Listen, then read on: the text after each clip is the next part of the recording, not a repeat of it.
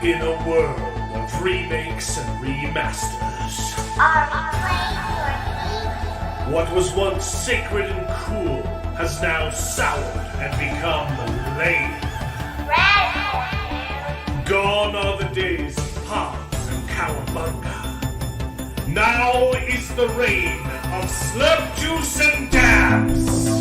Kids these days don't even know how bad they've got it. Now it's up to the best generation to rise to the occasion and make a show that dares to go where a lot of other nerdy shows have already gone quite a bit. That's right. They're going to talk about it a lot.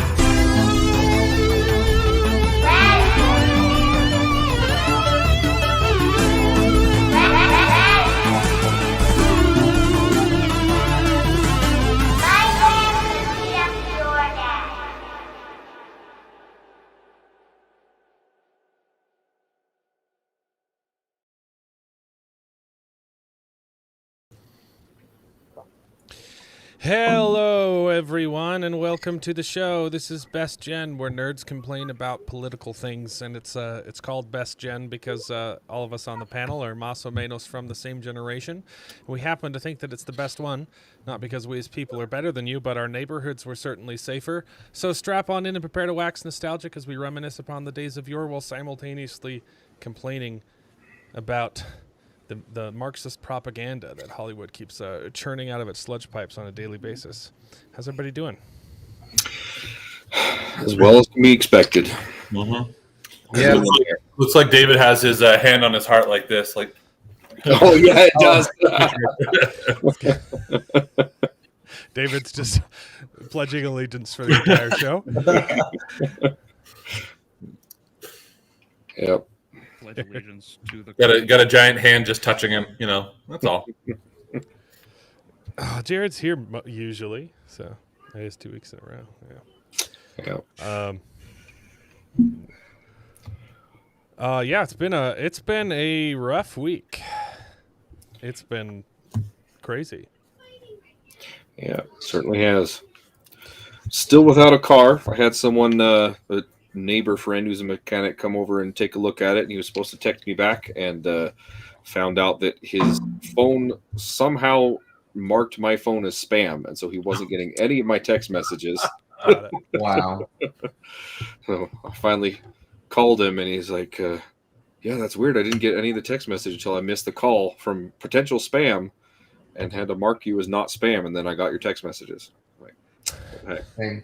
So still struggling with that, and then of course everything else that happened this week in the world, just down the street from where we live. Yeah, Orem, Utah. Yeah, so David's even closer. Really like scary. 5 minutes away. I'm like 15. Yeah. Mark Clark's asking the important questions though. How's everyone enjoying Peacemaker? This episode is the first episode to not have naked breasts on screen, so I think honestly, Improving. that I will watch it. yeah, it not bad. Still not watching it. Yeah. Yeah. How long was Jared? I think you were on for a shorter amount of time than Corwin was on. He was on forever before I took him off. But, Yeah. Yeah. It's because he would make it randomly. a random. Yeah. He would He'd show up, pop in without announcement, so we couldn't take him off. But now he's consistently not been. Yeah, when he said he wanted to do the fitness stream, I was like, "But are you going to do it?" You can actually do it. Yeah. he's been on it. He hasn't missed a week. Nice. Yeah, down. If you didn't watch that, I'm down 37 pounds this week. Feels pretty Nice. great. That's just this week, huh? Yeah, I lost That's 37 pounds in a week, Jared. Nice. He stands up to hobble off. He's only got one leg. That's the way to lose 37 pounds. Yeah, Can there we, you go. can we have we should have a moment of silence for Mark Clark's lost dancer thrall in Conan Exiles. We forgot to play. We forgot to play for like 4 months, and we lost all of our thralls.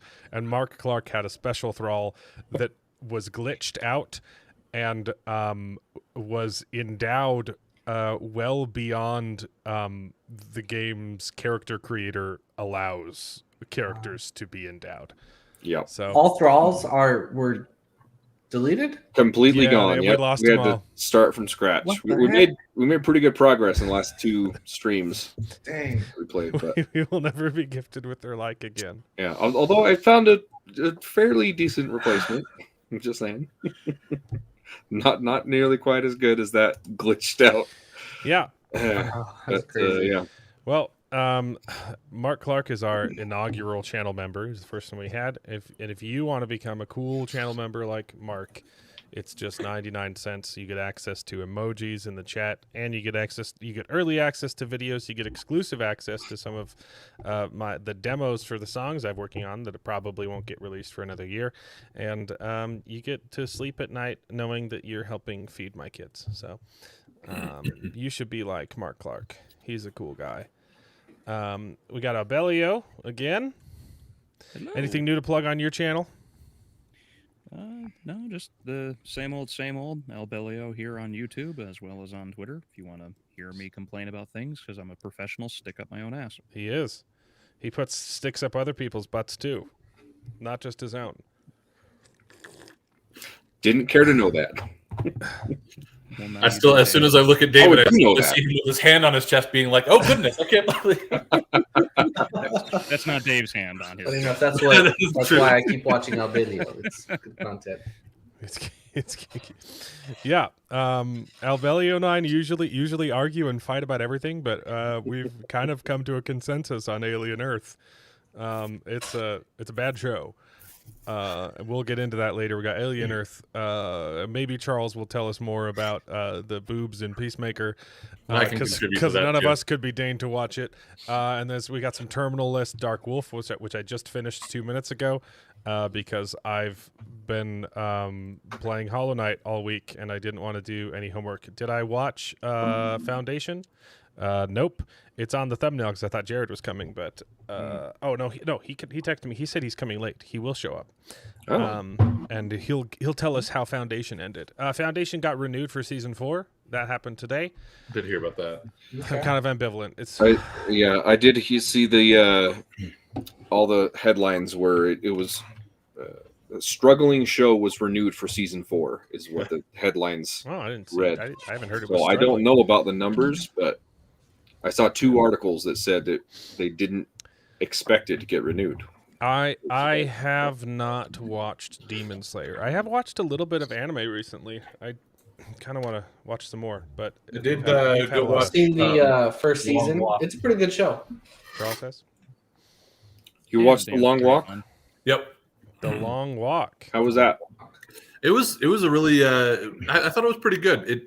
It definitely had a lot of good bits in the middle. I think the middle it really kind of had some good emotional bits, and then the ending made sense, but it wasn't what I wanted it to be. And there was definitely a lack of catharsis that came from it for me. But I get why they went the way that they went. And I thought it was still really well told. And I really well saw done. a few reviews on X, and they said this could have been the greatest Stephen King adaptation of all time, but they changed the ending, and it They kind of ruined it. did, but yeah.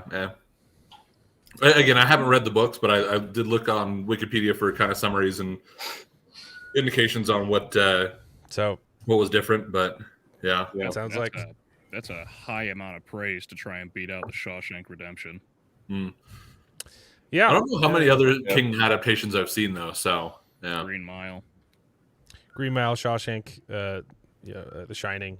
Shining, Kinda yeah. hard. Like Kinda hard those to beat three, those ones. Like to say it's the best and beat out those 3. That's I haven't That's- seen. them's fighting words. I haven't. I have heard a lot of I people haven't try to seen say the that Green it is Mile. I the need to best, watch so, that one, huh? Yeah. You like the Sword of Demon Hunter? Oh, the sword, the character. Cool. Yeah, I've heard great things about Demon Hunter. I've heard great things about Frienin. I've been thinking about starting that one, but Oh, free run. is it It's free Free run. Yeah, what? Say it again.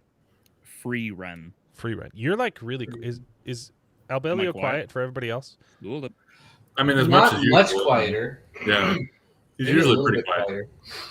He's a little quiet on my end. I cannot change the mic. Yeah. He is a It little has bit been quieter. changed for me.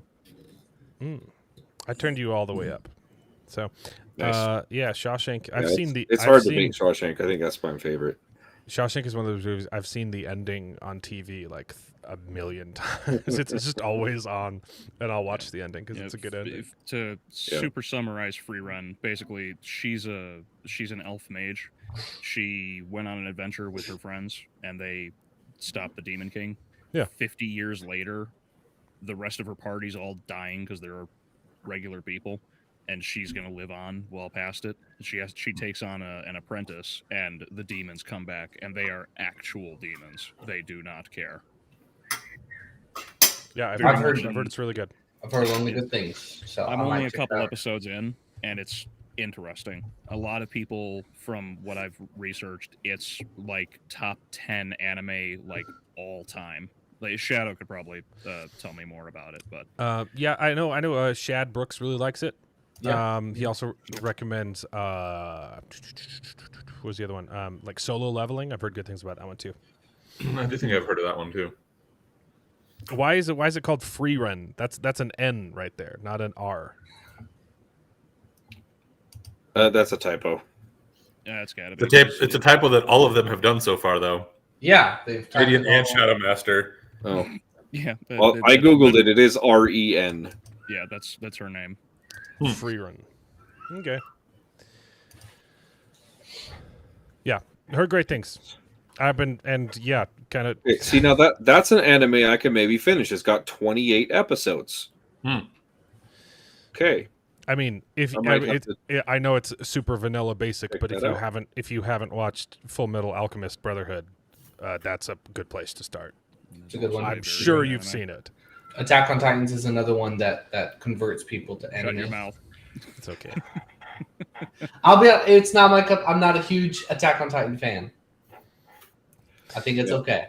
Those are ones I've been meaning to watch because I was an anime snob against anime for years and years and years. So I have not watched anime. I Alchemist was is- a lot more forgiving towards anime. I struggle to watch it now because I've grown to dislike the dubbing usually, and I don't like to watch subbed cartoons that much. I mean, every now and then I'll watch something. I think with animation you should watch dubs. Yeah, I think. But if the dubbing is bad and if the voice act, I don't know. It's a mixture of the Depends on culture of anime and the dubbing because they also it's just their culture to do these weird things and just things that I don't find funny, but they find funny. It's just I don't know. Yeah. If they take the It's not time racist. to actually do a good job dubbing, I'd probably rather watch the dub just because it's a little easier to catch everything. But my opinion has always Sometimes been if it's live action, you have to watch subtitles. If it's animated, just watch dubs. It's fine. Yeah. For the most part. Yeah. I agree with that for the most part. Although I do know there's the Italians make some amazing dubs. Italian dubbing's the best. Yeah. You gotta watch those spaghetti westerns, man. Yeah, that and Life is Beautiful, man. The English dub for Life is Beautiful is flawless. Like you can hardly tell that it's dubbed. I didn't know that movie was dubbed, but I haven't seen it in like 10 years, so I should probably You watch should that see one. Too. you should see the French version of Pokemon. Have you ever seen it? I do know you have to be careful with dubs though, because I like the translation people are kind of woke and stupid, but Yeah, especially out here. But the French one, the French version of because all the Pokemon just say their names. oh But yeah, France was like, nah, screw it. We're just gonna make orgasm noises. it's no, I'm not even kidding. Like they Make up their own there's one real random famous with, nonsense words for the I think it's like Pokemon. I think it's like Staryu or Starmie.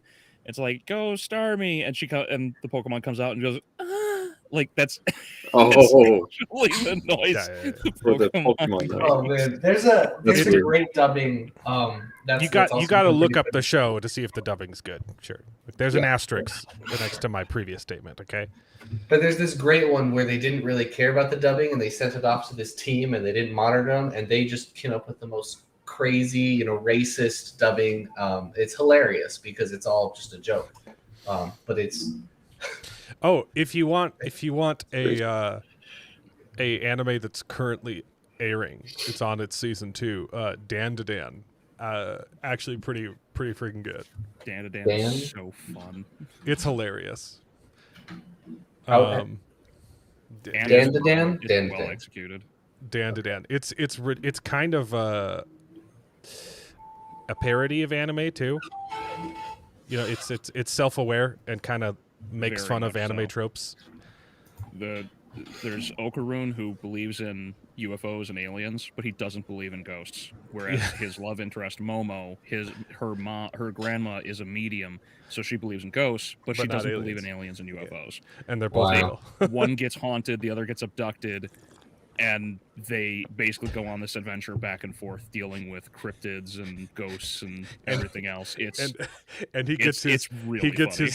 his testicles Okay. stolen by ghosts, and the plot of the show is he has to hunt them back down. It's Okay. trust me, it's good.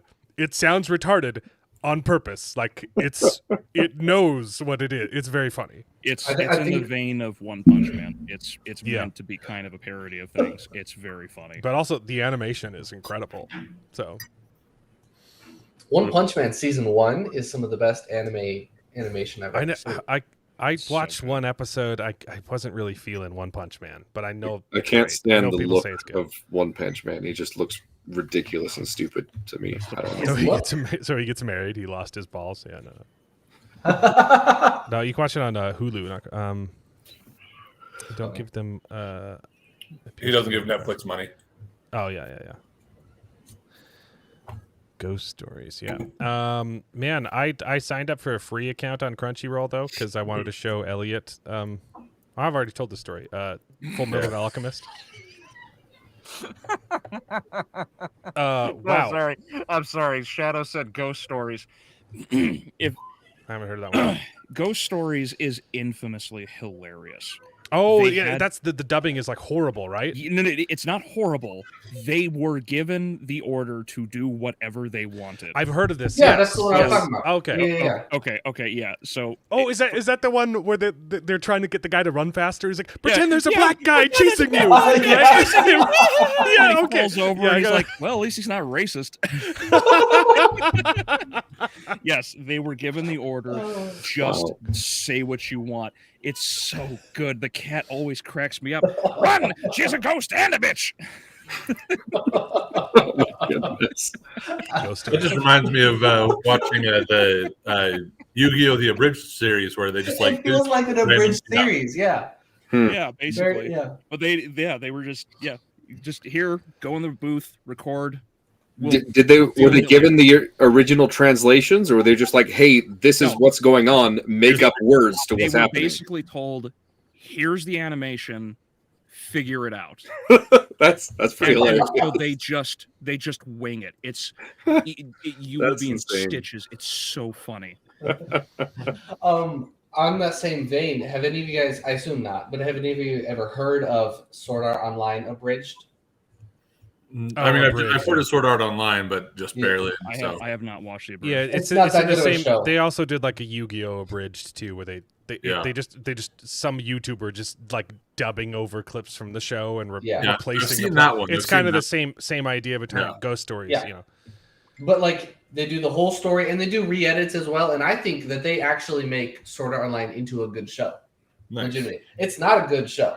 It was a It's good very- it was it's a a good good- premise, and then it just like Cool premise, It was but dumb. they don't It was deliver. It's just it's fan service. It's dumb. But the bridge is genuinely entertaining. And I recommend it. It's funny. yeah. But I'm in that. I feel you, Salty. Western media just sucks so badly that I've been in the mood to watch anime. So Yeah, I really And need to get into it. I more. really don't watch very much. I've seen a few shows, but I used to watch a little bit more back in like high school and stuff, but not a ton even then. Yeah. This is why young men traveled east, ironically, because of their culture.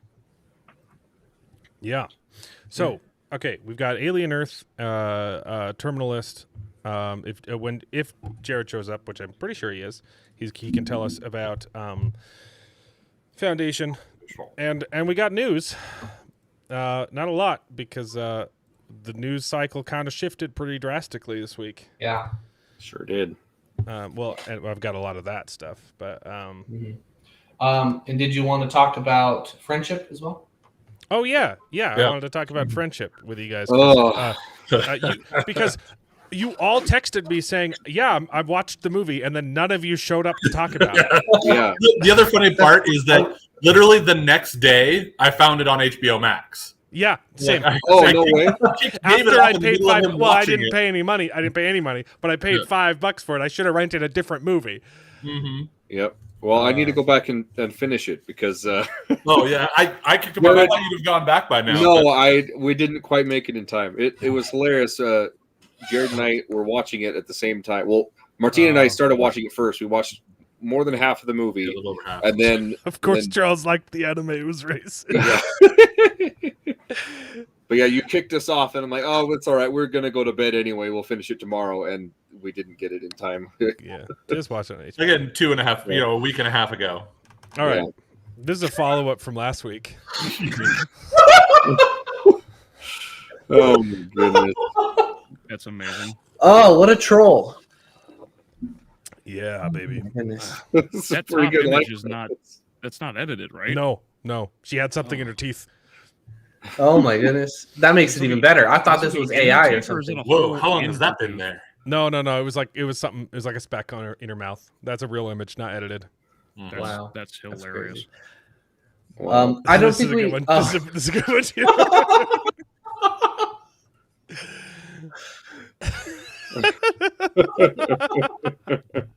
All right. That's enough. Mario 2, the movie. They're not doing Mario 2. Okay.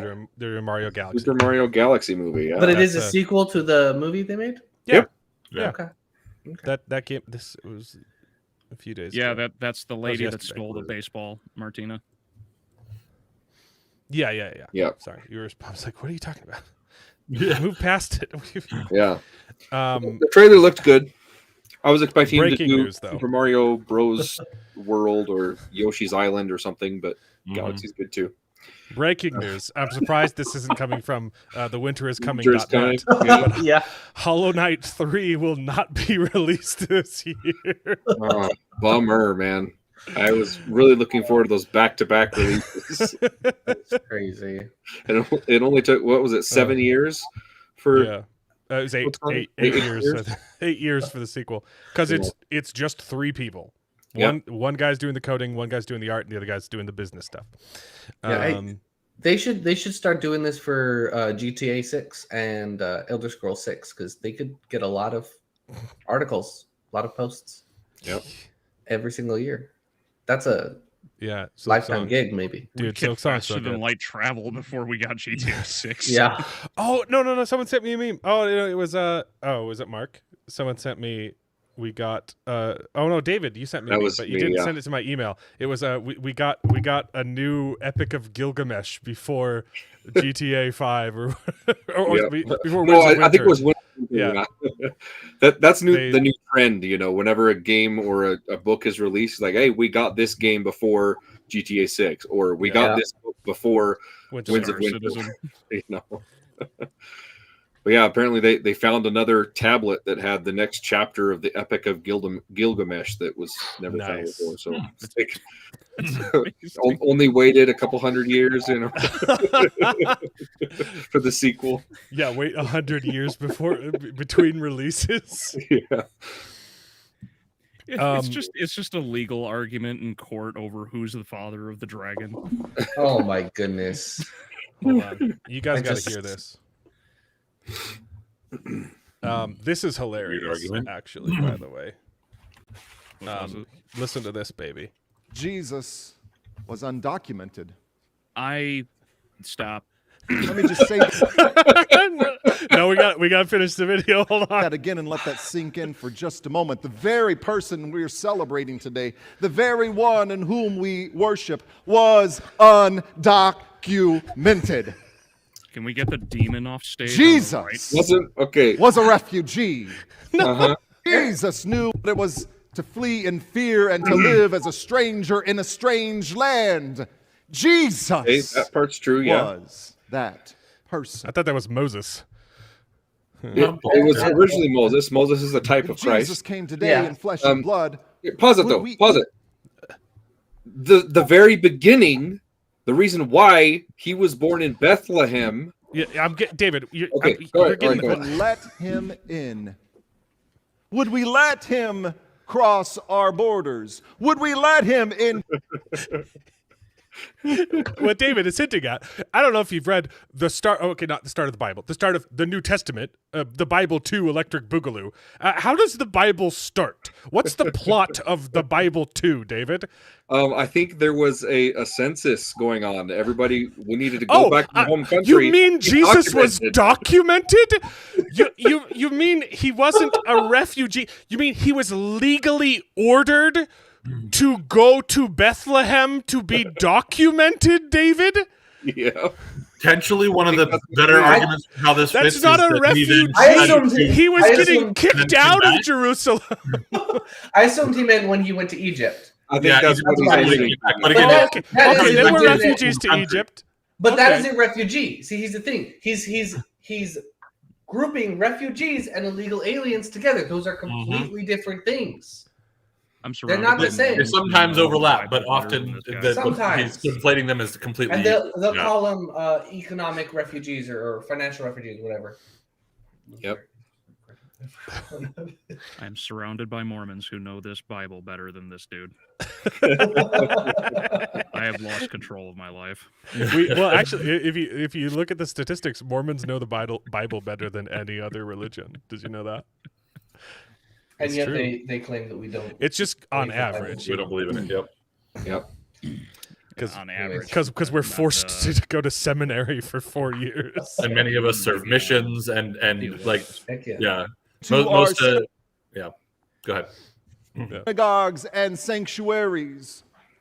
Or would he be met with a wall, a cage, or a flight out of the country? Jericho. Oh, a cross, a cross, Oh, baby. Although granted, they didn't crucify him because he was an outsider. But they didn't accept him because No, they didn't. Would he And- be in met his with, own country, he right? was met with nails and a Yeah, hammer? baby. Yeah. Deporting someone is vastly different from crucifying them. All we're doing is sending them back home. Okay, hold on, Charles. To To where be they fair, came from. his soul was definitely deported from his body. Okay. It came back. It came. He came back 3 days. He went right across the border in 3 days. Okay. Yep. And Alright, see, It's called telling me- it's called recidivism. Hold on. he came back from Egypt State after lines. Herod was dead, and he came back from the dead He after he was crucified. I'm sorry. He It, got he- talked it over. was a work visa. Did Abelli? Did you say he took his spirit across straight lines? Yeah, he took- Across he crossed state lines. Yeah. Jesus What got a was it? work visa to go, intern as a. intern as a- Albelio down at the bottom carpenter in is some Mexico. kind of Catholic, and the rest of us are Mormons. So Yeah. Yep. You got us. It's just funny. What Yeah, is that's what is this hilarious. guy's denomination here? I would assume based on what he's saying, he's retarded, but I would assume also Protestant. yeah, probably. Okay. Some If I, sort of- if, I, This if, guy I, would if I had to be- take a stab at it, Is that He's a got pride the flag vestment. around his thingy? El Is Yeah, I that- Salvador, I don't know what the Jesus. distinctions Wait, are. did he say? Wait, did he end it with El Salvador? Hold on. out of the country to El Salvador. Wait, he's talking about the MS-13 gang member. He's comparing Jesus to the gang to the wife beating to the wife beating child trafficking MS-13 gang member. Is that what he just did? Holy crap! He's met with- just a Bethlehem man. with a wall, a cage, or a I had flight watched out this. of the country to El Salvador. Holy crap!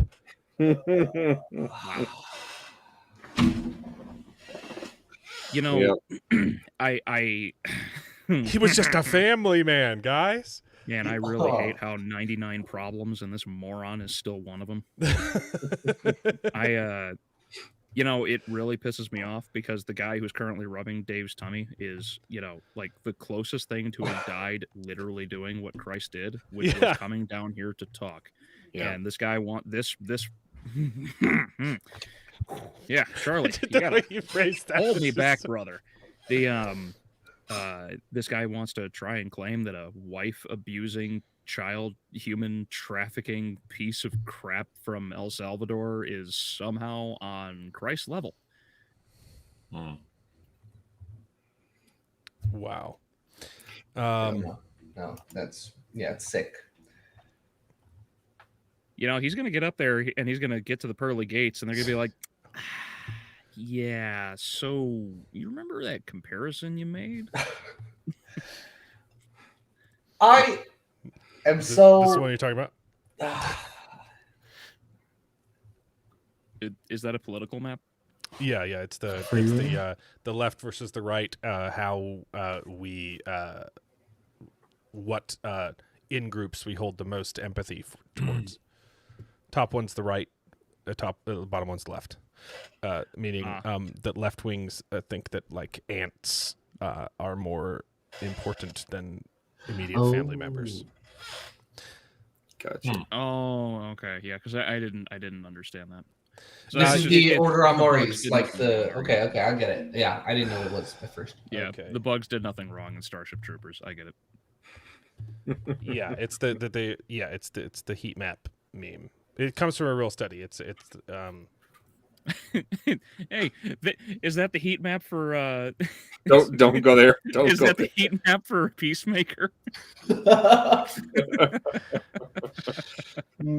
So the argument you'll always get anytime we use this as a meme, they'll say no, the rings were all inclusive, so each consecutive ring included the group Within it. which is not true. They literally told people no, each ring does not include the other rings. And leftists compare about ants and dirt and trees, all things in existence, more than they care about their immediate family or extended family. Oh, it's outgroup biases. Understood. Yes.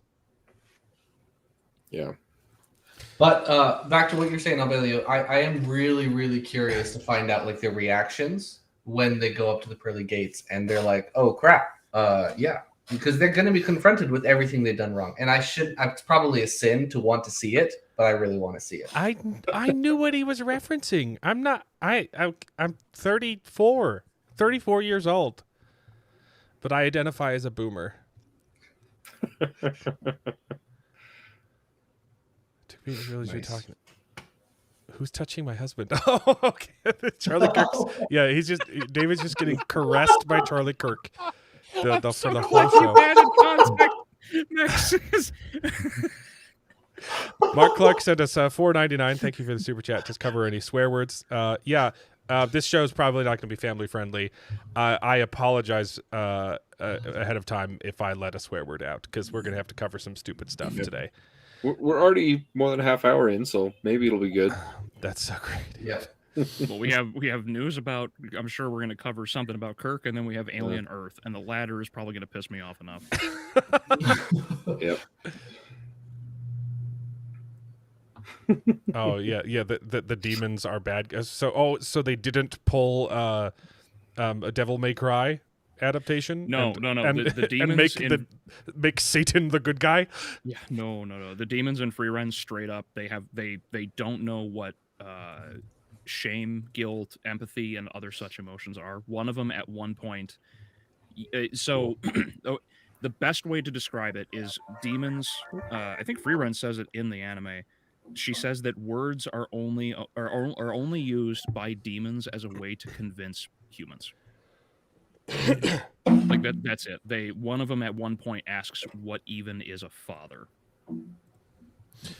Remember in Loki season 1 when the TVA makes Loki watch his entire life on television? That's basically what this guy's heavenly review. Jesus was undocumented. Just the first sentence is so abysmally wrong, and then the rest gets worse. They don't know what family is. Okay, back to the news. This is gonna take a while. So this is pre-Charlie Kirk stuff. We killed some cartel members that were smuggling drugs into the United States. We shot a bomb at a boat, and people got mad. Yep. Saying that we didn't give them due process. They got it.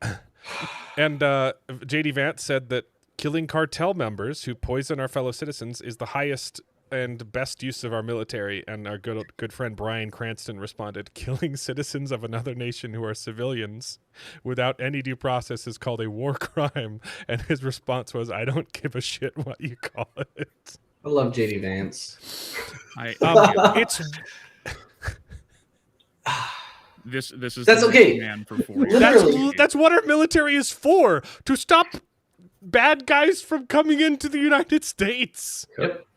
The only difference between cartel members selling fentanyl and the Nazis who are soldiers, official soldiers, is that the cartel are not official military.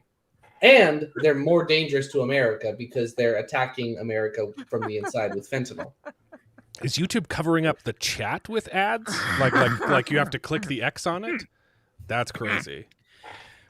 All right, I know I'm retarded, but apparently I'm dyslexic because I did not read Shane Beamer as what it actually says on trending in the United States. Where? Okay. Got had a little dyslexia moment. Switch the N and the M. That's what I read.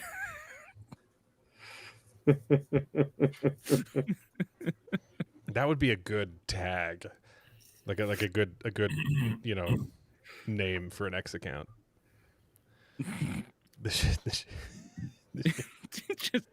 Just underneath it says technically Mexican.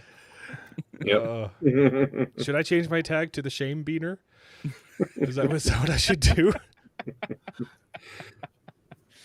Let us know in the chat. We'll start a poll. Hold on. Start a poll. Oh boy. New X tag. We can keep it technically Mexican or change it to shamed beaner.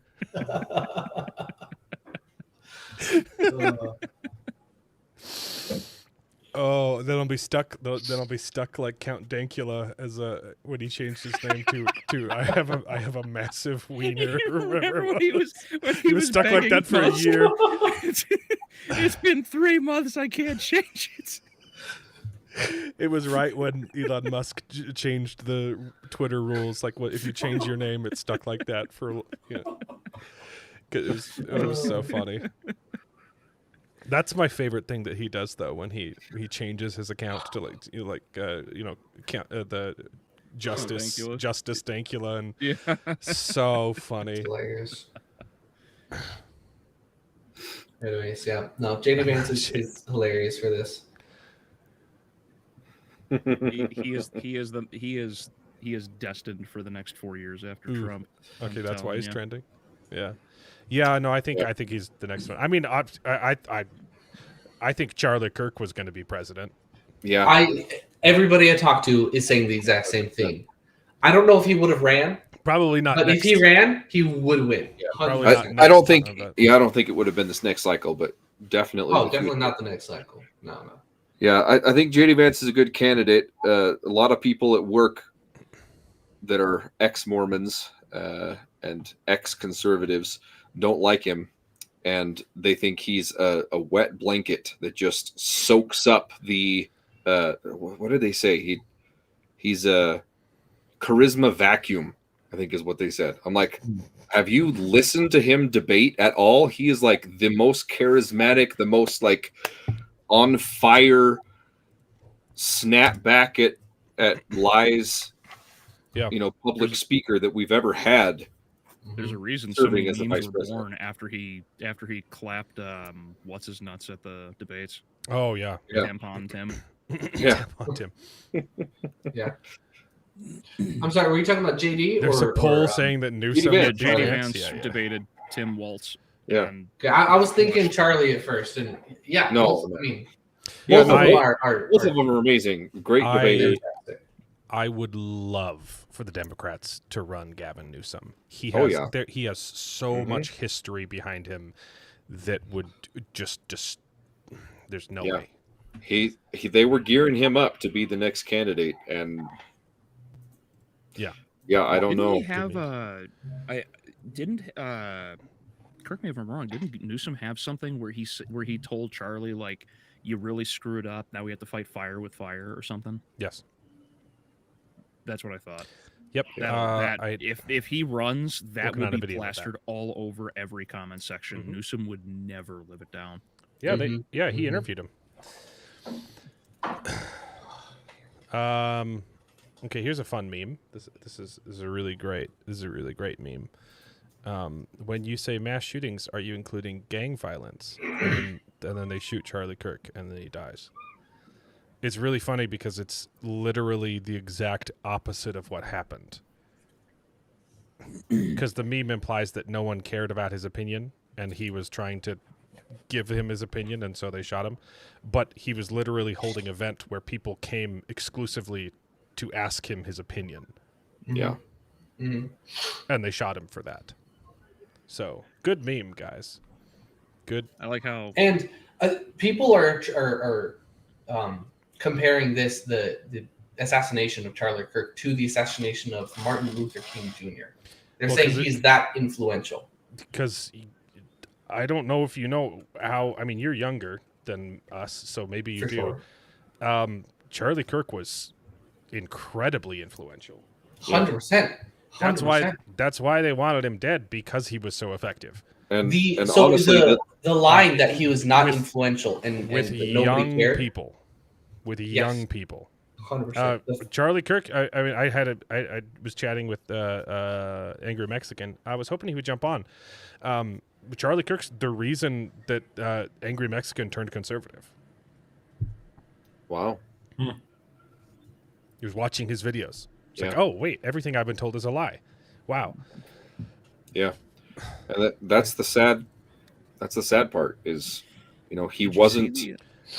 People keep trying to paint him as a divisive, racist person, but if you take 5 minutes to listen to anything that he said, you can see what character Charlie Kirk really was.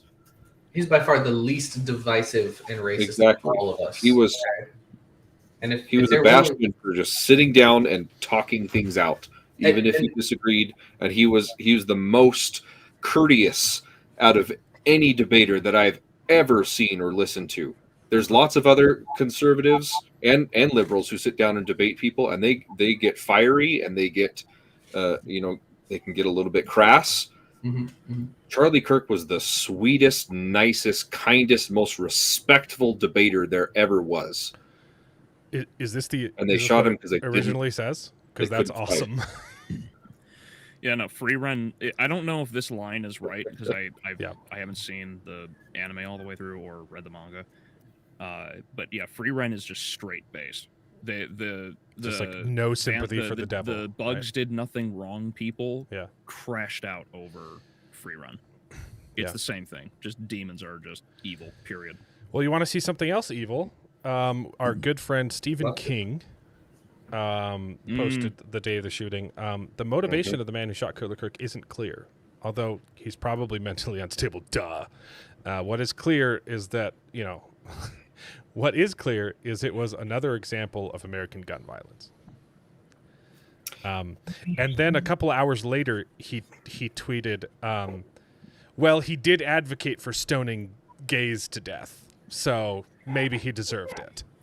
So, Gee, I wonder what the motivation was. I want you He to had to write a delete song, this. Yeah. and I want you to write the song. Do you want to build a straw man? That's good. Oh my That's goodness. good, Avelio. That is Oh, amazing. gee, that's that. Ooh. Here's the thing. I hate Frozen, but that As is a does- really good idea. Yeah. Do you want to build That's a really strong? good. How about that? How about just the line? That is the only line that's similar to the original. The rest of it is completely. It's like a spin on it. It's because it's not. It's a fun song, but it's not that good of a song. Whereas you can make it in a banger, and only take that one line. But then it wouldn't be a Then it's not a true parody. parody. No, but it's clearly referencing it, and it's No. never mind. There's no point in copying that line if you're not going to parody the rest of the song. It doesn't make any Yeah, sense. no, he's You- I've worked with youth for a long time, and it's kind of shocking how based and how like popular people like Charlie Kirk were. And, Yeah.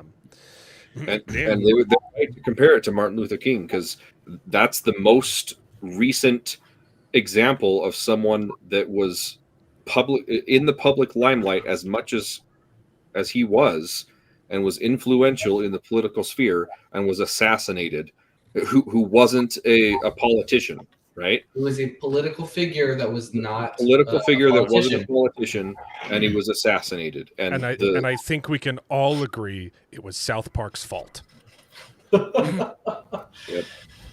as I we attributed to most I think issues it in might. life, all I South think Park. it might have. I don't know if it was. It's either South Park or I forget what. Rick and Morty, right?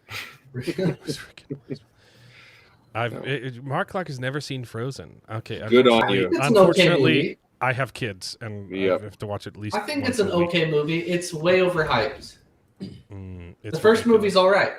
No, The first movie is absolutely stupid. The plot twist literally comes out of nowhere, I agree. and it's ridiculous. Yeah. The rest of the They movie's fine. they spend the first No. half of the movie showing you that this guy is good-hearted. Like Mhm. like when he's alone, completely alone, they show him like smiling at butterflies, and then oh, he's the bad guy. What? That's stupid. I 100% agree. You know, it's not perfect. It's not a great movie. I'm not talking about Frozen on this show. Leave me alone. Okay. The Too late. there is one thing about Charlie Kirk and South Park and it's the only thing that would be okay, I think, based on everything, and it's the one joke I'm going to make about his death. Oh my gosh, they killed Cartman. Yeah. They did. Yeah, because it was Cartman playing Charlie Kirk. Exactly. That's a good that's, joke. That's the That's a good only joke that will fly. That should fly. Like everything else is just nothing but hatred, and I cannot stand it. it's really disgusting. It surprised me how much vile comments have been coming from friends of mine, from coworkers. Yeah, no, like it's disgusting. Well, and I've my big thing unfriended is- a couple people on Facebook. My big thing is it doesn't matter whether you agreed with him or disagreed with him. How often are we advocating for anyone, even on the left, to be assassinated like that? Right. No, That's the like, thing. even if you I- wildly like, disagree with okay, it. the Greta And in Thunberg, front she of his almost died. family, too. Like, That's Greta a good one. Thunberg almost died, and I admit there were a couple of people. Oh, yeah, that were I forgot saying, about "Oh, that." No. That also happened. Her boat burned but- down. Most people were saying, "Oh, I'm glad Greta Thunberg is not dead." Yeah. Most people were came out and Right. saying that. There's a And- fun little detail about that. Did anyone else hear the follow up to the incident on the boat? No, That it there was kind of got no. overshadowed. What happened? It was They it was shot their their fault. own flare, which got caught in the wind and landed in the boat. Why were they shooting a flare? I don't know. I heard it was a But cigarette or there is something like there that. is camera footage from further up. I think it's the bow or whatever the front is, bow or stern, and the camera reveals that somebody shot a flare, and the flare landed on the boat. That's weird. So they tried to then blame it on Israel because, of Did course, they- the Jews. Did they specifically? I don't know. I all did the, see. did I they did see claim people were that trying was to blame Israel? it on the Jews, and I was like, "What?" Mhm. What was that, Charles? Did they claim that it was Israel, or was that? The Oh yeah, media yeah. They claiming? claimed it was an Israeli drone 2,000 miles away that tried to sink the boat. Like, I'll get it. You know, you accidentally light up your boat on fire. That's whatever. But to claim that it was Israel doing it, I agree, it's dumb. But then, oh my god, it just proves more evidence that she is. Kind of dumb. Yeah. but she She's doesn't deserve Glad to she's die. not dead. Yeah. She should not be assassinated. Oh, 100%. no. I would disagree. Why are you guys voting Anybody. yes? I don't want to change my X handle to the what was it the shamed beaner. The bean. Everyone shame this shamer. beaner into Shame changing beaner. his name. Yeah. Why did you put the poll up if you didn't accept the possibility that people would vote for it? I tipped the scales. I hit yes immediately. Yeah. Because I knew he would hit no. I can't vote on my own poll. Oh, good. Yeah, no, it's great. Like a bunch of artists, like comic book artists. And that'll come up later. But we got a comic book canceled because of that too. There's but- comic book artists. There's 2 video game developers yeah, that have now lost their jobs because I've they got some of that pulled right. Oh, Yeah. give me a second, guys. On the flip side, there are people I would have never expect who are just railing on who are going who are pro Charlie Kirk. There's like this weird James Charles figure guy who's super gay looking. He's super homophobic as well and transphobic. But he's just freaking out at the people celebrating about Charlie Kirk. And I don't like his stuff, but Jeffree I Star. Oh. That's it. Yeah. Jeffree Star. He's a Jeffree big Star, he's makeup. not Oh. homophobic. He is transphobic and anti-binary. Like he is he's trans. gay. He's gay. He's transphobic. Yeah, he's trans. He's no, anti-trans. he is anti-trans. He's anti, which he's cool. He's kind of weird, but in a cool way. Last I'd followed him seen, they because of it. doubled down. I didn't hear that the ghost of Yotai got fired, but Yes, that was one of them. But that she's happened. fired. Okay, great, awesome. I still don't have no interest in the game, but cool. Because I hadn't seen that she got fired yet. But this is Mex is in the chat. I was so glad you showed up because we're talking Charlie Kirk. This is I don't know if you saw this one, but this is a weird way to react in person to the shooting. Oh, is this the guy? Yeah, him. Yeah. Oh, that guy. I don't know. This is 5 seconds after a shooting. Right here is Charlie Kirk's team pulling his lifeless body away. Oh my god. And he's looking towards the shooter. He turns around and starts celebrating, and they're dragging his body away. Right there. Like Wow. 5 seconds. Mm-hmm. He recently came out with a statement saying, "No, I turned around and shouted USA because I wanted to project strength and possibly save lives." Which explains why he looked exactly to the shooter's location.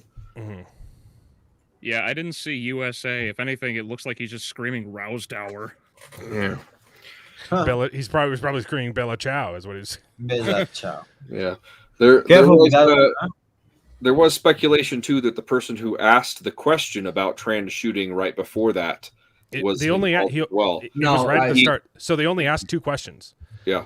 The one person got up and asked him if he'd convert to Mormonism, and Heck yeah. they joked about it. But he said like half of my team are Mormons, but he's evangelical, I believe. That's so sad that he died after saying that. And then the second question was talking about gun violence, and Right. talking about the hand thing. It does look like it's your hand. Every time I look at it, Katrina, There was a video from the It was the guy second who asked question. the second question. Yeah. And That's what I was going to say. yeah, was He talking had about- nothing to do with it. no. He was he has his own social media where he's a criticizer of Charlie Kirk, but he was totally just going against the Charlie Kirk celebrators. Yeah. And Is he that said why after he went on seeing that Twitter? he still doesn't agree with Charlie Kirk, but he's looking at his reevaluating his viewpoints, and he said that no, of course he doesn't deserve to be shot. It was traumatic for him. The shooter's boyfriend was a troon. And Yeah, that was just the revealed, like, Cranstein earlier today. brothers follow him on TikTok. Oh my god. Did, Is that new information today? I didn't hear that. That happened. That Yeah, that it came was out like today. early this morning. Mhm. The trans boyfriend turns out to be the person who like talked Tyler into doing the shooting, and is apparently singing like a canary in the FBI's control right now. So Yeah. we'll Yeah. see what else comes up from that. But on the point you made, Charles, are you talking about the guy from the CNN interview that just happened? CNN got a interview? CNN I'm talking about interview. Okay, so the guy that asked the second question to Charlie Kirk. The guy that asked the question about So- him, okay, right. the reason I ask is because on CNN, I don't know if anyone else has seen it because it's basically been buried. The guy who was going to like ask the question or was in the middle of asking it to Charlie was about to ask something about like it was something about he was going to challenge Charlie on the violence being caused by leftists and Exactly. trans people, and then he gets shot. Yeah. In response yeah, I to saw that that to the interview. Yes, he was on CNN. Yes, you're right. Yeah. He was on CNN yesterday. and he That's posted right. on social media because people were accusing him of being involved because of the Yeah. timeliness of his question and the shooting. He was but- he was literally bringing it up because he said trans violence, but compared to other violence, like the statistics just don't add up, and then they added one to the statistic Yeah, as he I was think it answering was- the question. I want to say it was specifically about leftist violence. Yes. Yeah. And we'll get back to that too because the media's been lying about that. They said 70% of political violence comes from Republicans and 2% comes from. 78 right wing and 4% left. I've got that. Let I've me got that guess. queued up. ADL. I've got that queued up. But first, we got to watch TMZ. Have you guys seen this? Oh yeah. This is them reacting. They were live streaming while it happened, and this happened. Audio working, right? I got the right screen. Okay. Yep. Janet, go to They're cheering and screaming in the background. have somebody look at the Fox. I'm not he's, sure if he's that- just barely finding out, but everyone in the back room I mean, sent him the information. it's saying that they were reacting to something different. So I don't know. Yeah, it's a lie.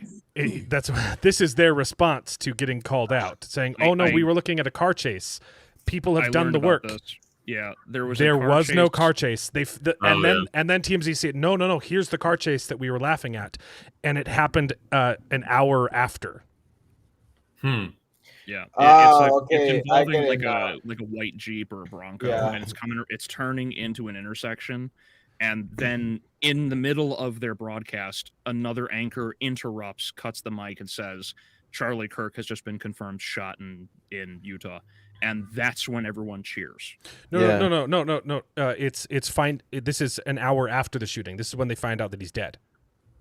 Watch. Oh, he was shot. That's what I know. He's getting Trump just posted that Charlie Kirk is dead. All right, so is this ready to pull the trigger when you get Trump? and you'd know that it's connected because the team gets it first and then sends it to him. Yep. So the team's in the back room cheering, Janet, go and then he gets in his to earpiece. have somebody look at the Fox. Yeah. Yeah, Let's go. yeah, he got the news. Yep. That's pretty cut and dry. They get the notification, they cheer, and they say, "Hey, And then tried to lie. No, we were watching a car chase. And also, I watched the car chase. There's nothing funny about it. It's just a car chase. yeah." It's Not something you would cheer about. And this happened after he was shot. Everybody knew he was shot. So why would And they they- be doing why would they any other doing news anything? other Yeah. than Charlie Kirk? There's Exactly. no other news worth watching right now. Mm-hmm. Oh, but we're gonna laugh at a car chase. Yeah. It's Yeah, so yeah. ridiculous. 4chan found the identity of the murderer before the FBI did. Yeah. And then his dad I thought- turned him in. Well, I to mean- be fair, the FBI and the police, scrubbed through the footage and found the person of interest and released the photos. But yeah, it was the public that did. And the to be work. fair, he was, his boyfriend was like a furry, or he was like into furry stuff. So Yeah. he was living in 4chan. So that that's makes sense what with some of the stuff that was The- described in the bullets. They're trying to push the narrative that the shooter was right wing, because his family was. His family are ex-Mormons. They grew up in the church. They're no longer members, and he he was in Boy Scouts and stuff. With there's pictures of him at our churches and Yep. and doing Boy Scouts and stuff. That they said he went to college, came back a completely different person. Huh. I wonder why. Started dating a tranny, and became very dark and would constantly talk about how much he hated Charlie Kirk. Yeah. Yeah, and he wrote on the bullet casings, "Hey, fascist, catch this!" Or I didn't. He didn't say this. He said "catch!" exclamation point. I don't think. I'm pretty sure that's not right wing. Yeah. I've heard some pretty disgusting things from people that I know and coworkers and friends that I thought were friends. But the most disgusting thing was when they were reading the things that were written on the bullets, and the one that was the last one that they said, if you read this, you're gay. LMAO, right? Yeah. And one of my coworkers, when he read that, he's like, "That's legitimately funny. That's actually funny." I'm like, "There's nothing funny about that. This is disgusting. This is a disturbed individual writing things on these bullets." The other one was assassinate somebody. The other one was "Ooh, looks at bulge" or something like that, because his It was a meme. girlfriend Yeah, has a bulge. don't look at the meme. No, there was a meme about it. Don't look at the meme. Yeah. Yeah. But yeah, no, I never saw Know Your Meme do a report so fastly and so accurately about that meme about the bulge. It's so hilarious. I mean, not the meme. The meme is very disturbing and weird, and it's probably of a this kind of culture pertains of a degenerate. But it's funny that the page Know Your Meme was the one that came up with the story because nobody understood what that stuff meant. The internet is a horrible place, but sometimes it's a wonderful place. Mm-hmm. That's what the internet is for, is the amalgamation, right? The conglomeration of minds and information, and the fact that you're able to just connect everyone, and one random person knows the reference. Exactly. Yeah. I mean, still cancel your GED. Holy crap! Mm-hmm. That's crazy.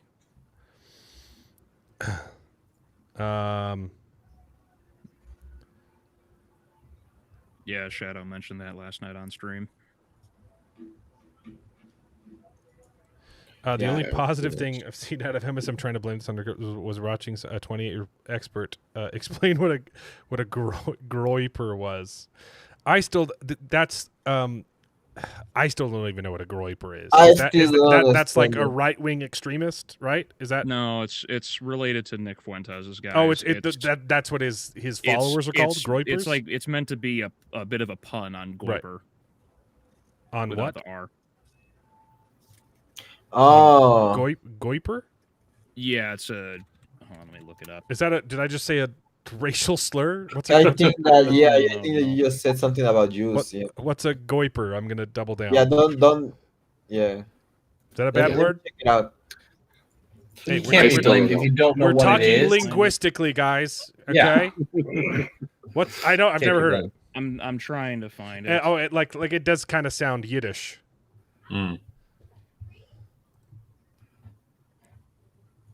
A moil, something like that. Anyway, so crazy people were celebrating. Yeah, it's not anything. I understand. Wow. I know a lot of people were going to react and be happy, right? But then to record your reaction and put it on TikTok like this. I mean, that's part of the mental. There's no audio. What? You got to reshare it. I've seen this one. She's the one who claims that he's not influential or something. Yeah. There are a lot of them. Yeah. The best part of this whole goddamn thing is that he is not martyr material, so his death will mean nothing. That's okay. That's not how martyrdom works, though. Yeah. Martyr literally just means dying for your beliefs. Yeah, and he died for his belief. In my opinion, he is a martyr. Yeah. He's absolutely a martyr. He Yeah. literally died standing on his. He's literally said, gun violence is an unfortunate reality that we have to accept as a price for freedom, and he died Yes. by gun violence. Don't take into account anything else he said. That makes him a martyr, but also take into account everything else he said. That Everything makes else, him even yes. more of a martyr. Especially about his fate, because he wanted to be remembered for his fate. His More faith, than yeah. Yeah. I did find something for the etymology. So groiper is a blend of two things, which is goy or Gentile from the Okay. Bible, as well as groper for sexual assault. Yeah, yeah. So it's a mesh of the two because it's meant to be Groper, against you said? yes. So it's Groiper. goy and groper combined. Gentile groper? Because Nick Fuentes and all of his guys, they call themselves groipers because they are very anti-Israel. Yeah. Yeah, I am not a fan of Nick Fuentes. Agreed. I mean, I was not a I fan. also- of him. Why would you want to call I you? would be upset if someone assassinated him. Yes, I would too. I'm not a fan of him. I don't understand most of the things that he said. He's he is very specific about Israel, and I'm not that Right. into my Israel lore. He gives regular conservatives a bad name. He makes us look horrible. He used let me That's just not put what it. goy means? He used to do that, Well, but the thing has enlighten become us. so insane that everything that he says now sounds sound. It's crazy. I'm sure it's going to get much better after this. But that's the worst part. This is going to radicalize people, and I think some conservatives are going to take things too far and make us look worse. Oh, it Yeah, has radicalized me. I literally just bought a cross of the Knights Templar. Literally, I have been radicalized, Going on bro. crusading now, yeah. I am crusading, bro. I mean, a personal crusade, for myself. I'm not doing any holy war on the people. No, just Yeah, on myself, just fighting my but own demons. I for think that. that I mean, good. yeah, they're it's absolutely backfired. I think the good to come out of it is it has radicalized normies in a good way. Yeah. It's Radicalized. crazy how influential he was, and how many normal people are now like, wow, no, like this is too much. Mm-hmm. I You- really like, hate to. He was the nice one. Yeah. He was. I Have you hate seen the video Sorry. from Dave Smith saying what the freak are you lefties celebrating that you got rid of the nice guy? Like he was the moderate one. He literally was. I learned a lot of the things from Groypers. Okay, whatever. I don't give a damn about the Groyper thing anymore. Like I don't even understand that term. It's weird. Yeah, it's crazy. Sorry, Albellia was making a point.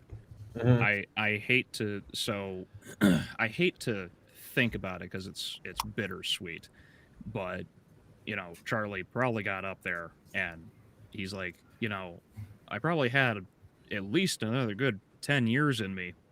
What's up, Christ? And then Christ turns him around and says, midterms, bro.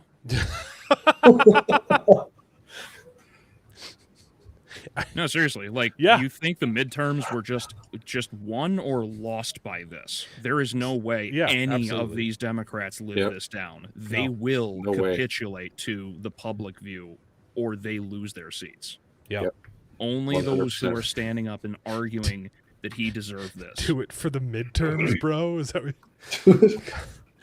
Oh, Lemao. Yeah, I understood now. Lemao. That's why I didn't laugh at the beginning. I mean, it's so hard, but you gotta laugh a little bit, You gotta find the silver lining. Yeah, I mean, we started laughing about horrible things in humanity, so we eventually going to be able to start, to laugh about this in some way, right? Look, Yeah. yeah, there's nothing funny about it, so Mhm. let's make some jokes. We'll I keep mean, it lighthearted. in the long term, seriously, Ilhan Omar's going around saying, "Yeah, he deserved it." You Yeah, think he's yeah. going to stick around long? Yep. Do you think the Muslim people in Minneapolis are going to be around long enough to say something that's stupid? Yeah, and listen to the rest of what she has to say too, because it's so wrong. Just the fact that she's posting about this massively undercuts her point anyway. Yeah, Yeah, exactly. 100%. I think it's definitely proof that she. I'm not getting audio out of it. I muted it because his death will mean Will nothing. mean nothing. It will activate no one. It will impact. How, like 2 days later, it's already activated everyone. Few. 2 days later, and Anna, that Star Wars girl who is like rapidly Yes. non-political, just broke 250,000 subs, gaining tens of thousands because she said, "You know what? I'm a mother. I will not." One of the stand most for like this. milk I'm going toast, after like everyone." never taken a political stance. I just post cosplay pictures of myself in sexy Star Wars uniforms. God bless. Costumes. I don't know why I said uniforms. Yeah, I'm radical. She's radicalized now. It's just great. It's great. It's great. His death will mean nothing.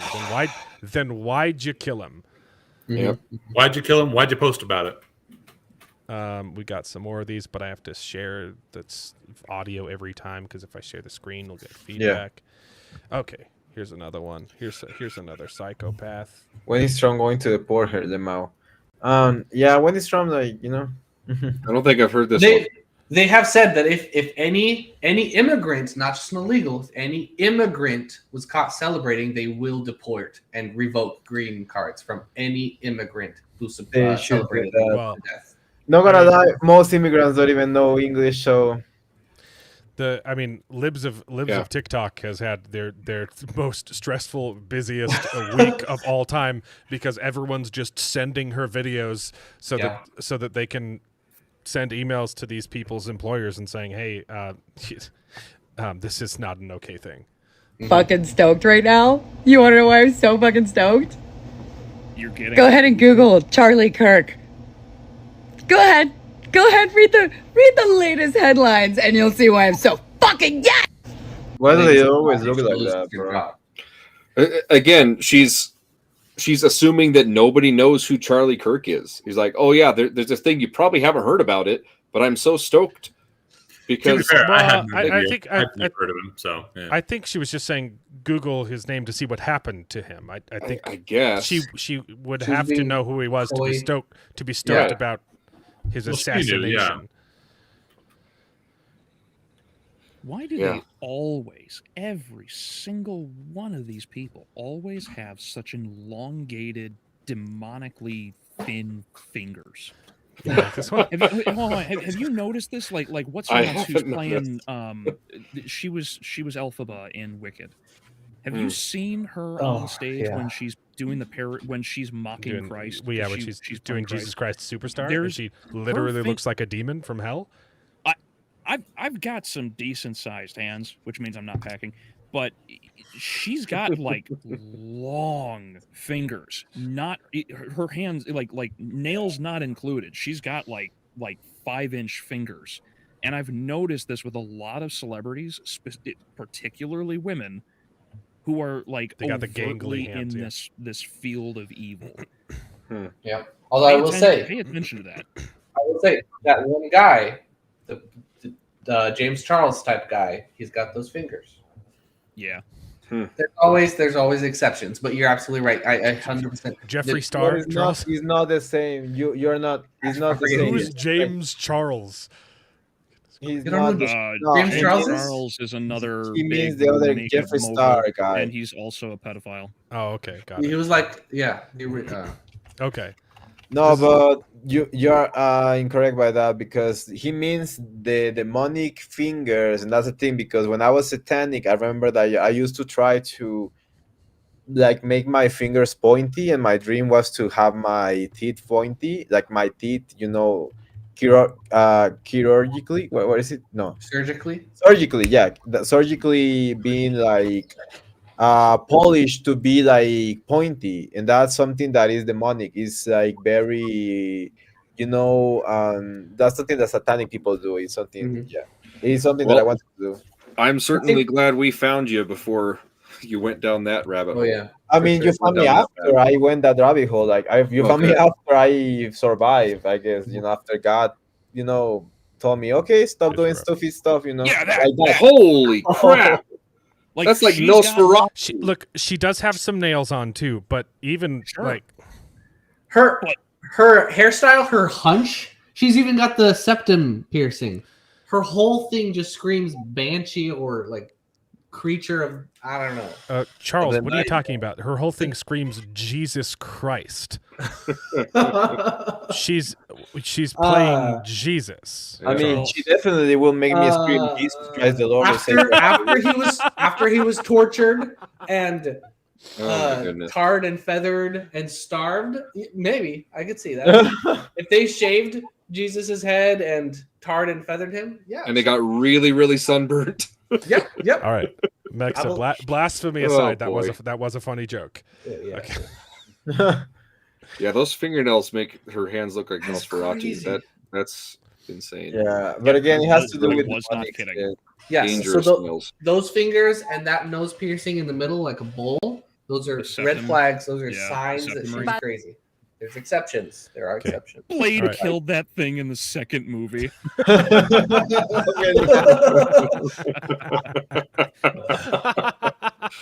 Yikes. oh my goodness. Oh. Yeah. Oh, yeah. That's so funny. They're always these are the kind of people that will like see goblins in a movie and say, "Wow, why are you making fun of the Jews?" Or see orcs in a movie and say, "Wow, why are you making fun of black people?" And you're like, we're not the ones that made the comparison, you freaking racist. Like, Yeah.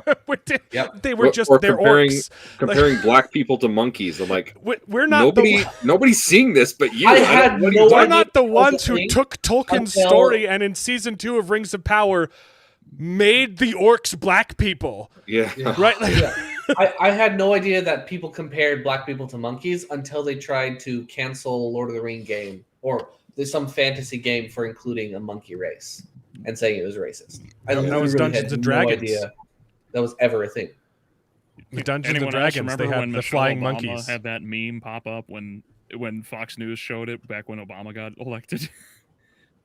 Hmm. They just superimposed her face onto a chimpanzee Yes. shortly after he got elected. Yeah, I remember that. But Okay. my point is, I had no idea that was. I had no idea people compared black people to apes. Right. It's the anti-racist people that are creating. Despite what Charles says on this stream, he's not actually a racist. Okay. Yeah. It's there was years ago there was this YouTube channel. I think they're still around, but they have like no grasp in the video game industry anymore. They extra credits. They made a video basically arguing that orcs were black people, and they got torn to shreds for it. No. And yeah. I don't remember if I said it yesterday or not. Brian and Zero and them could probably tell you, but basically, like there's a communist mantra that everything is political, but the problem is, the caveat there is that it's not that everything is political. Everything is simply political to them. Yes. Right. Yeah. Right. And people point that out, right? Conservatives with gun violence. Sorry. Before I go on to that, to echo that point first, the Charles's point. Yeah, I have learned a ton of things that from people telling me that they're racist, and you're like, you don't realize like how bad that makes you look.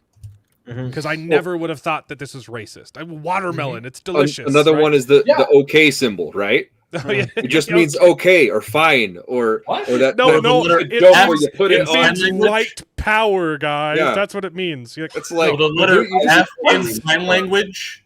That's news to me. I had no idea. right. Never heard of that. I've never heard They of it. completely made it up, and you're like, when you're oh, this looking- white. it's confirmation bias. When you're looking for racism everywhere, that you're going to Charles's find it. reaction is like a mom finding out her daughter's sleeping around. right. Okay, what was It's the- literally No idea. confirmation bias, Alan. Yes, exactly. People get a black person gets stopped at the store to check their little receipt, and they think, oh, are you stealing something? No, and they think it's because I'm black that you're stopping me. I get stopped at the store all the time. I'm like, yeah, check my receipt. Yep. I'm a teenager. I never You get should stopped at the suspect that store. I'm going to steal something. I used to be a teenager. You're You need to be too stopped at brown, the bro. door to go through the back one, Mexa. Yeah. You know what's funny thing? I saw this TikTok where or Facebook short or whatever that this black guy is showing his girlfriend the poor foods that they grew up in the hood. It's like, oh, this is our poor, this is our black culture breakfast or whatever. You know what it was? Cinnamon toast.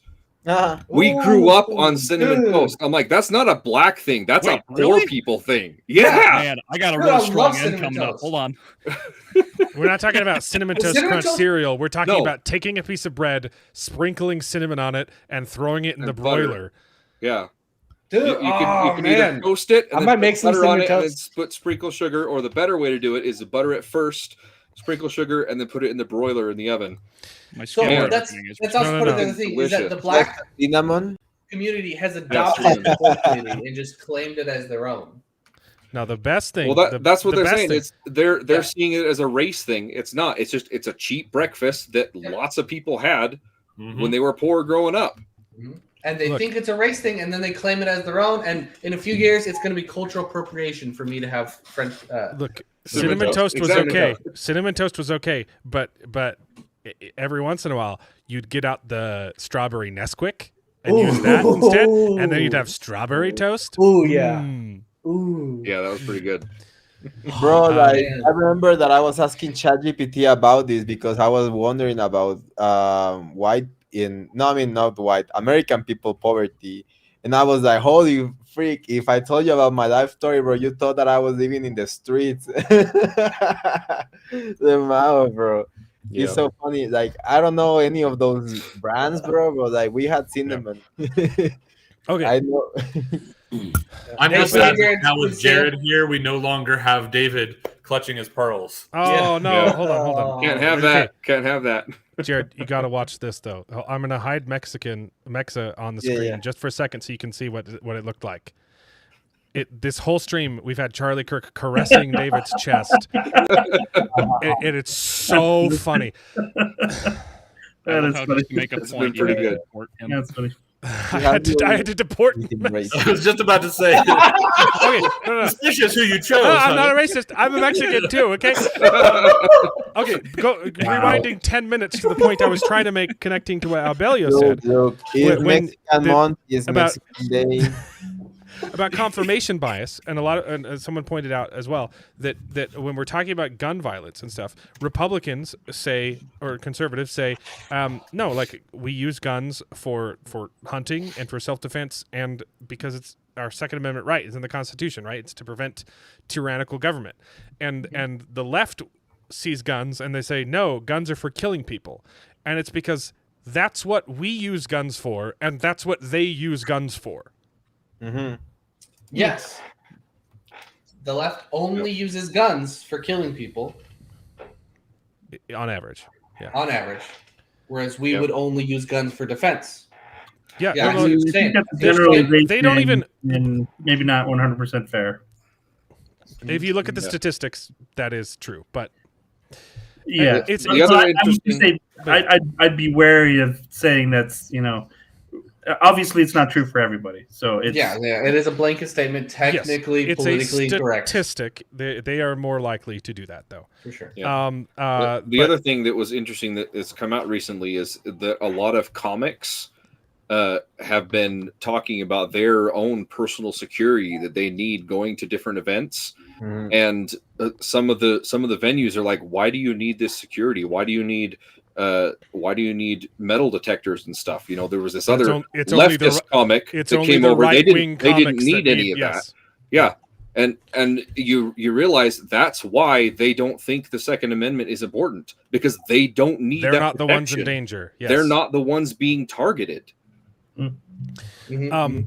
What's funny? Dreadlocks. That's not even a black thing. It's not. Yep. Nope. It's Called Dutch braids It's from white people, and then they're Yep. trying to say, oh, you're not allowed to have from dreadlocks. Vikings, They're ours. bro. Yeah. Oh, yeah, Jared, how was Foundation? No, we'll get to it later. We're still doing politics, baby. Cinnamon Sugar. Have you guys been doing politics this whole time? Oh, yeah, baby. We did gotta a couple talk about... nerd news, and then we've been getting into this. Did we do nerd news? Ooh, I don't remember. So. That's fun. It's split. Now we have That's we've a had different one. too many people. Now we have left and right. Okay. Oh no! Oh, See, dear. now Albelio and I can really fight. Okay, I've been trying to show this video for like the last 30 minutes. Sorry. By the sword, die Is the audio working?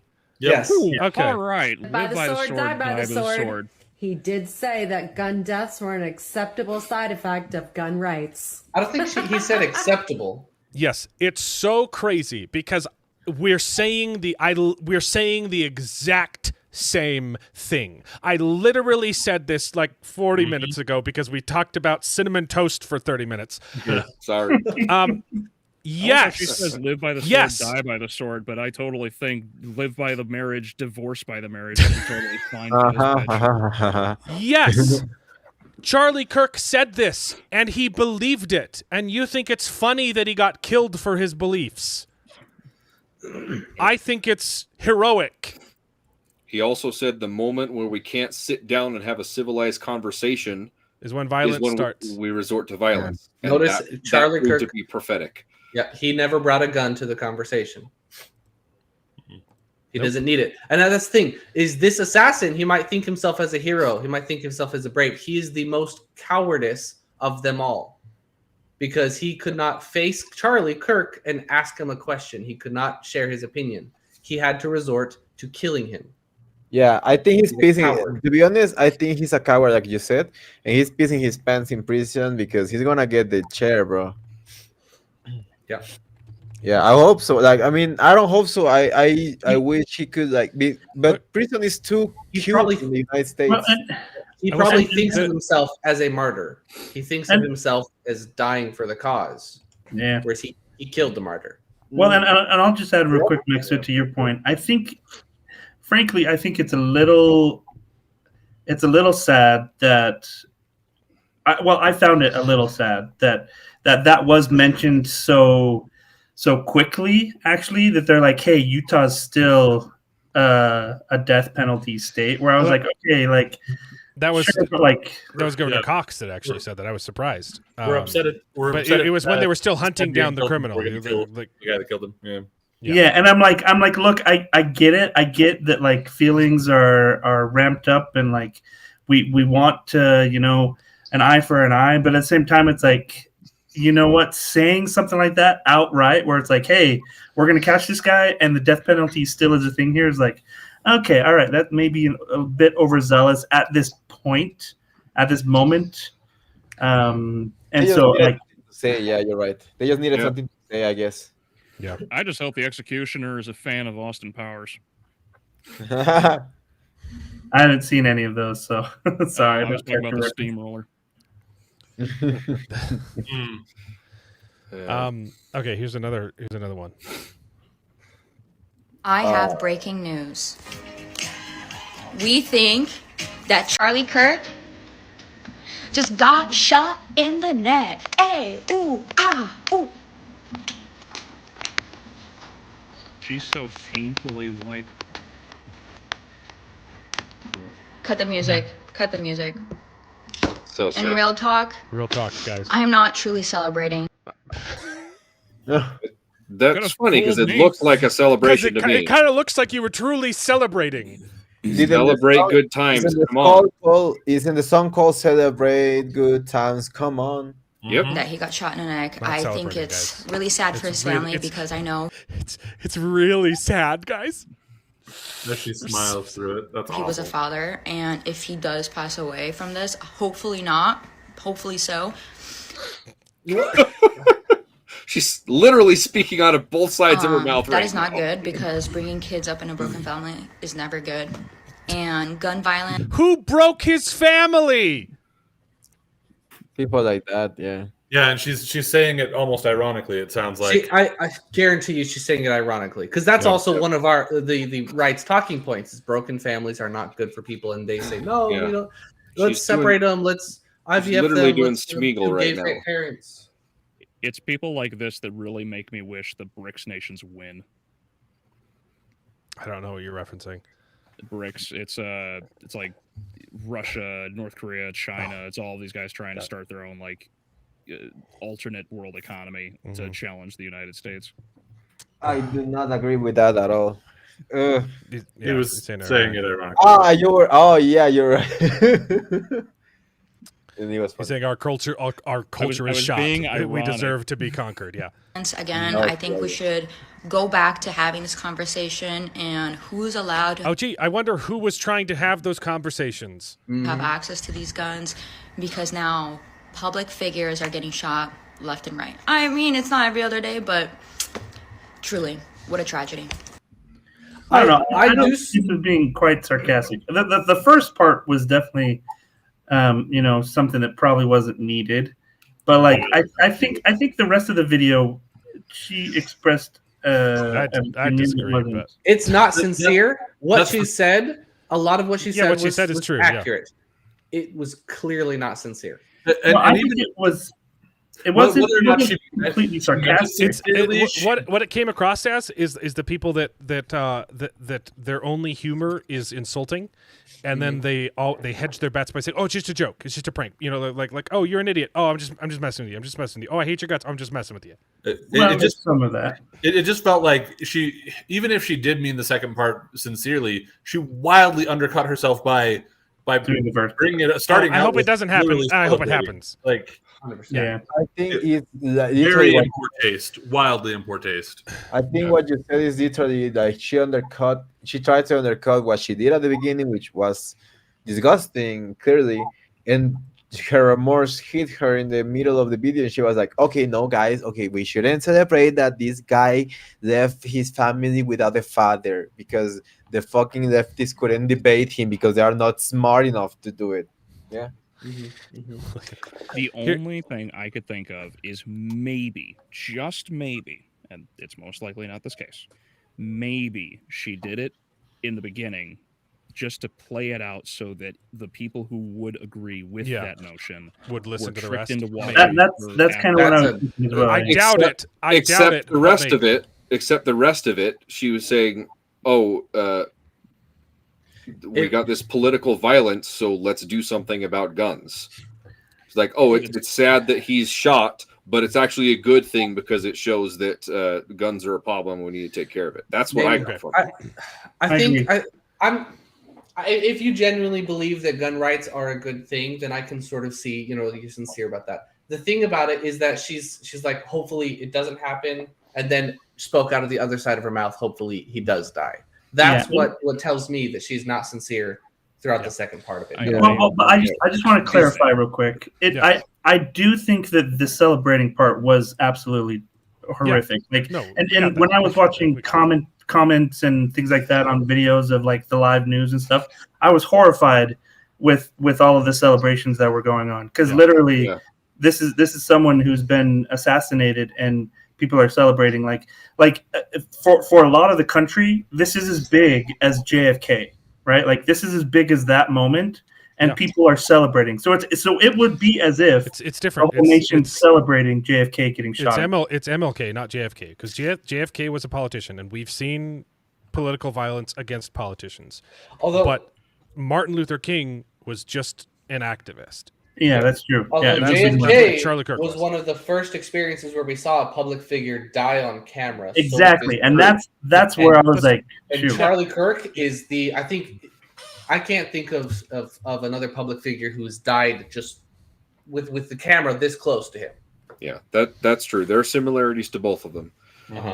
But I do want to clarify that I am absolutely disgusted with this kind of behavior as well, because I saw the comment, and I just want to make sure that everyone is clear. Like, that is disgusting that people are celebrating. It is a human life, and that should never be celebrated when that happens. Okay, I'm going to grandstand for a little bit. Okay, this is so I've said this before. That this is what happens when for decades you tell half of the country that their political opposition are literally Nazis. that Yep. Trump is literally Hitler, that conservatives, for believing in morality, are Nazis, worse than Nazis. Okay, because we all know Nazis are bad guys. Hitler was a very, very bad guy. Charles might disagree. Hitler was horrible. Okay, it's okay. Hey! I am If, the guy. if you have a time machine, the first thing you go do is go back in time and kill Hitler. It's okay to kill Nazis. I do it in my video games all the time. I see it in my movies all But the still, time. And you spend decades telling people, hey, the people who don't vote, don't think like you, guess what? They're the bad guys. It's okay to kill the bad guys. There's a great video. Okay? I don't That's know if I sent it to step one. Okay? And it's not just that. Then you have that same party, okay? And this is the Marxism, the propaganda that I hinted at the beginning. This is, if you haven't read it yet, read The Fricking Naked Communist, okay, by Cleon Skousen. Look it up, read it. It'll answer, it explains why all of this is happening right now, okay? It's not just that they're trying to condition the public into thinking it's okay to kill people on the other side, okay? That's one aspect of it. This is a huge, intricate movement and there's so many things involved, and they all point to this. This is what Marxism produces. This is what they wanted, despite them saying, "Oh no, I can't believe what possibly could have motivated the shooting." It's their fault. They are the motivators for this. Okay, so they've been calling us Nazis for years. Sorry about YouTube ads. They've been calling us Nazis for years. Then, at the same time, they close down mental health institutions. They kick mentally ill people out onto the street. That's another step. And declassify certain types of mental illness. That was the third step I was getting there. Okay, I'm sorry. Then they declassify medical illnesses and tell people, oh, it's okay to listen to the voices. Schizophrenia isn't that bad. That's a metaphor for gender dysphoria, okay? That's not how you treat mental illnesses. They make it illegal for medical professionals to treat said mental illnesses because we need to be accepting, okay? And then you have an entire base of people who are mentally unwell, and you tell them it's okay to kill the Nazis.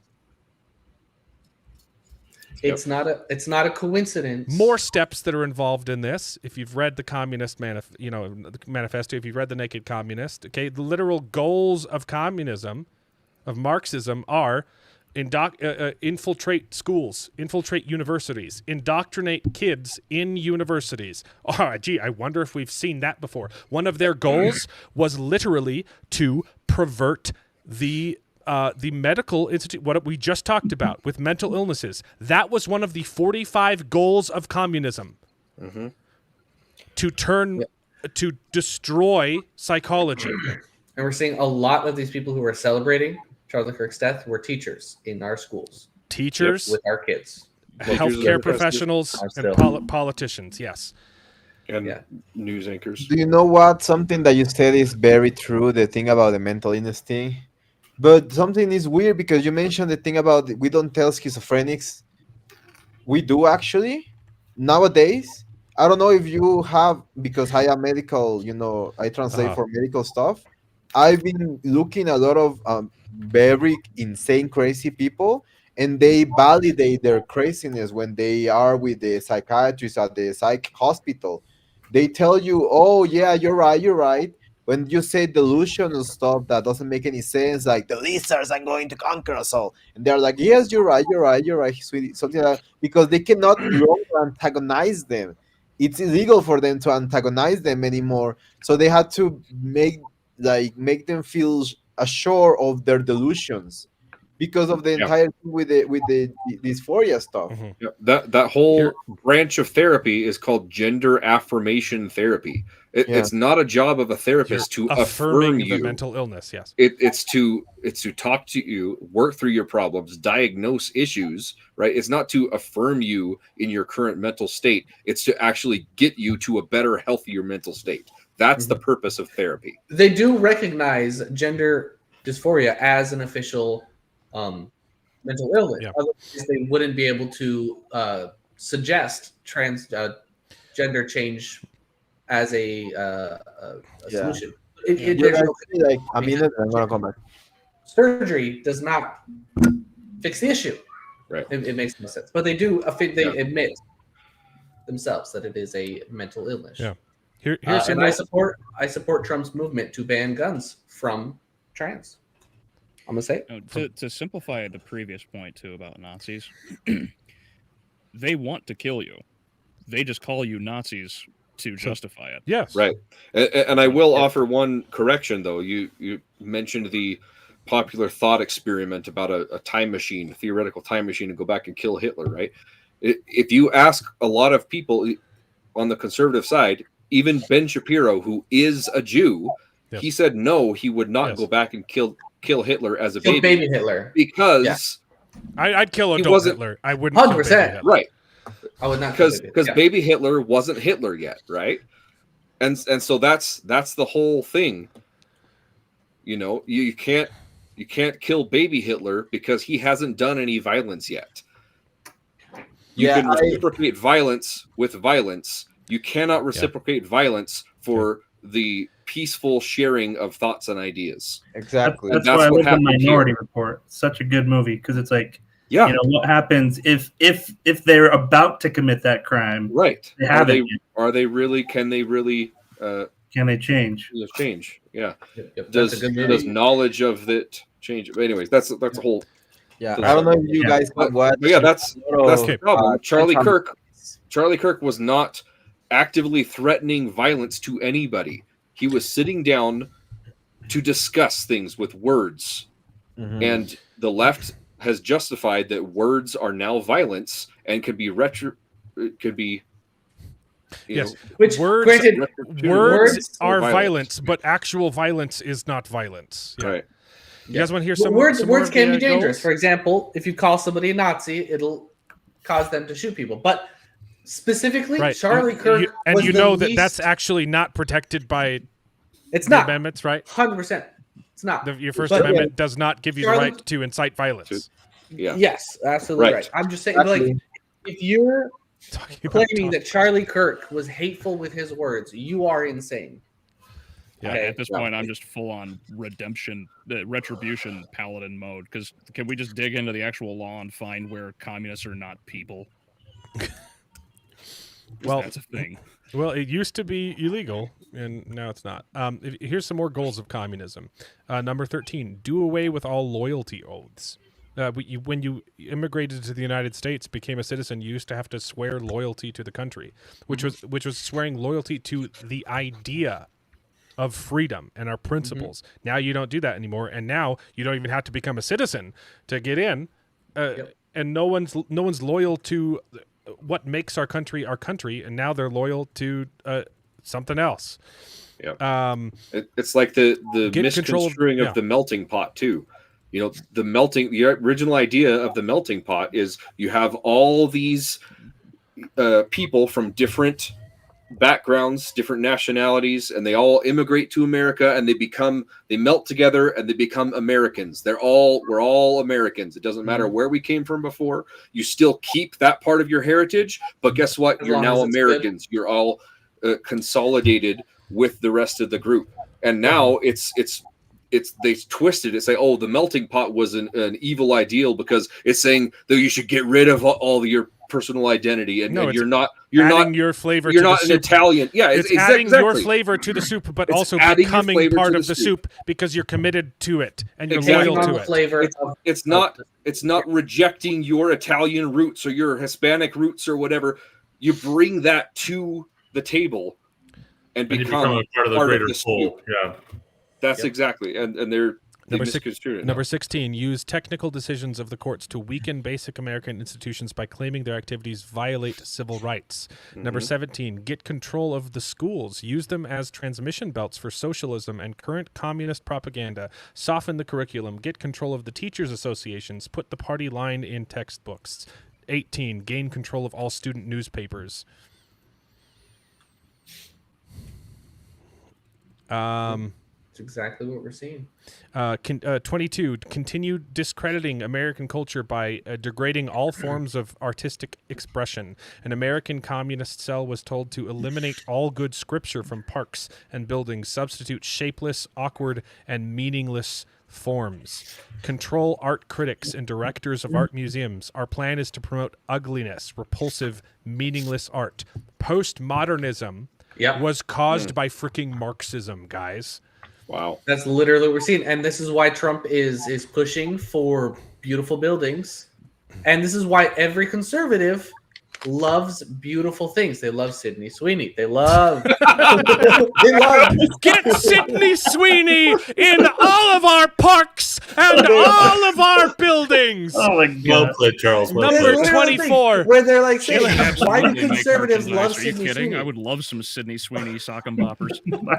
But why don't conservatives love the actress who played in The Wicked? Yes, Because all of she's these not goals have been beautiful. achieved. The Communism, leftists- they got everything they wanted. There's not a single thing on this list that has not already happened. Yeah. Okay? It's Eliminate 24. Eliminate all laws governing obscenity, calling them censorship and a violation of free speech and press. The degradation of our culture, Marxism. Break down cultural standards of morality by promoting pornography and obscenity in books, magazines, motion pictures, radios, and TV. Present homosexuality, degeneracy, and promiscuity as normal, natural, and healthy. Infiltrate Take the churches. first half of that back. That's crazy. I didn't realize how every single Infiltrate one the of them had already churches. Okay, we were just talking about that church. Yep. Infiltrate the churches and replace revealed religion with social religion. Discredit the Bible and emphasize the need for intellectual maturity, which does not need a religious crutch.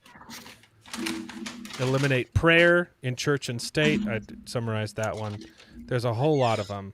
I'm trying to find the one that talks about mental. Okay, dominate the number 39. Dominate the psychiatric profession. Use mental health laws as a means of gaining coercive control over those who oppose communist goals. Justin had a good comment. Transfer some. This is literally what the defund the police movement was about. Transfer some of the powers of arrest from the police to social agencies. Treat all behavioral problems as psychiatric disorders, which no one but psychiatrists can understand or treat. Gain control of big business. Gain control of unions. Discredit and eventually dismantle the FBI. Okay, they haven't dismantled it completely. They've discredited it for sure. Oh, 100%. Discredit it. Discredit the family as an institution.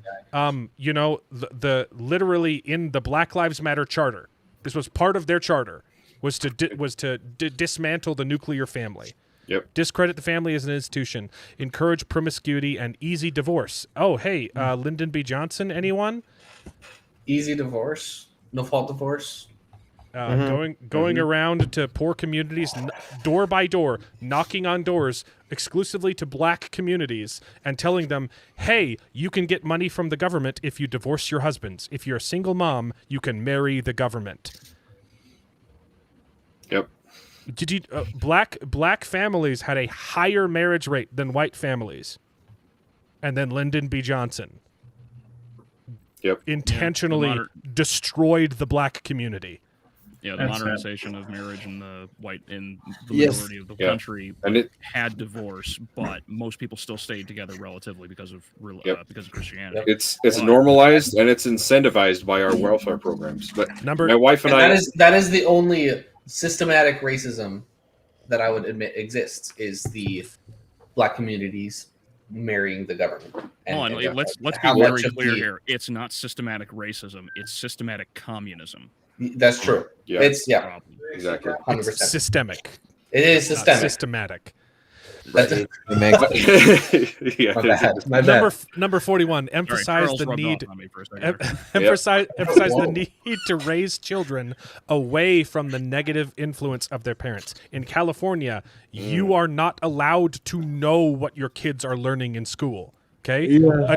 Attribute prejudices, mental blocks, and retarding of children to suppressive influence of parents. Hey, You know how the Department of Education has completely failed and all of the money that we've put into it has turned our kids stupider? Marxism. Okay. 42. Create the impression that violence and insurrection are legitimate aspects of the American tradition, that students and special interest groups should rise up and use force to solve economic, political, or social problems. Sounds kind of familiar, doesn't it? The naked communist is literally like Satan's Bible. Yeah, it feels like a prophecy, a dark prophecy, written by Satan's Moses. The book was written by a good person. Right, he's exposing bad stuff. But the 45 goals, these were not secrets. The Soviet Union published these. Yeah, that's the They said, Communist Manifesto. these are our goals, and our goal is to destroy America. Yeah. Yeah. Anytime anybody ever said, "Oh, Alex Jones is insane," like, they're turning the freaking frogs gay. They did. They turned the frogs gay. That was a real thing. I know. All he was doing was reading the news, and people called him insane. I love Alex Jones. I've been watching that guy since 2018, I think. Was it 2019? Yeah. Yeah, I used to think Alex Jones was crazy. But not anymore. Yeah. I think he's still a little crazy, but he's also right. So you're like, oh, okay. There's a reason why that the meme of the Alex Jones was right jar is a thing. And this is like the media is complicit. This is what this one pisses me off. This happened seconds. Maybe like 30 minutes after Charlie Kirk was shot. This is what MSNBC had to say about it. Was the worst. Talk to me about the environment in which a shooting like this happens. Mormons. Yeah, and again, I emphasize. You shut up, Babylio! He was an ex-Mormon. Ex-Mormon. Yep. Nope. Wait, so has that been confirmed then? Yeah. He was raised a member of the church. I think which doesn't matter though. Okay, even if he was Mormon, he's clearly not following our beliefs by assassinating someone. Yeah. Okay. Yeah. I believe the entire family left the church. But he definitely did. That's sad. Started dating a tranny. But yeah, there's pictures of them in front of our temples. Hey, careful with that word, bro. Pictures of him in Boy Scout. He was raised in the Mormon church. Yes. I see. Just emphasize, we don't know any of the full details of this. That we don't know. That was a good zinger, Ellie. That was really good. I mean, he says amongst a group of Mormons. I mean, I know. I was like, not really appreciated, but I was going to say, I think I'm really proud of you for that one. Yeah, it was good. If this was the supporter shooting their gun off. Oh, sorry. And emphasize what you just emphasized. We don't know any of the full details of this. That we don't know if this was the supporter shooting their gun off in celebration, or so we have no idea. We couldn't possibly. All the time, who could have possibly wanted to shoot Charlie Kirk? Maybe it was a conservative shooting his gun off in celebration while pointing it directly at Charlie Kirk. We definitely don't know who could have possibly been motivated to do this. It was probably a stupid conservative because that's how they think guns work. They know nothing about guns. It's so crazy. They'll use those terms like a fully semi-automatic, which is complete nonsense. They don't know what guns are. Yeah. But they're Even if he had looking for any excuse to say this was definitely the right that's responsible for this. About this. But following up with what was just said, he's been one of the most divisive, especially divisive younger figures in this. Why? I wonder why he's been divisive. Maybe because you are telling people that he was divisive? Maybe if you actually listened to him, even the people who were like horribly disagreeing with him, half of the time he would change their minds. There were some crazies who refused to listen and would walk away and flip him off and say bad words and do whatever. But he actually convinced a whole lot of people to agree with him. That's not division. That's literally the opposite. You are the ones who were telling people he's divisive, and now you have the gall to say, wow, what a divisive guy he was. I wonder what could have possibly motivated someone to take his life. You, MSNBC, you motivated people to do that. Yeah. It is literally comparable, obviously, not exactly because he is literally comparable to Jesus Christ. Not exactly because Charlie Kirk is not as perfect as Jesus Christ. That's but a fair comparison, I would say. They accused Jesus Christ of being divisive, of dividing people. What he did was unite people. The what he did was people tell who the were truth. Divided were the people who heard what he said and didn't like it and ran away. Jesus literally said, "Look, I know this is. Well, I mean, I'm paraphrasing. He did. I know this is. I know that this is going to piss people off, but it's because I'm here to tell the truth, and the truth hurts the wicked to those who don't want to hear it. Yeah. But so he didn't step in saying, "Oh, come on, you dumb leftists! I'm gonna pawn on the noobs, you dumb leftists." No, he didn't say that. He came with love. There were a couple of times when he got a little bit heated, but still, he was very controlled. Only when it came to absolute blasphemy at the temple and things like that. Yes, that's the most notable. And he didn't take that out on individuals. He took that out on the system. He threw over the table, saying, "You're desecrating the temple." Yeah. And even so, he did it in a very controlled manner. He put it down, and then he. Yeah. Remember when they killed him too? Yep. And what did he say? He said, "Forgive them, for they know not what they do." Mm-hmm. Divisive. And Charlie Kirk divisive. He forgave the people who murdered him. Yeah. Anytime somebody says, "What would Jesus do in a situation like this?" Flip tables and whip bitches. That's biblical. I'm so glad we have you on the stream, man. Dude, I love it. Who is constantly sort of pushing this sort of hate speech or sort of. I wonder why he's so divisive. Maybe it's because you're telling people he's hateful. Who is constantly sort of pushing this sort of hate speech or sort of aimed at certain groups. And I always go back to hateful thoughts lead to hateful words, which then lead to hateful actions. And I think that's the... He's literally saying it. This is going to lead to a hateful action. Yeah. Just from the other side. The environment we're in, that people just, you can't stop with these sort of awful thoughts you have and then saying these awful words and not expect awful actions to take place. Matt. And that exactly. You can't say this about someone, vilify them, and then not expect something bad to happen to them. I was going to say, exactly. What he's saying is true. Yes, but he's an idiot. Well, and what he's trying to say is that he's trying to say that Charlie Kirk is going to make people violent, and he's going to be hateful and hurtful, and he's going to be violent. Exactly. He's trying to. He's blaming Charlie Kirk for getting shot. Huh. Yeah. True. Yep. And really the great part is for MSNBC to blame the woman for wearing a short skirt. Yeah. Look at how look at how Charlie was dressed.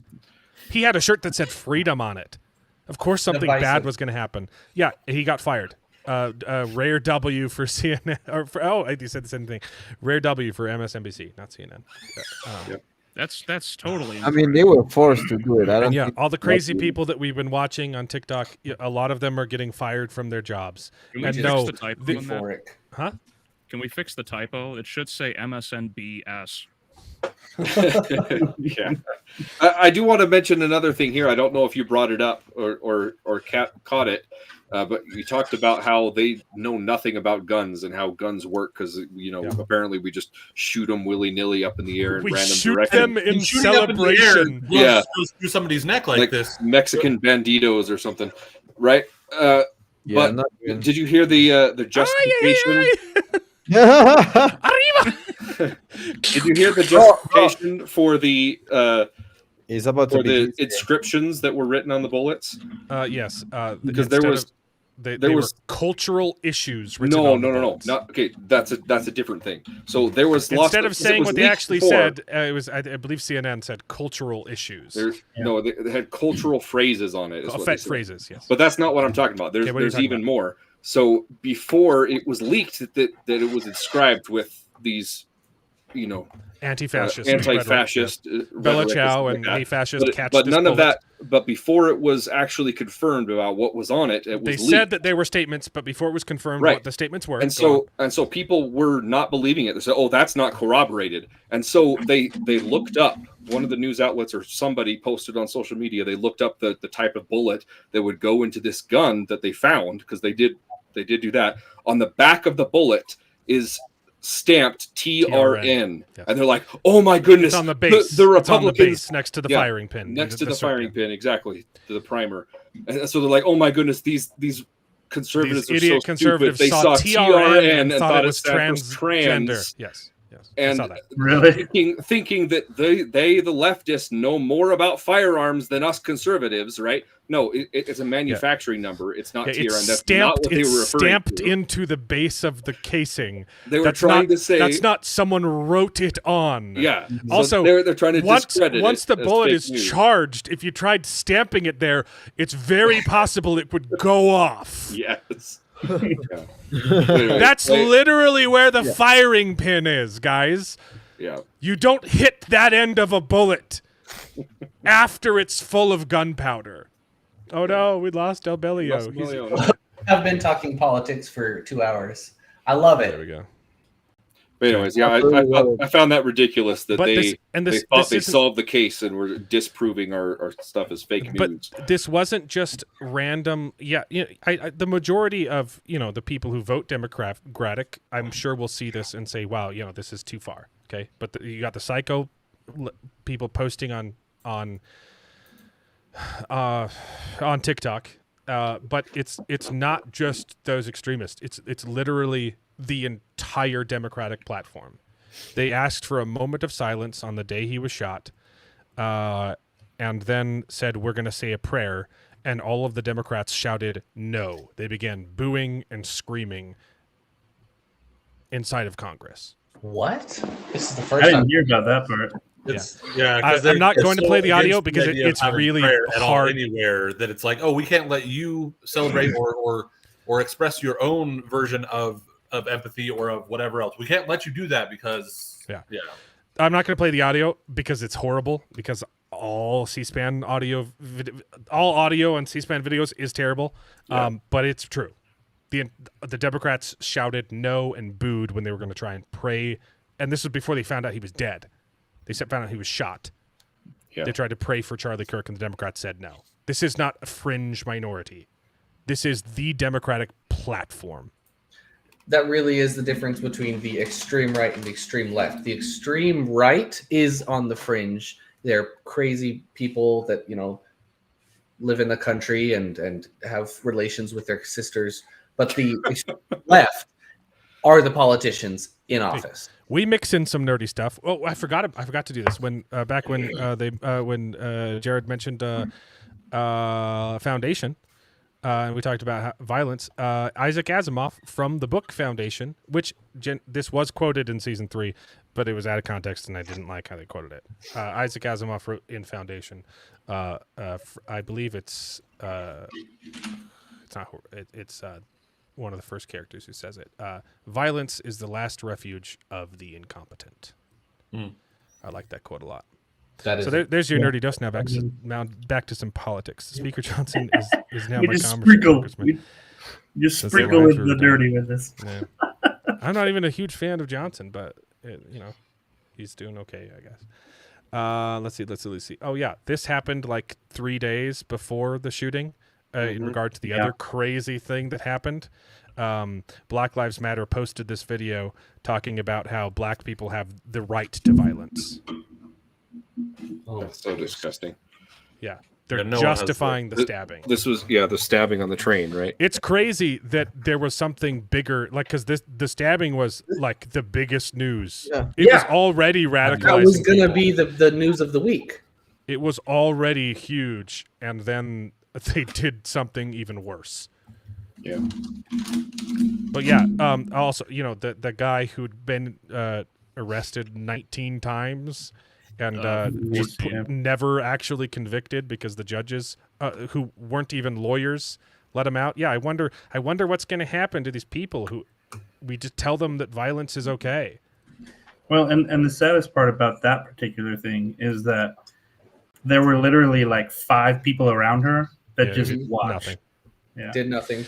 Did I- nothing. have a right There to were- violence. All oppressed people have a right to violence. And I'm going to tell you something. It's like the right to pee. You gotta have the right place. You gotta have the right time. What? What? You can't just pee in public. You can't just be violent in public. Yeah, that's actually a good analogy. Listen to your own analogy. You know what? what? The You're right. appropriate situation. It's a And great I'm analogy. absolutely convinced that this is it. I have a right. This is it. Just Okay, a random well, white girl sitting on a train. That's This it. was That's the this reason. was published after the for stabbing, violence. by the way. Oh my You know, gosh. the last time Christians were truly oppressed, we decided to allow 3 crusades and clapped the Middle East. She does not want to piss us off.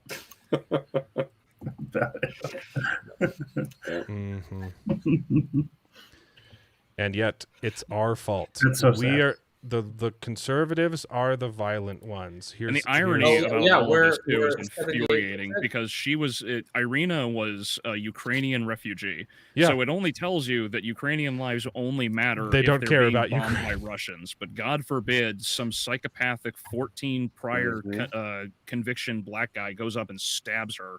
No, now it's gun violence. Well, actually, and Thadion actually brings up a good point. That wasn't actually like that didn't happen this last week. It was 2 It months actually ago. happened a while ago. Yeah. It's the same thing with the Stop Asian Hate campaign, right? There's a bunch of Asians getting mugged and beaten up and killed in the streets, and And like, then oh, they we gotta saw- stop and then they Asian saw hate. the We're like, videos of who was "Oh, doing the beating, shoot. We can't push this because the people committing the crimes goes against our narrative, No, and they but just completely forgot about o- it. It's only absolutely conservatives commit political The violence. permission structure for violence. You've got polls about political violence. Democrats don't think it's a good idea. Only Republicans. Only people inclined to consume conservative media are now, I think, upward of 50% say that if necessary, violence is okay. You've only got the conduct on one of the two sides. Right. The people who say we wouldn't go back and kill baby Hitler, we're the ones who. See, I don't know if one of you guys already mentioned this, but you might have already talked about it. But the crime with the stabbing is an example that gun laws don't work, because whether or not you have a gun or not, you're going to find a way to kill somebody. Yeah. And Shad Brooks has been talking a lot Here about it is. Yeah. Yeah. Here's the we This one. already mentioned that we buried this lead 3 hours back. Yep. But here's Gavin Newsom. I'm sorry. I know some people's sensibilities. I respect and appreciate that. But right now, with all due respect, we're walking down a damn different path. We're fighting fire with fire, and we're going to punch these sons of bitches in the mouth. I'm sorry. There you go. Yeah. Yeah, That will if be he runs, blasted that's over gonna everything he does. that's gonna come back to haunt him. Yeah. Well, Really. it's. But other leftist politicians have been saying the same thing. Was it Maxine Waters that was Harass go them and if you see harass them in a them in their restaurant. street? Harass them in Yeah. the street. create Harass a them in the crowd restaurant. and you push back against they them. will never know a moment of peace. You Yep. had Tim Walz. Can't hear it. we're not hearing anything. I swear I hit share audio. You should stop swearing, Alan. That's not. I'm Yeah, sorry. that's probably the problem. I'm Mark sorry. donated earlier to cover for it, so we're good. Oh yeah, that's true. That's right. I forgot about that. Although you get up in the morning and you doom scroll through things, and although I will say this, the last few days you woke up thinking there might be news. Just saying, there will be news sometime. Just so you know, there will be news. You get I up think in that the was the morning. wrong clip.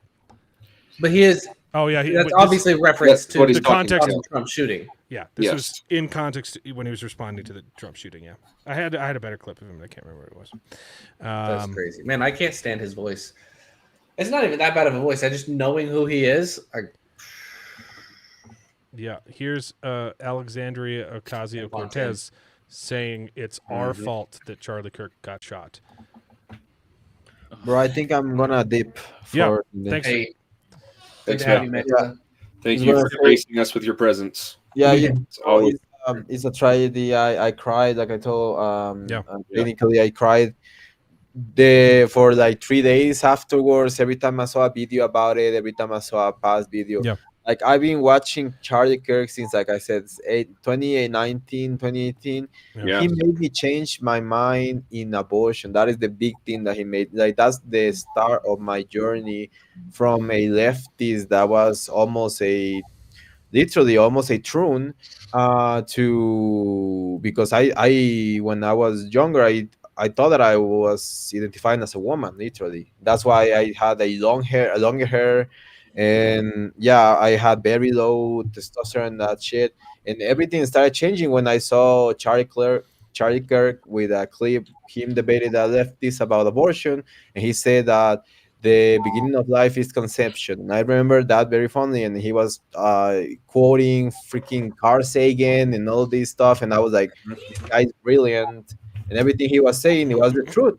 And I remember that I went to college and I tried to explain to them that abortion was bad. That I found out after that abortion was like the pro-life standpoint was the realistic standpoint, and the abortion standpoint was an idealistic, without any basis in reality standpoint. And yeah, that changed my mind. Everything hated me. The women there hated me. They told me that I was a sexist, that I was like my entire life I tried to be a feminist. It didn't mean anything when I say that about abortion.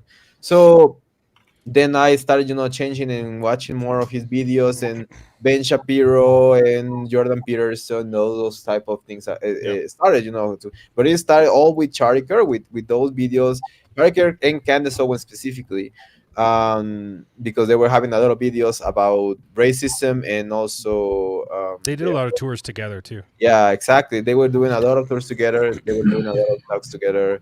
So, Turning Point USA, one of my dreams since I started watching those videos was to be able to thank these people, to be able to thank Charlie Kerr, to be able to thank Candace Owens, to be able to thank all of these people that helped me change my life and get me to a better place.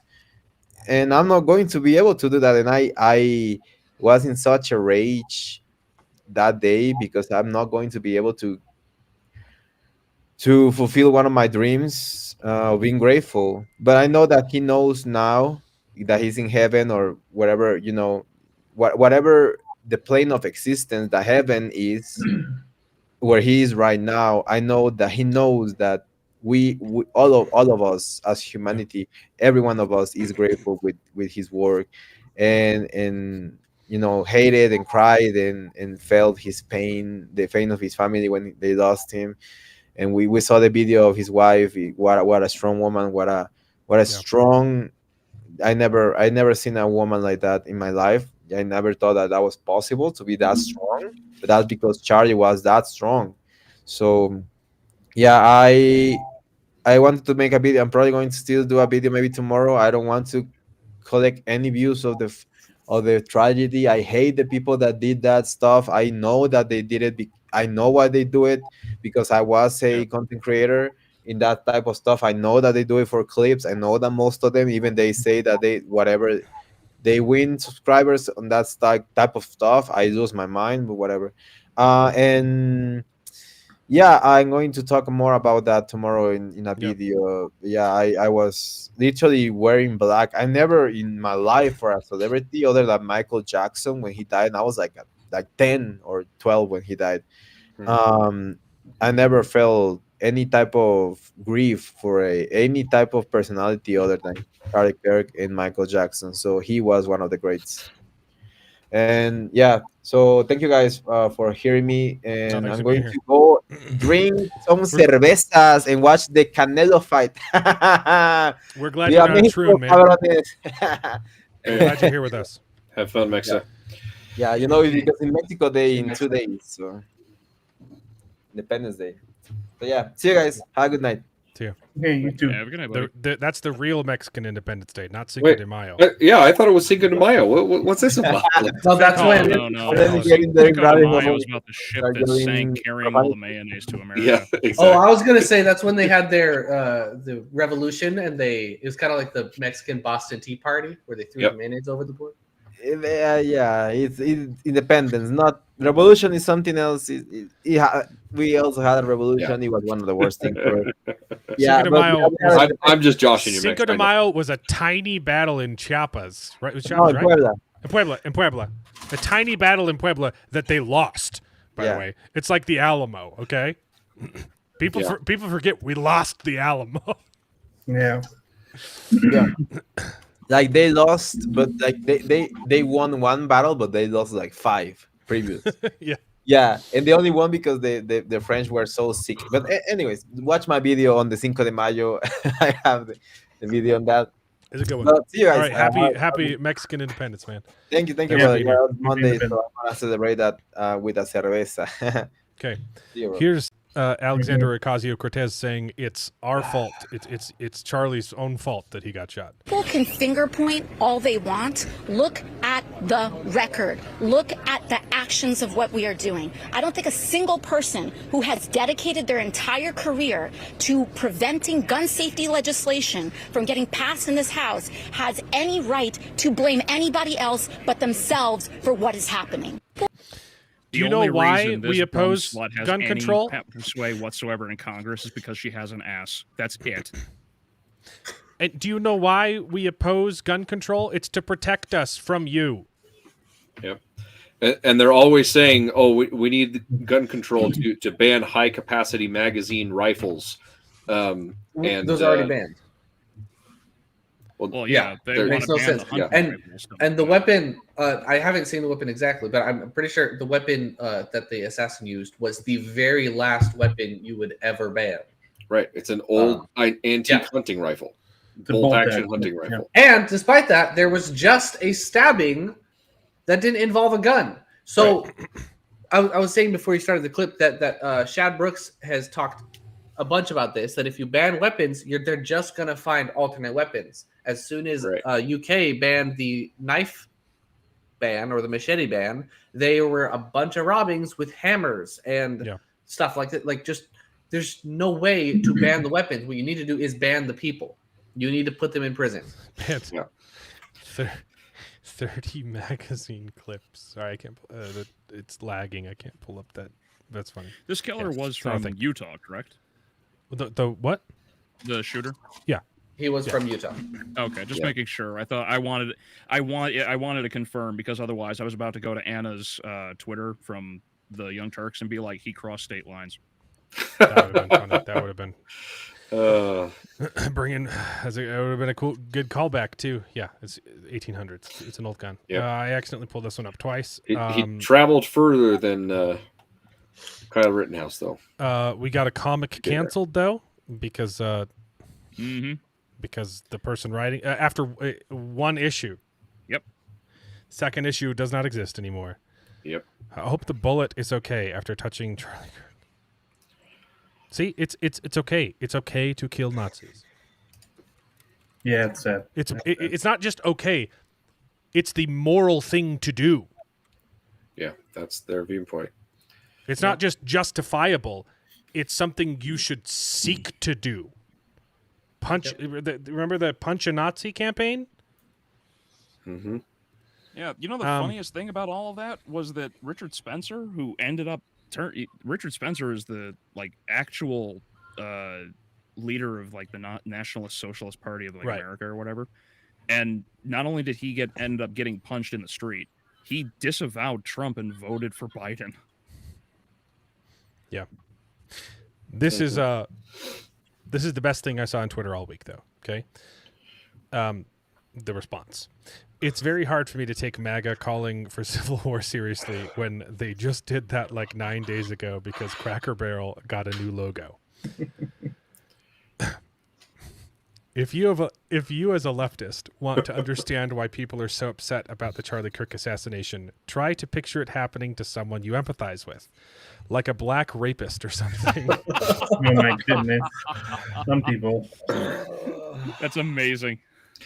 Yep. Netflix version, guys. Yep. I saw this. Yeah.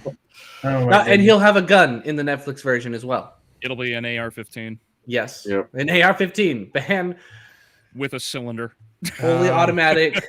already banned weapon. We don't need to talk about this. This is old news, which is fine. Yeah. This one's pretty great too, though. This is the response, though. Okay, because we are not violent. But I loved what the court. He's been radicalized by the assassination. Starting immediately, I'm going to go to church. I'm going to make babies. I'm going to get involved in local politics, in national politics. I'm going to use my platform to inspire others to do the same, because that's what we do. Heck yes. And that is the radical right, is just doing good things. Because that is radical. And this is what kind of an obscure philosopher, you might not have heard of him, but this is what Jesus had to say. He said, ye have heard it, that ye hath... I'm dyslexic. Ye have heard it, that it hath been said, thou shalt love thy neighbor and hate thine enemy. But I say unto you, love your enemies, bless them that curse you, do good to them that hate you, and pray for them which despitefully use you and persecute you, that ye may be the children of your Father which is in heaven. For he maketh his sun to rise on the evil and on the good, and sendeth rain on the just and the unjust. For if ye love them which love you, what reward have ye? And if ye salute your brethren only, what do ye more than others? Be ye therefore perfect, even as your Father in heaven, which is even as your Father which is in heaven is perfect. And that's the difference. Yeah. When I we get appreciate. mad, Are you sure it didn't? Are you sure it didn't keep going unless you think they're a Nazi? Oh, right. Unless they're a Nazi. Unless you've been told that they're a Nazi, but if you actually look up at anything they've said, there's zero evidence to support that. Yep. And the least Naziest of all the Nazis. That's the difference. When we're radicalized, we don't kill people. We're inspired to do good. Okay? And here's one. That one's from the Bible. You may have heard of it. Here's another one. This one's for the Mormons. Okay? This one's from our Doctrine and Covenants, which is revelation from God given to Joseph Smith. You might not believe in it, but listen to what it has to say. Wherefore I say unto you, that ye ought to forgive one another. For he that forgiveth not his brother his trespasses standeth condemned before God. For there remaineth in him the greater sin. I, the Lord, will forgive whom I will forgive. But of you it is required to forgive all men. And ye ought to say in your hearts, let God judge between me and thee, and reward thee according to thy deeds. Mm-hmm. And what book is that from? Doctrine and Covenants. Oh, I thought it was plagiarism. It reads very much the same, doesn't it? Yeah. It's the same author. Yeah. Hey, Jinx. Oh man, we're not divided anymore. I love that as Alan was starting to read some scriptures, we got David back with his pen. Yeah, I feel it, bro. Amen, brother. Amen. Radical Mormonism. It's just too many baked goods. Zucchinis. There's many zucchinis. It's been a really hard week. And I get it. I'm angry. This is honestly the first time I've laughed since the incident. I've had impure thoughts. I've had bad thoughts as an immediate reaction, and that's something that you have to fight. 100%. It's I will continue to say this is my last point. I do not blame the people who are being lied to. I blame the people doing the lying. I blame the Democratic Party. I blame the media. And I pray with all of my heart, and I try and talk to as many people as I can to open their eyes to the fact that they're being lied to. But I don't blame the people who vote Democratic because all they hear on the news is that if they don't, they're a Nazi. Yeah. I know many people. A lot of the friends from my fiance's friends have similar viewpoints. Yeah, and they're close friends, and they genuinely believe these crazy things. And I even love the shooter. Okay, I don't love what he did. Yeah. I hate that sin. It was an evil, despicable thing to do. Okay, but he was a child of God, and God loved him. It just makes me sad. It makes me very sad, especially for his but family. We are the radical ones. We are the violent right. Sydney Sweeney gives me impure thoughts. I was trying so hard not to laugh while you were saying that. I saw that. I Oh phrased my it that way on purpose. Okay. I just want to clarify. But they're bad thoughts. Yeah. I just want to clarify that, like, something you said. There's nothing wrong with the Democratic Party. I mean, yes, they've like some of the examples you shared today were saddening. Yeah. But just because you're Democrat, there's nothing wrong with being a Democrat. There's nothing wrong with being a Republican. Right. But like, I blame the leaders of the Democratic Party who are lied to their lying to their their base, constituents. Yes. That's what I said. Yeah. Yeah. Well, that's not how it came out. There are plenty of Anyway. genuine good Democrat individuals who are good people, and you could recognize, oh, they have these beliefs because they genuinely believe that women should have the right to control their body, and they genuinely believe that it's not murdering an innocent baby. Like, they're just misinformed. It's hard. I think they're being intellectually dishonest, but I recognize, that these people genuinely believe this, or similar, they genuinely believe that Charlie Kirk was a Nazi because they didn't do the research. They genuinely believe that Trump is because if all you do is watch the news, you're going to think that Charlie Kirk is a Nazi. It's just like we have a similar thing. I do blame those people for being lazy. Not doing the research. But I not don't being think that well-informed, anyone who votes Democratic is evil. I know lots of good people, and it breaks my heart that they're so misinformed. They're misguided. They're not evil. And there's been an outpouring Except of for the leaders people who know what they're doing. There have been an outpouring of people that have historically voted Democrat, and they're like, this is their wake-up call. They're like, this is not the party that I want to be associated with anymore. Not saying that they're joining the Republican Party, but at they're least done. they're not. At least they're not Democrat. All right, Mark Clark. Mark Clark had there's been some casting announcements. Sydney Sweeney is going to be playing Baroness. My God. Is this G.I. Joe? That's Cobra, right? Looks like a Cobra. G.I. Joe. Okay. That makes What sense. are you looking? And also Where are you Jessica looking? Rabbit. Rabbit. Oh my God. It's not real casting. No. Oh, you were sorry. I understood what you were insinuating. I got it. A little late. Yeah. One other point I want to make here before we move on from this is some people might say that it's hypocritical of us to,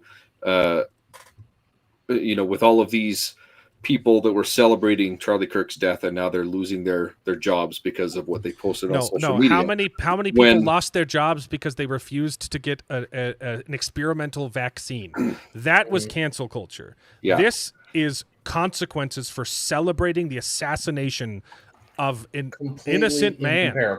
Exactly. I wanted to compare it to the firing of Gina Carano, right? Because she lost her job specifically. She lost her job because of that. Because of what she tweeted, but what she was doing was it was political beliefs that they were not fond of. They didn't agree with,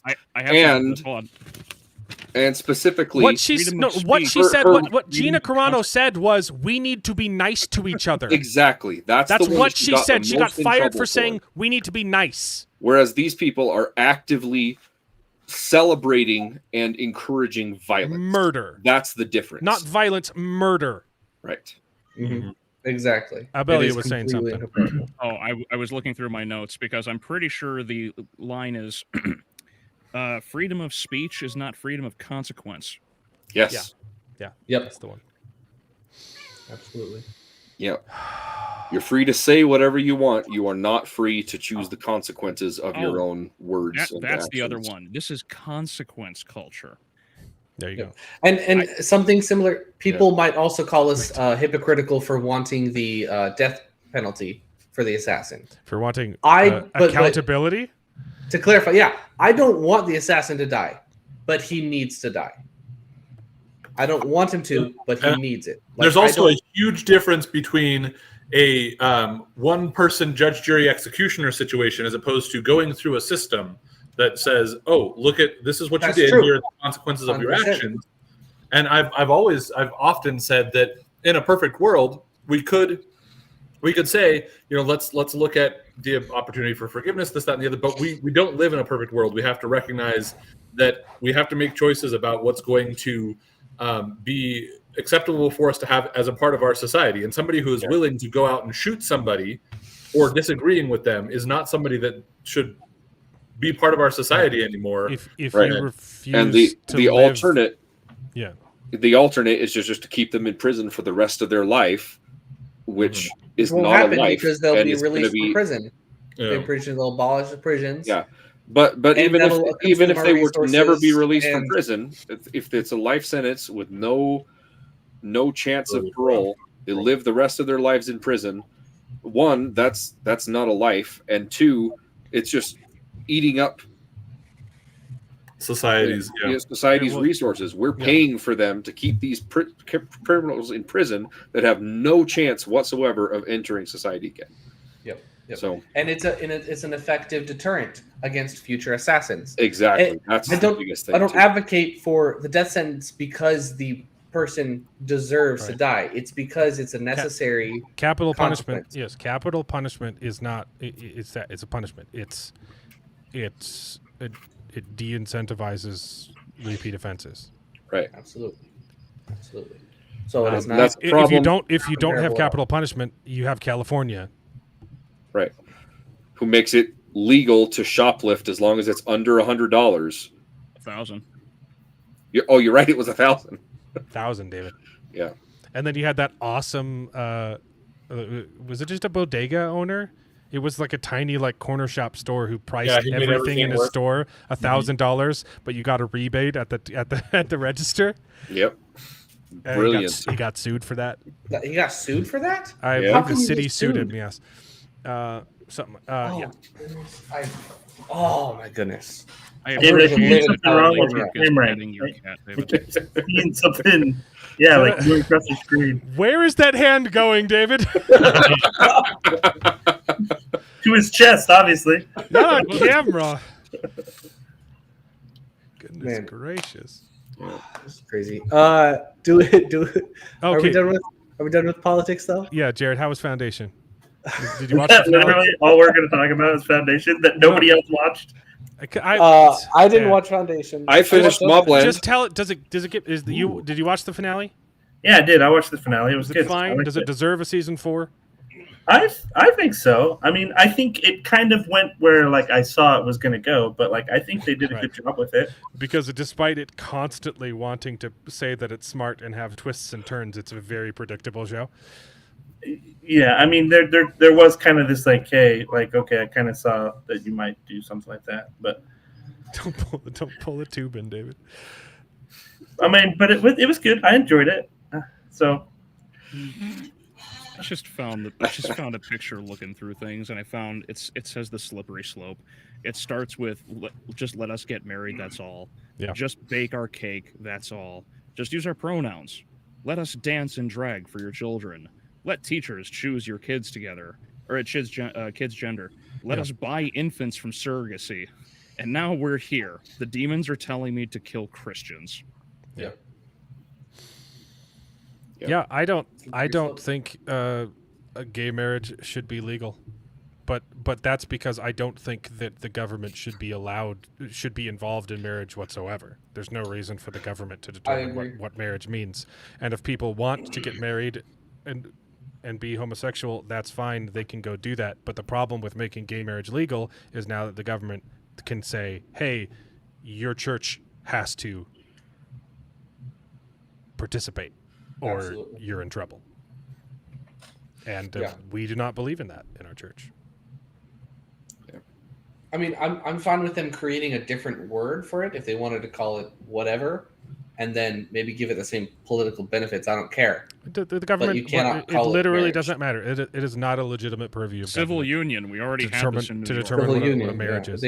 They just want. If there are legal benefits that come from marriage, then we can make that a thing that you can get legal benefits of X, Y, or Z. Marriage has always been initially a religious institution. A religious.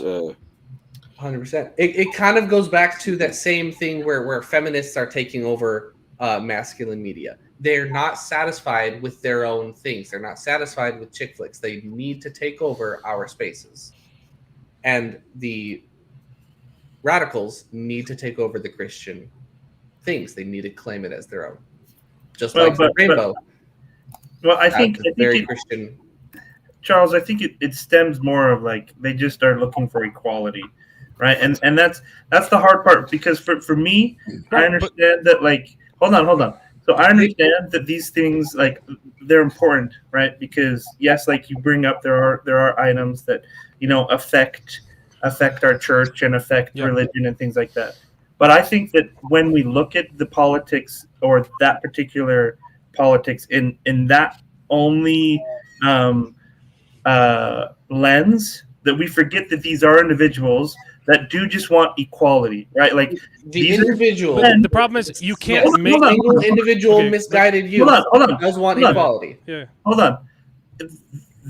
I'm not saying that that's how you feel, because but I think we need to remember that there are people that have these feelings, right? And this is a legit thing that people are dealing with.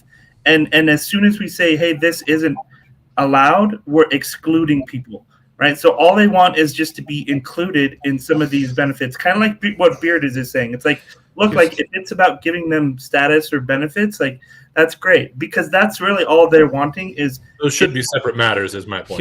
Here's the problem. You can't make different choices and then expect equality of outcome. Well, you can't choose a different lifestyle and then say, hey, how come you're treating me different? You're treating yourself different. I know, but that also stems on society and what we base off of. Hey, this is what you get when you act this way. Right. This is what you So get when we you act created a religious thing called marriage. I get it. And then people rejected that and they said, hey, how come you're not treating us equally? We want your thing to be our thing. I'm not disagreeing with you, Alan. I'm not disagreeing with you. I'm just saying. I get what you're saying too. That we can't forget when we look at these issues through this lens that you guys are describing. Yeah. We can't forget these are individuals that are dealing with these things, right? Like I can understand how they could feel that way. And I have no problem if they want to go do their own thing. I have a problem with them demanding that I do their thing. I sympathize, and I can understand from their perspective. They could see us as we're being hateful. We're excluding them. I understand why they're they excluding think we're themselves.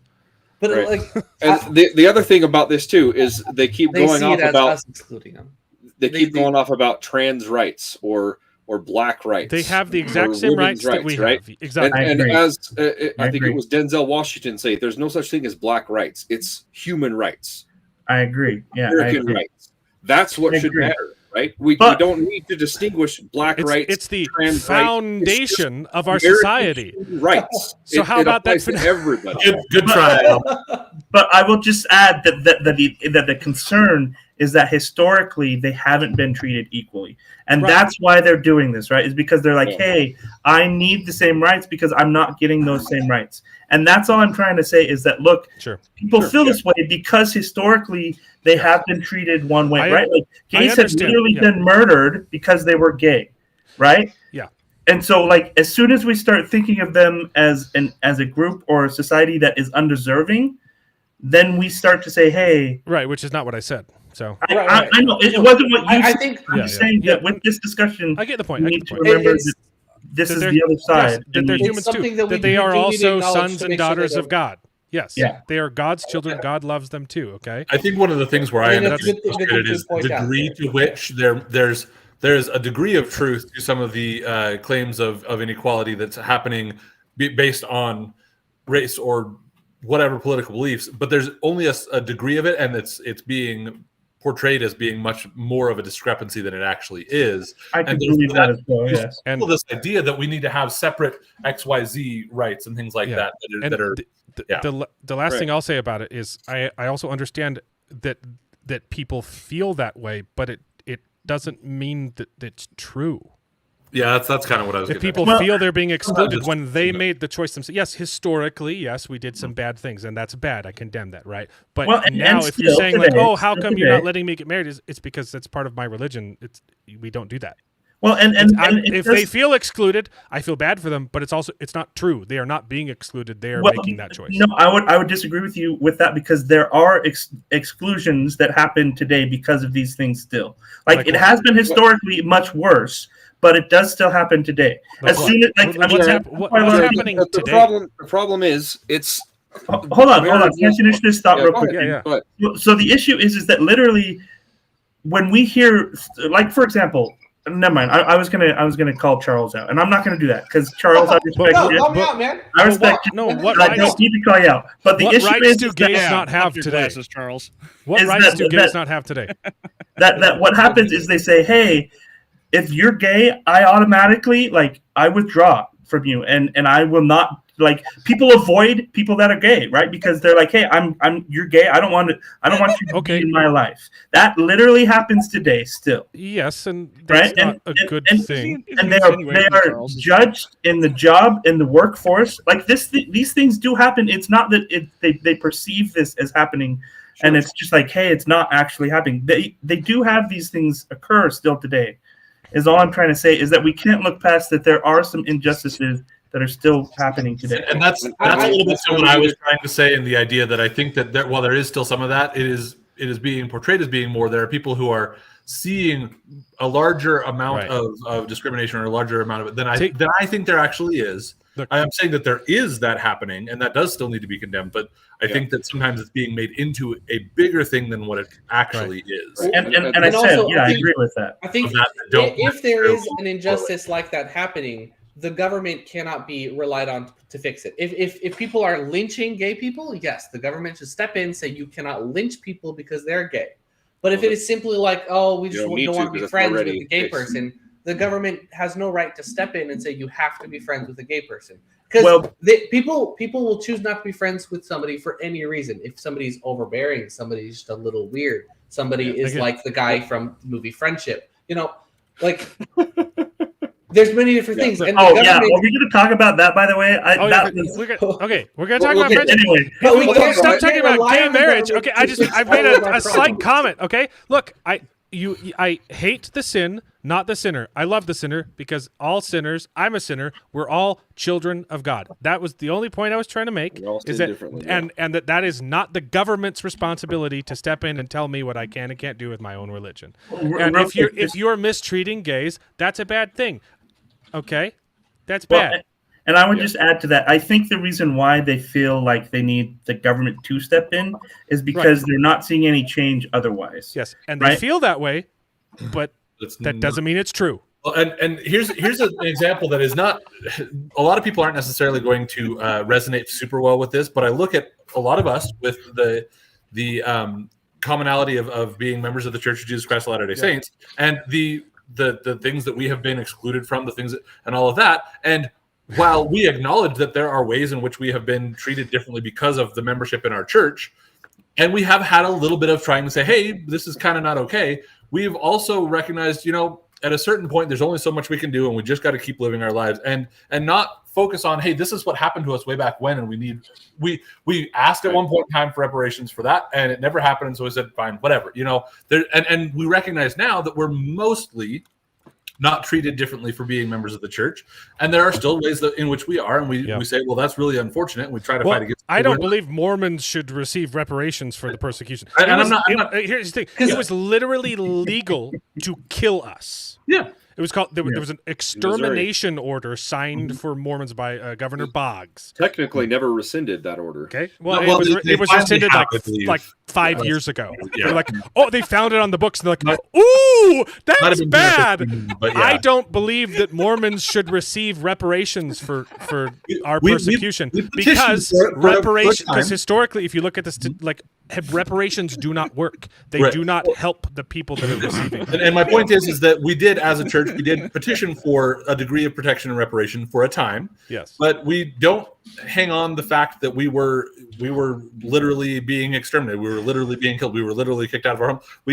We said, that really sucks that didn't happen, and we had to move on. And I think it's not a perfect comparison because I think there is a degree of difference there. But I also think that there is something to be said about that that's an example that I look to in terms of when there is mistreatment and things like that sometimes you say okay, and you just try to live your life and try to move forward. I don't know. It's not a perfect response to what you're getting at. One more, no, you're absolutely right. Because one of the issues is that these people they just love being the victim, and they want to exploit being the victim. They just find every opportunity to find the fault in somebody else, and we've talked about this. Yeah, that's the thing that many happens. times. And I think it's But always back to yeah. that.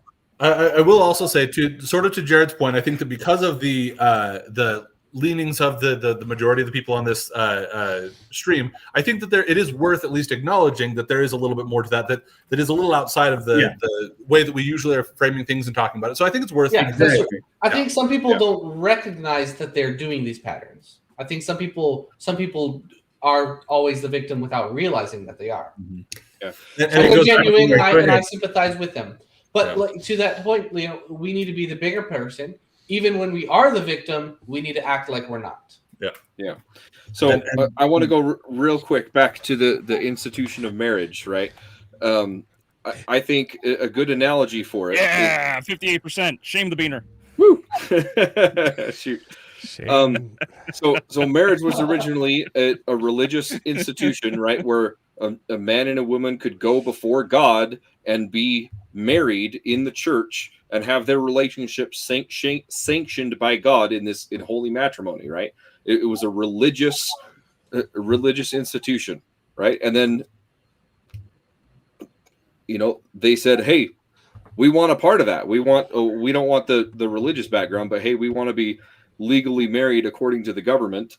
And first of all, the government shouldn't have anything to do with it. And I have no problem with heterosexual or homosexual relationships getting the same government benefits and tax breaks as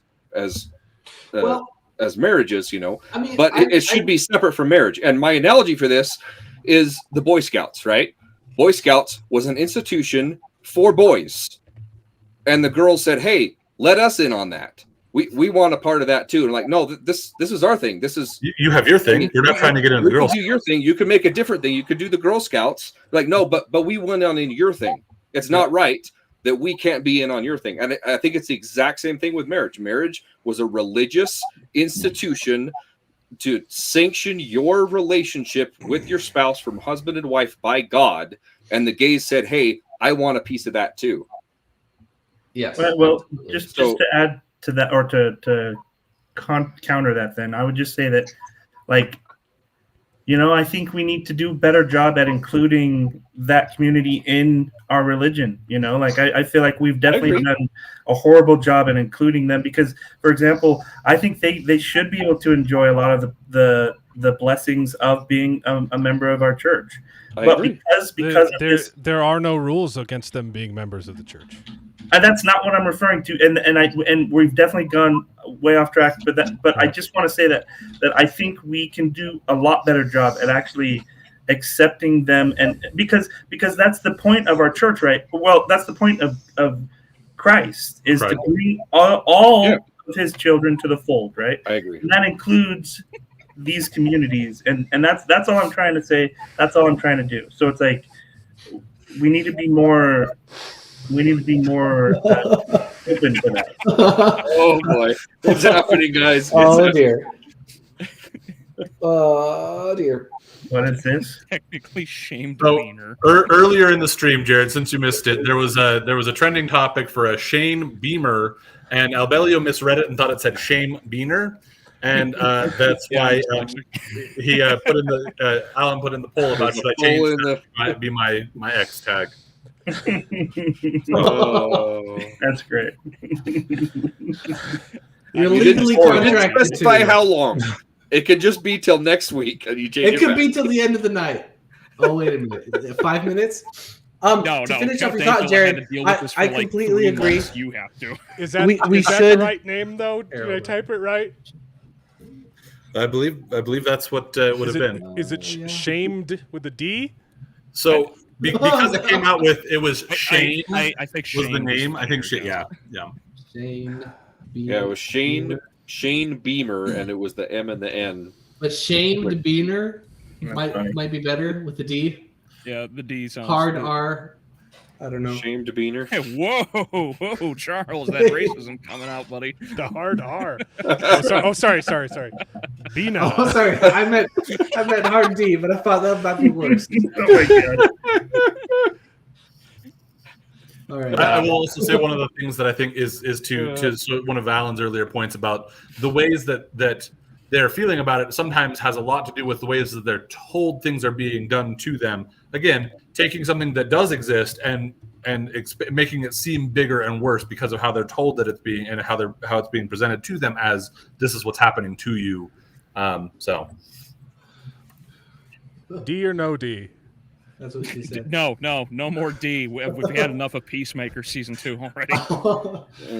Real quick, this is a bit of a sausage fest of a stream too, because it's always just a bunch of guys. Anyone So. else want to see Mark and I in the chat roasting Charles? Because I know he did. Yeah, maybe we need to get Martina on here. Get some more girls on here. I was going to say she's in the chat. She's been commenting in the chat. She has commented that she is not ashamed of her food or whatever it was. Last thing though, Jared, going back to kind of what you were talking about with including people. Yes, Okay, we need look, to I will say include if there's no D, I'm the one who shames people. shame a beaner. If there is a D, I'm ashamed of being a beaner. Which Or you're just a beamer who's you're ashamed. Who's shamed? I have been shamed. You have been shamed. This feels more powerful. I'm taking control. Yeah. Okay. I'm not abiding to that. That was technically the original. Yeah. Okay. I say that. There we go. Bada bing. I love how you go with the one poll. Oh, it's going to take away my blue check mark. Uh-oh. Ooh. Until it's reviewed. It's going to get reviewed? Oh, no! I mean, then again, it's Elon that's in charge now, so I don't know if he's going to have a problem with it. Do it. No balls. Oh, no! This is it. This is the end of his channel. Oh, boy. I will say, though, I find it funny, Alan, that run. you went with the one poll, but you went against the other poll in spite of the fact that you put it up as a poll. And I do understand. I agree with. I voted no. But you didn't follow the poll. Why did you do it a poll and not a donation? Hey, if you get in trouble, you can self-report. Threshold or What? whatever. Donation goal. Oh boy. Okay, I think Charles was trying to say something. Yes, fine. Okay, just the last bit. Response to kind of what Jared was saying. Yes, we should include these people in our groups and in communities. We should be friendly towards them. But if we are to include them in our churches and things like that, it kind of goes back to the melting pot situation.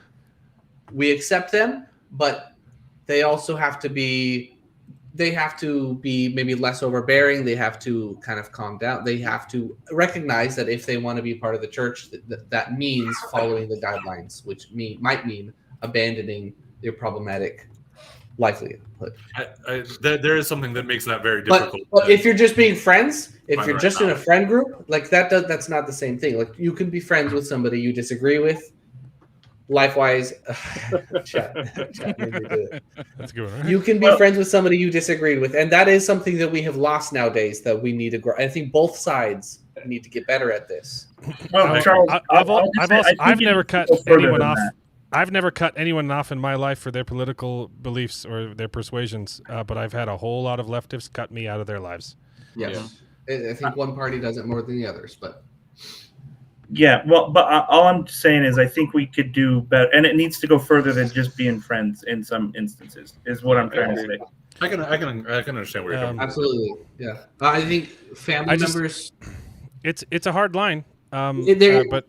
Because I mean, to quote one of our apostles, Christian kindness is no substitute for integrity, and I love my brothers and sisters, even if they don't believe in the same things that I believe. But also, my desire to be Christ-like doesn't mean that I lie, that I give up my integrity and my beliefs, and that I tell people things that are not true. That does become a little bit of a difficult, balance to be striking when they demand other aspects of that beyond. I will lovingly call people to repentance, and I don't, but I'm not going to lie, and say something that I don't believe in and something that I know is not true. Absolutely. And we should also normalize telling people that we disagree with them and not having that be offensive. Mhm. You know, like, hey, we do a great job in this show. You know, I disagree with many of you. You all disagree with me. Well, amongst us, Like 100%. And we're not religiously, we're not super diverse, but you know, we have a Belio here and technically Mexican, but That makes so me a good. minority. That's Careful, so boys. good. I'll throw slurs around, and you can't blame me. That's He's so funny. He's our DEI. That's your best joke. It's a great one. I can't say if he's been shamed for the better, but because he knew you, Beans have been shamed for good. That's good. Well, and I'll just add to that, Charles. I think it's fun to see our diverse ideology amongst people that are in being a bunch of white Mormons without Elio. No, but even amongst, you know, we disagree with each other on movies and we have different opinions, and I love it. And that's one of the reasons I like watching the Daily Wire, is because a lot of the hosts disagree with each other constantly, and I love it. And that's why I think I can trust them. But you're just an Israel shill. I don't even watch Ben. I watch Michael Knowles mostly. You're just a Zionist. Relate Israel to men. No, it's a name of a. You said Ben, right? Ben, as Ben. in. Oh, I said Ben. Oh, okay. He doesn't watch men, guys. He doesn't watch men, guys. That's good to know, Charles. He's an Like I said in the underrated chat a Mormon little while ago, the glasses just make him look straight. Are they really that bad? Ding. I don't think they look bad. His ass whistles. They're blue Here's light. the thing. They help with Here's the blue thing. light. It's the pink hue. I don't know if it's pink Yeah. in real life, but over the camera, it's the rose-colored pink glasses. hue, and No, it's making you look like Elton John. They are. They're supposed to help with blue light, and I've been having a headache all day. I don't know. I've come down with something. They're supposed to help with blue light, so I thought I'd put them on because my head was hurting. You also just put a But red I'm light. You do sorry, you. I'm just on your monitor. shamed. Okay. This is not a safe space. I You're understand. You're here to hear first. Charles is. We're trying to exclude homosexual Charles Nazi. for the eyewear that he has, and Oh man. So, Jared, how was the Foundation season finale? I know, right? We've been avoiding that for 30 minutes. Was there any gay marriage in it? No, there wasn't. But I think it turned out a lot better than I was expecting it to, for sure. So Foundation, I would recommend it. I'll try and finish. Because of you, Jared. I might actually watch the show. So Yeah. Skip season 1 entirely. Yeah, it was good. But yeah, season 1, you kind of got to get some of the backstory though. It's like only watch the Empire scenes from season 1. You can literally skip all the rest. yeah, as soon as you see Salvor, you can just skip that. Just like as soon as anything Salvor. As soon as it cuts to Harding, just fast forward. Yeah, Salvor Harding. Man, I'm so glad she's not in it anymore. Like, seriously, I'm so glad they killed her off twice in season 2. It was so great. Yeah. Oh. I mean, what? She doesn't die? What? But anyway, no. In game. so I do need to be leaving before too long because I still got to take care of tonight. I can hang out for another 20, 30 minutes, something like that. But what have you watched? What our timing is? What else did you guys watch? Friendship. Okay, I need to talk to Bearded about Friendship then. Yeah, we definitely need to talk about Friendship. I can't believe you made us watch that. Such a weird one. That was such a weird movie. Was I correct though? For tonight. Was I correct that Friendship is a Tim Robinson movie? It's a movie about a Tim Robinson sketch character stuck in a film with consequences. Yeah. Sure, yeah. I guess I don't know enough about all the rest of his characters otherwise, but I mean, yeah. Obviously. He just does crazy antics like what he does in the movie. he felt like a sketch character. Jared, you didn't like it? Suffering from his consequences. No. I thought it was entertaining to certain degrees, but I did end up very confused. I don't know. Maybe you're talking to Jared. Okay. I said this last week. Retrospectively, I like it. It's a good movie. But for the next 3 hours after watching the movie, all I could think about is how much in common I have with the main character. I was freaking out. I had to call my fiance and verify that she wasn't cheating on me with her ex. Like I was the main character gay. There was a good chunk of time. The main character was Elton John? What? There was a good chunk of time where I was trying to figure out, is he literally like just crazy because he think, like is everything that we've been told about him, like that he's actually married, like is he just some random crazy person off the street that lives in that house thinking that he's married to her, but he's not? There was gay marriage in it. There was. You lied to me, Jared. What? In Foundation, apparently. Foundation. Well, yeah, but not in Foundation. The show. It's a joke. I'm being facetious.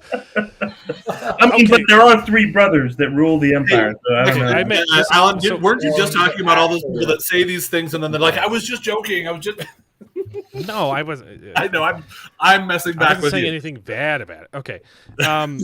So here's the thing. I just have a hard time with that actor. Like that actor is just like he just rubs me the wrong way. I think because like he's so Lee Pace or no dangerous phrase to say. No, the main guy of Friends. You mean right? Sorry, you mean the entire point of the movie is that he's a character who rubs you the wrong way? Yes, like he just is a weird character, and that's how he is in every single thing that Jared, that's the plot of the movie. Is that I know, this and character weird. is weird. I don't know why I had to watch that. I didn't need to watch that. I didn't need to watch some guy go off and wander through the sewers and then lose his wife in the middle of the sewers. It was so bizarre how he lost his wife so randomly. Oh my goodness! And that was the point at which really like it really started getting me confused and figuring out like, wait, I was is there confused. something else like extra going on besides him just being kind of crazy? Is he like extra crazy? Is this like some supernatural thing? Like what is going on here? It just sounds like he took out the trash. Look, I was confused too. The first half of the movie, I was laughing. I was like, "Oh, this is funny," and then the second half of the movie, I was like, "This is so bizarre. I have no idea where this is going. What's this sewer stuff? What's the point of the? I don't understand the point of this movie." But you cannot deny the ending of the movie ties it all together and tells you, hey, this one stupid joke was the point of the movie, and it's freaking hilarious. Okay, David, wait. David, are you doing that so we don't spoil this? He hasn't seen it. I haven't seen the second half. You don't need to watch it. Don't even He's only seen the funny first half. You don't need to We're not going to spoil anything because there's nothing to his wife disappeared in the sewers. Oh, so you stopped at the spot where the wife disappears, huh? Yeah. Okay. So what you missed, by the way, Jared, is he was watching it, and I hopped on and started watching it and kicked him off. And he didn't bother going back to it for a week and a half. The ending of the movie is perfect. Max, and didn't have to have done that anyway. The ending of the movie is perfect, right? No. You might have to go over it a little bit because I don't get what the whole joke was. I guess I thought it was a good ending. David, mute yourself for like. Okay, I'll wave at you. Fine. Okay. Give me a thumbs up when you're done. We'll do. You don't understand the ending of the movie, Charles? I don't understand what joke you're referring to. I understand the fact that he covers up the fact that he's lost, that he doesn't have, that he's got a piece on. The point of the movie was him proving his friendship by going even more extreme in order to help committing cover up so the fact hard he's willing to become a terrorist to save his friend's reputation. I mean, he only went that much further, but it was just for the moment. But yeah. Yeah, I mean, I thought that was pretty good. Look away! If anybody so looks bizarre. up, It was so bizarre. Like, really, that's where we're gonna end with that? Like, no, it was so perfect. It's so perfect. He gets put in the police car and he's envisioning their perfect friendship, and he looks over and gives him a wink. It gives him the wink. What a perfect ending! It was freaking hilarious. I was peeing my pants after 30 minutes of just being so confused. The ending was like so cathartic and like, oh my gosh, that is so brilliant. much nonsense that it's brilliant. The ending was brilliant. I thought it was a funny bit, but it made no, like, it was so not pointless. Absolutely pointless. Led up to, I don't know, it was so weird. I guess I didn't imagine like the arc, the climax was him proving his friendship. I thought that was a good tie-in. You know, it was a good bit. I thought it was a good bit. I enjoyed the ending as well. The movie's called Friendship. That's what the finale was about. I should have. It was about their friendship. As you describe it, he was willing to hold everyone in the room at gunpoint to protect his friend. Well, see, It's so dumb. he And it was no longer his friend that said, "I don't want to be your friend anymore. Get out of here." And then he broke into his house multiple times, and I'm like, It was a such a funny good bit ending. to end it with, It was but great. it was such a bizarre lead up that, and I get to your point of because it's named that. Yeah, I guess that does mean that's probably the point of the movie, but it was so bizarre that I felt so. Oh yeah, by the fact that just it was yeah, that's bizarre, fine. but it was a perfect ending, man. Okay. Everyone needs to watch Friendship. It's I hilarious. agree. It was a good ending. It was a perfect ending. I think for me though, the moment that I realized it was not a normal movie is when he did his apology thing in front of his friends. Like the first time he was with the group of friends. Sorry, guys. And they did it for a solid. I messed 2 up. minutes. It I felt messed up, guys. 5 minutes. Weird. You want me to make it better? Do you want me to eat a bar of soap? Does this make? He sticks the bar. Oh I'm my like goodness. such a goof, such a goofy guy. But it's stuff like that where I'm like, why is this funny? Like, why does this why is this a character? That's when I realized it's not funny. Like I So realized good. this movie is not a comedy. This is disturbing. Mm-hmm. That's when I started to I don't get realize it. this is a disturbing movie. Yeah, and it's hilarious. Oh man! Also the Not my best. cup of tea. The best line from the whole movie was, "I had an orgasm in the sewers." That was weird. That was really weird. It was very weird. I love his reaction. He's just like, He's like, what? I honestly think that one of the best bits that's along those lines was right at the very beginning, where she's like, "Oh, well, I have an orgasm," and then he's like, "I've been orgasming." Just what is he's wrong great with at you? the beginning. He's At hilarious that at the point, beginning. It was still amusing It was that a good he's line. just so clueless and dumb. All right. But Oh, All right, we done. We get. Do they ever Yeah, I think- explain yeah. how she has that? No. I don't get. Yes. No, in that he scene, just- in the very scene, she explains it. She I got don't get lost, and then she's like, "Oh my gosh, I'm having an orgasm." Yeah, I don't get how That's it. she No, has it was. that though. It I was. mean, that's a little bit of a spoiler Sorry, for David. Maybe we need to kick him back off again. It was. Oh, It's later. David, jump back on? Oh, shoot. Yeah, It was- we it gave- was- waved your arms. I thought that was yeah. it. I'm He had- sorry. I was, and then Charles brought it back. It was an emotional revelation that led her to climb. Yeah. Okay, all right, okay, fair enough. It was such a weird movie. We need David to finish it so he can tell us what he thinks. You tell us all about the orgasm. We David. should have a full experience orgasming in the sewer. Goes full Dude, circle. Abel, for you the, gotta watch Friendship. It's amazing. It's a. You It's a don't perfect really film. have to. It's a masterpiece. It is. It is a It is American treasure. it's a good It is a movie. I bizarre recommend movie, it. and The first bit was wild. I'm I so, can't go as far as to recommend it, but I see where they're coming from. I am so glad I watched that movie. It made me so happy. You know what, Tech Max, Alan, we disagree. I disagree with you. Therefore, you need to get off the stream. No, I don't think the yeah. Okay. Real inclusive after that very inclusive conversation. Right. I just wanted to bring it back to that. If you don't conversation like the we movie had Friendship, I don't times. think you belong in my church. Okay. Wow. So, speaking of something that nobody else has seen, what about Peacemaker? Oh, Charles I is think doing dicks. Don't know. I've what seen to it yeah. as well. Charles said What? there weren't any boobies in it this time. There so- was not any movies. No, in I this. was not paying as much attention this episode. Yeah. That's why. Charles. Cut up on all of the. No, DC, like, I'll stuff actually say this is one of the better episodes. I think last episode and this episode were better because it actually got into more fights. Yeah. Like the first two episodes had nothing except for the orgy. Yeah. These later two They- episodes they actually kept had going back fights, to and I think it's pretty interesting. A lot of it's really dumb. I think my overall take is that it just feels like R-rated Disney Channel because it's got I the will say- same level writing, it's got the same like jokes, but it's R-rated. Also, it seems like the stakes of this movie are just completely benign. This Yeah. Or the TV Well, show. the stakes. The stakes I don't they're know. limited to the scope of the TV show itself, which it probably should be. It shouldn't really have huge. I mean, there might be some knock-on effects to it, but it shouldn't have a big continuation into like it being an essential viewing for the rest of the DCU, because that's a terrible idea to require an R-rated thing to be viewed for the rest of your superhero stuff. So yeah, I don't have a lot to say on it, but it was fine. It was all right. Did you watch it? Yeah, I've watched it. Okay, So I'm okay, kind okay. of yeah. I think it's an interesting story. It's okay. I think the characters. I think the writing sometimes annoying. The jokes are sometimes annoying, but the characters do good in their job. I think my overall kind of opinion of Zach He doesn't. Jeff Gunn. Go on. Jeff Gunn. I almost said Zack Snyder. Is that I think he's good with casting characters. I think all the characters in Superman were great, and I think all the characters in this were great as well. They do a great job, and they play their character pretty well. But the story and the decisions that he makes ruin the show, ruin the movie, ruin his stuff. Yeah. I think the reason why it is a bad show is because of the orgy in the first few episodes, and because of just like David how liked much that first episode. all of the characters hate each other. They're all so mean. Maybe that's the characters.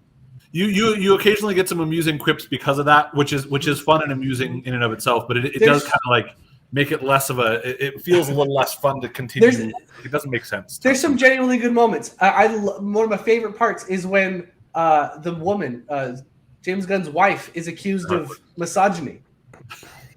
That's a great joke. She's got toxic masculinity. I'm a woman. Toxic masculinity. How can I have? I'm a woman. I love it. What's annoying bit is there's the guy from Zombieland, the actor.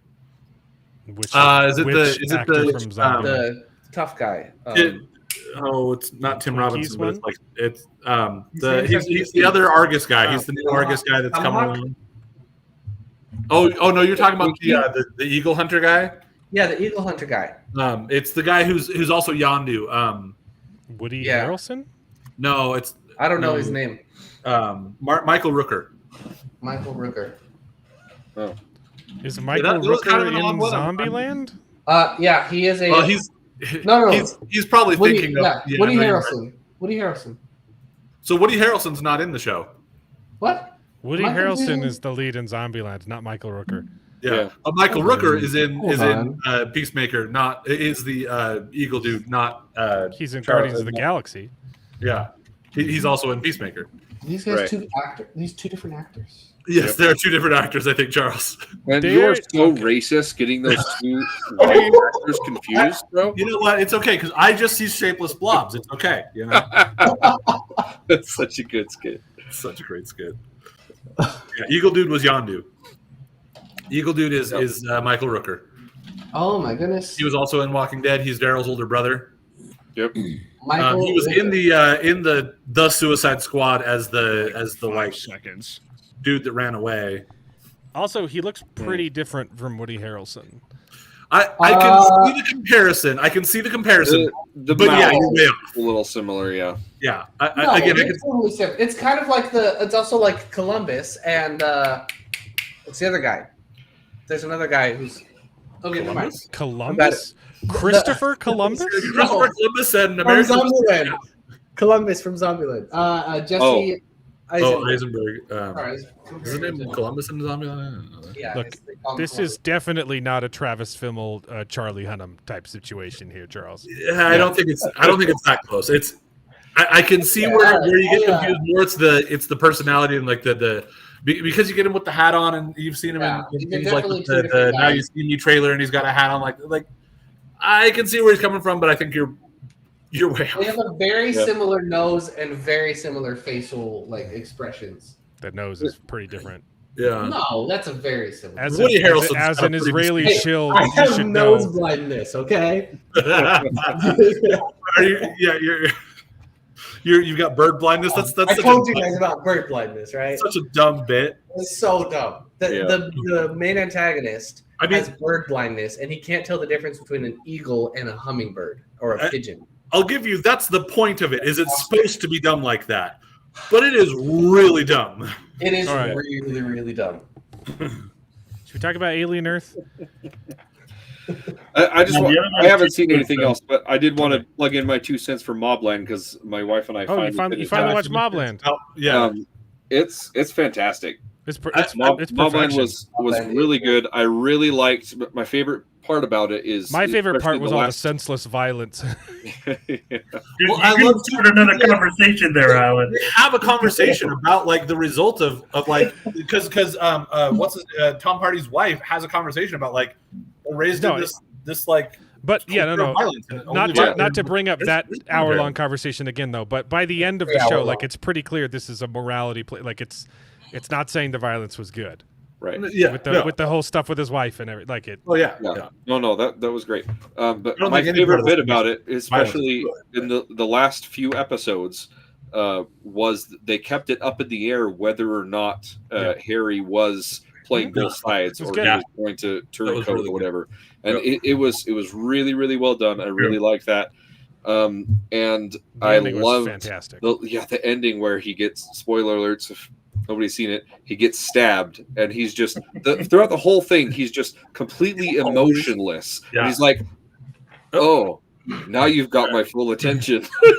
Yeah, I know, right? And he's also like totally even keel about it. He's just like, right. And that's how he's been the whole entire show. He's like, crap is hitting the fan. He's like, I'll take care of it. Let me take care of this. I'll do this. I'm going to do this thing. And he gets stabbed by his wife accidentally. And he's like, oh, shoot. Okay. No, we're good. We're good. We're okay.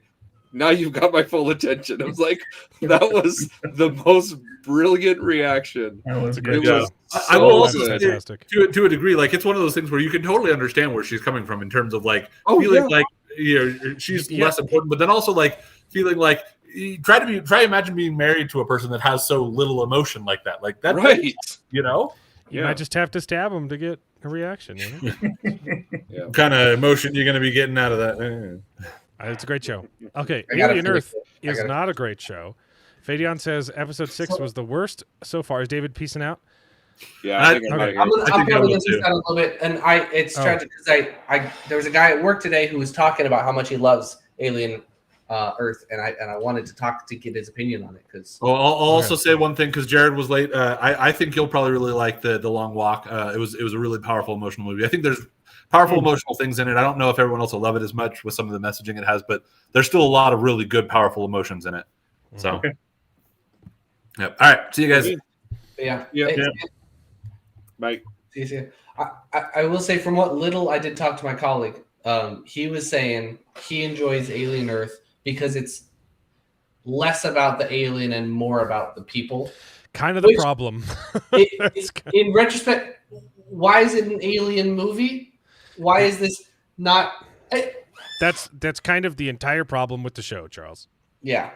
You should treat him like somebody who's mocking Charlie's death and just disown him. No, hey, he's a cool guy. I like the guy. I like him. And we can't. What about this conversation we had with inclusivity? I wanted to his genuine opinion about why he enjoyed it, and I want to talk more about. In past episodes, it's just incredible. I think it has good ideas. The execution is horrible, and I still don't understand why it's an alien movie because it doesn't want to do the alien stuff. But the worst sin is that it's so incredibly inconsistent. And because it's so inconsistent, it feels like there are zero stakes because the main characters are protected by plot armor. They show the alien killing a room full of like 30 or 50 people in literal seconds. It's like 3 seconds, kills everyone in the room, and then takes half an hour to try and kill the main character. And you're like, this is ridiculous. And it happens more than once with the same characters, and a whole squad of elite Marines get slaughtered in 30 seconds, or sorry, in like a blink of an eye. It's like it pans away and it does so, and it shows stuff happening behind, and then he turns around and everyone's dead except for him. And there's like 8 people with rifles already drawn on the alien, and they're like, huh? And then it's ridiculous. Yep. I do disagree with Fadion, though. I think episode 5 was way worse than episode 6. Episode 6 is bad. See you guys. But episode 5 is worse. Yep. Remember, WWHD.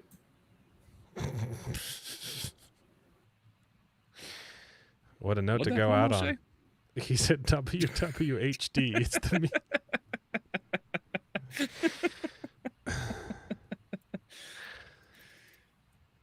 the only good thing in it was Morrow. Oh yeah, the elevator conversation was good. I like that between the cyborg and the robot. That was a good conversation. The rest of the episode was pretty garbage.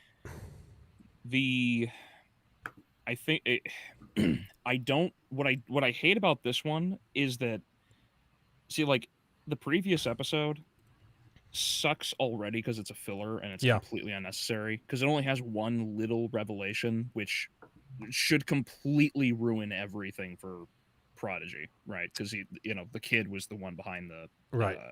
the The hijack. sabotage. But everything else is just incompetence on, like, you have the whole crew, the one guy doesn't know what anything means, and then he uses a word that he didn't even use correctly. It's ridiculous. And then it's when the plot hinges on incompetence, it's just hard to believe, right? And then at least in this episode, it was justified because the incompetence was coming from a literal child, but it was still like, even then, like, as a 10-year-old, I would not have done something that stupid. I don't like how. And then the adult did the same stupid thing. Sorry, go on. Yeah. No. It's not wrong, but there's an issue of incompetence in the previous one because it's in the setting of these people are running this ship and they shouldn't be running it. Clearly, like, they're that foolish. But then you get to this one and it's just incompetence of the plot. It's worse than like Deus Ex Machina. It's not like, oh, a solution comes out of nowhere. It's like, no, the plot literally only exists because the screenwriters are stupid and they can't think of a better way to do this. Yeah. It's just lazy and boring, and I don't like how well, I don't know, like, the incompetence point is that it overlaps pretty hard. I was trying to separate it, like, it's an issue of the plot, which I think is still accurate. As you said, it's like a reverse Deus Ex Machina. You have too many problems coming up that shouldn't, like how, like, the xenomorph egg opens and the kid, like, goes out, but the guy doesn't hear the alarm. He doesn't hear the egg open. He doesn't hear the door open. Right. It's a lot of nonsense. The fact that he opened the door to begin with was retarded. You could clearly see the robot was already dead, and also it's a robot. You can maybe it's not, if it's not already dead, it's not in immediate danger. You can recover the data maybe. There's nothing to be gained by opening the door to recover the body of a robot. And it also would reveal, if they can't. There was zero urgency in that situation either. Like, it could have been done later. Sure. And that would reveal another issue too, because the whole point that the show is trying to make is that Boy Wonder over here is supposed to be like the smartest guy on the planet. And he's retarded. But it would be incredibly retarded if he doesn't have backups of the kids. Yeah. Like, like, and I don't like the how fact that the kid went into that room to if I was a kid, I would open the door, set it on the floor, and then close the door. But he opens the floor, walks into it, and then loses his footing, so the door closes. It was just so stupid. Well, what I don't understand is, like, on the point of inconsistency, they're playing fast and loose with this crap constantly. Are the robots super strong, or are they not? He rips a steel door straight off its hinges, but then he can't, like, move the rest of the door. Yeah. Which is it? Like, I don't. These are the kinds of logistical issues. You can jump off of a cliff and free fall, like 2 football fields and be okay, you know? Yeah. That's why I don't understand. Like, this inconsistency pissed me off, though. That they did we're going to erase your memory and then not tell anyone, so they're all going to tell you what happened. I was like, and then when she's confronted, when Wendy confronts the doctor, and you're like, why did you erase your memory? You're a horrible person. And the doctor didn't say, because she physically assaulted me and something is wrong with her brain and we had to go and fix that, or she would be a danger and kill people. And the doctor is an idiot and doesn't try and say that to calm Wendy down. Yeah, the issues of episode 5 overlap hard into this one, because now everyone is acting independently of everyone else. Like, yeah. Boy Wonder should be like the final say-so about everything that comes with the children, but that's not being done. It's like the guy is like, yeah, I want you to erase her memories. What? How? Why? Like, there's no follow-up whatsoever. Wendy and all of them aren't told, or their memories adjusted. Nothing. And I get why they wouldn't do it necessarily to Wendy, because then she would lose the ability to, you know,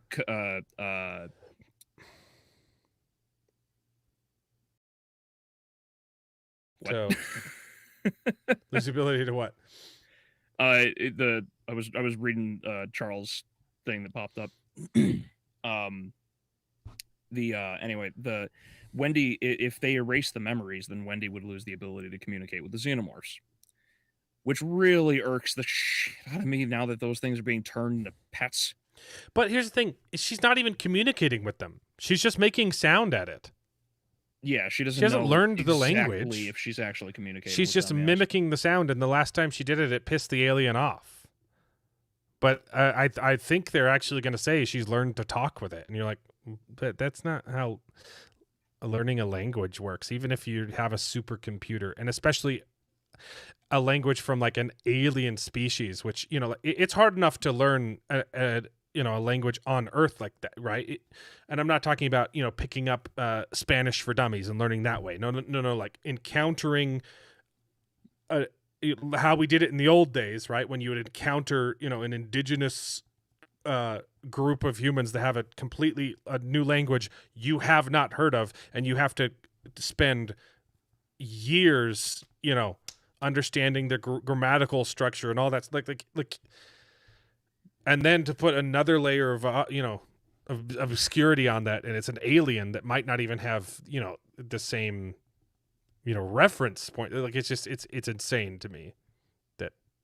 But I'm a big translation nerd, so yeah. Yep, there you go. I don't like that in the same way I mentioned earlier with in previous episodes of your show here, how they basically just opened up the entire list of everything for, hey, this is what we're going to do. We're just going to use all these sound effects and music and everything. Now they're doing the exact same crap that all of the other movies did, like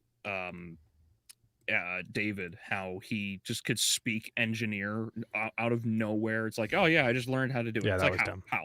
That was dumb. like even a supercomputer, right? Like, we have that kind of processing power now, and AI wouldn't be able to do that quick. Mm-hmm. Let's see what else. So, oh yeah, the conversation in the elevator is probably the strongest part of the episode. Yeah, and the boardroom meeting was fine as well. I hated it. Really? I thought it was atrociously bad. Okay.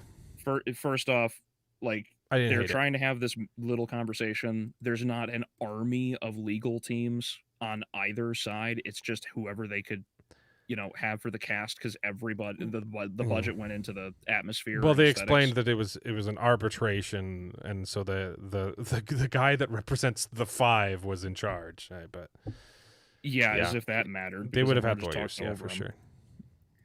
And then Wayland, like Yutani herself, had no argument whatsoever. Nothing. Yeah, didn't come prepared thinking, hey, he knows what's on the ship. Like, he's had it for enough time. I think he might know what's on the ship, guys. Mm-hmm. It was a pretty weak. And then she just completely folds to Boy Wonder, which really irks me because I want him to die. just like the most gruesome death this show can pull out. I do not like him. I especially since he's walking around barefoot all the time, as though that makes him special. I don't like how no extra information was revealed to Yutani with the robot. I forget his name, Maro or something. Maro. No, yeah, so Maro. Yeah, so he didn't reveal anything particularly special outside of he's working with somebody who could possibly fail the entire mission, which is stupid. And then there's no leverage. Like, she went into that willing to capitulate the entire time. No leverage, no insurance, nothing. Mm-hmm. How does that work? You would think yeah, you have to have, like, he had cards to play, and she also knew that he would have those, like you'd have to be an idiot to not know that he had what cards he was holding. because you gave him the cards and not have any cards to play of your own. It was really dumb. That was dumb. I agree. I also really You've convinced me that scene was stupid. I also really do not like how the Timothy Chalamet. No, not Chalamet. No, the other guy, the Timothy Robot? Oliphant. Oliphant, How yeah. he's the android, and he's just watching all these problems. That was going really on. confusing, especially because it came after the conversation that he had with Morrow, where they're like, "Hey, we are very clearly on different sides," and then he's just letting him achieve his goals. That was weird. Going at it, nice. We're still going at it. We're talking about nerdy stuff now, though. We're talking about Alien Earth. Oh, I thought you were talking about Charlie. We were for 3 hours. Like 3 hours. True. Yeah, I mean, I went out. Just gonna give you a little bit. I'm sorry to interrupt you guys. Yeah, I just went out. I wanted to go out for a party, and there was no one out there. Like there was no one watching the fight, and I was like, bro, this is the event of the year. I was like, no one watching it, and I just got some tacos, and I came back home to watch it here. No, that's crazy because Canelo is huge. He's the biggest, yeah. It's Mexico, so it's weird. But I mean, I didn't want to go any further. I didn't want to go spend any money, to a fancy place where it's going to be packed. It's going to be so expensive, right? I just wanted to go to a local place, but there was no one there. There was 3 people, and 2 were waiters. So it's like, yeah, no, I overdressed for this. I was, I was wearing a blazer, yeah. So, but see you guys. Like, I'm gonna have dinner. I'm gonna watch the fight and have fun, man. Continue talking about nerdy stuff. Sorry you couldn't find a cool Mexican party where they no doubt were gonna say some pretty racist things about Canelo's opponent. Let's go, bro. No, I hope he loses. To be honest, I want Terrence to win. I want the black guy to win. I think I heard the N-word more times in Mexico than I've ever heard it in my entire life in the United States. Yeah, people love to see here because they think they don't have consequences. Except they were calling me the N-word, which was weird. Well, they will do that. They will call you a gringo and Yeah. All right. Have fun, man. Yeah. Thank you, man. Have a good night. Have a good night, buddy. Did you reply to my tweet? Yes. Yeah, maybe. Okay. Alien Earth. They had a cool conversation, but then it was weird that he didn't do anything about it, which was like he watched the whole thing. I don't understand what the robot's doing. I don't like that also he's just repeating David's steps all over again. But like I thought that's what they were gonna do with Wendy, so it's weird. The show has no balls too. Because for a second I actually got excited when the Indian kid goes to the brother, and I was like, "Oh, this could be good," and he's gonna sacrifice the brother to be the alien host, and that would be awesome. That would be good storytelling, and that would feed right into kind of the themes that we've been discussing, where Wendy's going to have to discover her humanity or lack thereof and decide whether she's going to be loyal to humans or the aliens that she's had developed an affinity for. And then they're like, nah, we're not going to do that. We're going to kill this character who's been on screen for like 30 seconds. Yeah. No balls. And everything that's going on right now with Wendy, and they hint at something bigger, but they're not fully committing because it's to anything. There's 2 episodes left. Yeah, which only goes to prove the problem of like the last 2 or 3 episodes are basically just fillers. Right, but like it's not like, oh, it's too early to kill off the brother, and he wouldn't be killed off until at least the next episode, right? Or she'd have to be confronted. Hey, do I save my brother or do I save this new? Because I'm not human anyway. They just said I wasn't a human. Just had the conversation. It was dumb. Yeah, because normally a challenge like that to a character normally would end with the choice being a climactic decision that it parallels the end of the story, or it happens earlier so that the character can have like the rest of her arc in this case, and they just didn't do it. Let's see. The closest they got was she's challenging whether or not this place is a yes place or whatever she was saying, which was only established in this episode. It was weird. Yeah. Oh yeah, this is a thing that's been a thing the whole time. Trust me.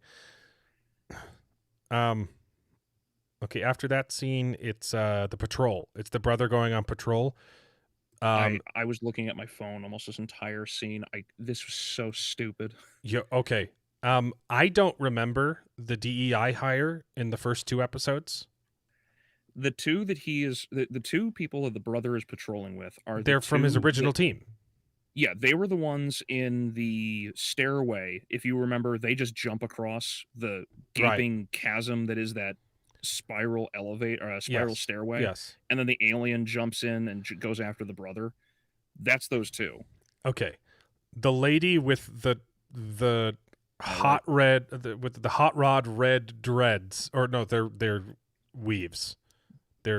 It's her wig. braids. The lady with the red wig hasn't had a lot of screen time yet. Like maybe she said like 2 lines. I don't remember her character very much. I understood from his original team. I don't remember her having any lines. Same. She's the worst actress I've ever seen. Her delivery was awful. I was cringing inside at her delivery. Yeah. There's no defense. It's just bad. Honestly, that whole conversation was terrible. Both of them. Yeah, it was. The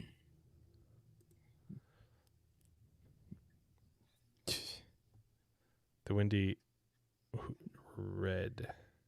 Oh, yeah, when Wendy's like, you said that you were pregnant, and we went to the spaceship, and all this other, and she's like, I don't remember anything. It's like oh, okay. Like, why would you not just prep everyone? Hey, look, we have her sedated right now. She tried to attack me. She threatened me. Something's clearly wrong. We're going to have to erase her memory. Don't talk about the crash or anything, because there's some kind of trauma response happening with, like, she's not adapting it's not, they would understand that. They know that they're experiments, right? And they're like, hey, look, the integration is not working well for her. And we know and because we love her, we're going to try and, we don't want to scrap her, but we're going to try and fix the problem, erase her memory. Like, why would you not tell anyone you're erasing her memory? It's so stupid. It was nonsense. And then why go through the trouble when you know people are going to talk to her and get confused? And then when people get confused, why don't you tell them what actually freaking happened and just saying, well, I fixed the code. I fixed the error. What was the term they used? Corruption. I fixed the corruption. No, tell her what freaking happened. Everything that's going on with Wendy, and this is a big issue of like the bad pacing of the show. They are ramping up her distrust of things so hastily. Oh yeah, it's happened this episode. yeah, but because the last 2 or 3 episodes have been filler. Yeah. So it's not an 8-episode story. It's 5. It's a glorified 5 at best. The whole show has been filler. And they have to make her distrust the company so that Prodigy can fail, and presumably the aliens are going to be destroyed, because how else is Yutani going to send Ripley in the future to go and get the maybe they send them off into space samples for quarantine and then want to bring them back? I don't know. Yeah, it was dumb. What else happened? They have that stupid conversation where she doesn't tell her why she erased her memory's friend. Oh, they go, and then the absolute stupidity that the kid did the stupid thing, and then the adult does the stupid thing too, so that the plot can exist. I was like, are you freaking kidding me? And what's crazy is the scene prior where he's talking to the brother and he, disables their trackers. And that's why he realizes that the guy's dead, is the computer tells him, hey, this guy's dead. Oh, I better go check on him. Oh yeah, and he knows that he's dead because the computer told him he was dead. But no, it's really important that I open the door and pull him out right away. Also, I don't know if most people know how just animals work, and maybe it's different because they're alien animals. Okay, but even predators. Maybe there are some extreme predators who hunt for sport, but they only are dangerous. They only hunt when they need food, and if they just got a whole body, which they clearly haven't finished eating yet, and I guess they eat electronics, which is weird. Yeah, I didn't get that either. They haven't finished the body. They are not going to be a danger until their food is gone. That's how 99% of the animal kingdom works. And occasionally you'll get a psycho predator like the alien that enjoys the kill, right? Polar bears. I can't think of any other examples. I know there are a few other that are just psychotic and that will hunt for the sport of it, but not many. So it's weird that you get two aliens that with the same. Also, and this has really frustrated me this whole show, where on earth is their security force? Who's watching the cameras? Who's tracking the robots? Why isn't the computer keeping up with the robot status guy of the machine? That's the robot guy's job, and he does nothing. He just watches it happen. I hope they have a good explanation for that. I just don't understand, because I think what they're going to do is they're going to do something stupid, like he was effectively just David all over again. He's Like, gonna pull off his robot mask and he's David. No, that would be hilarious. But no, what I was thinking was he was basically just like, they're revisiting the David robot. I wanted to see how life found a way, like that. I think that's what they're going to end up doing with it, and that's stupid. He's very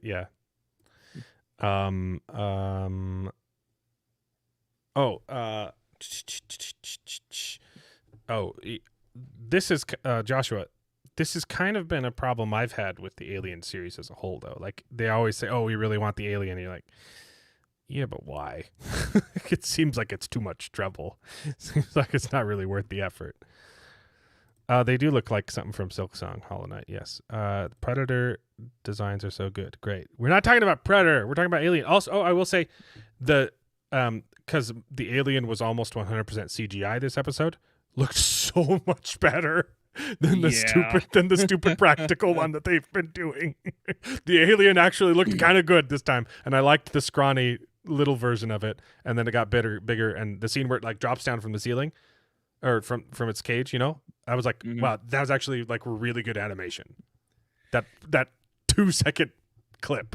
It's so goofy to me that like this show isn't even following like how the aliens like operate, because the alien like it needs to make a cocoon to get bigger, right? Yeah, basically, like it sheds its skin. Like we've only ever seen like one alien that's relatively this size, and that was the runner from 3 after it bursts out of the dog or ox, depending on which version of the movie you see. But we haven't really seen like an adolescent alien before outside of that. Oh, yeah, we saw one in Romulus, didn't we? Didn't we see a baby alien that in the next scene was a full-sized alien? Well, it was in the egg though. It puts this like cocoon on the wall, and it's molting inside of it because the moron sticks his face next to the tail that spikes him. But anyway, I did have a problem with that scene. The alien grew to full size between cuts in Romulus. Yeah, and Romulus did this. The aliens have always had like a 24 to like 48 hour gestation, like growth period where they grow, they shed their skin, they live in the environment basically. It's gonna be Blade Runner crossover. Oh, that would suck. Oh man, that would be absolutely terrible. Suck. They're doing another Blade Runner, but it's a movie, right? Not a TV show. I can't remember. I thought they were doing like 2059 or something. Yeah, I can't remember if it was a TV show or a movie. But okay, what happens? Okay. So Indian robot boy kills not dead yet. Kills Daddy Warbucks. He gets face huggered, and then he runs in, and he has to escape, and so he hides from the slugs that can melt metal behind a tiny metal grate. Yeah, and it works. Because that works. It's so. Oh, that scene pissed me off. They literally showed these bugs melt metal. They shoot acid,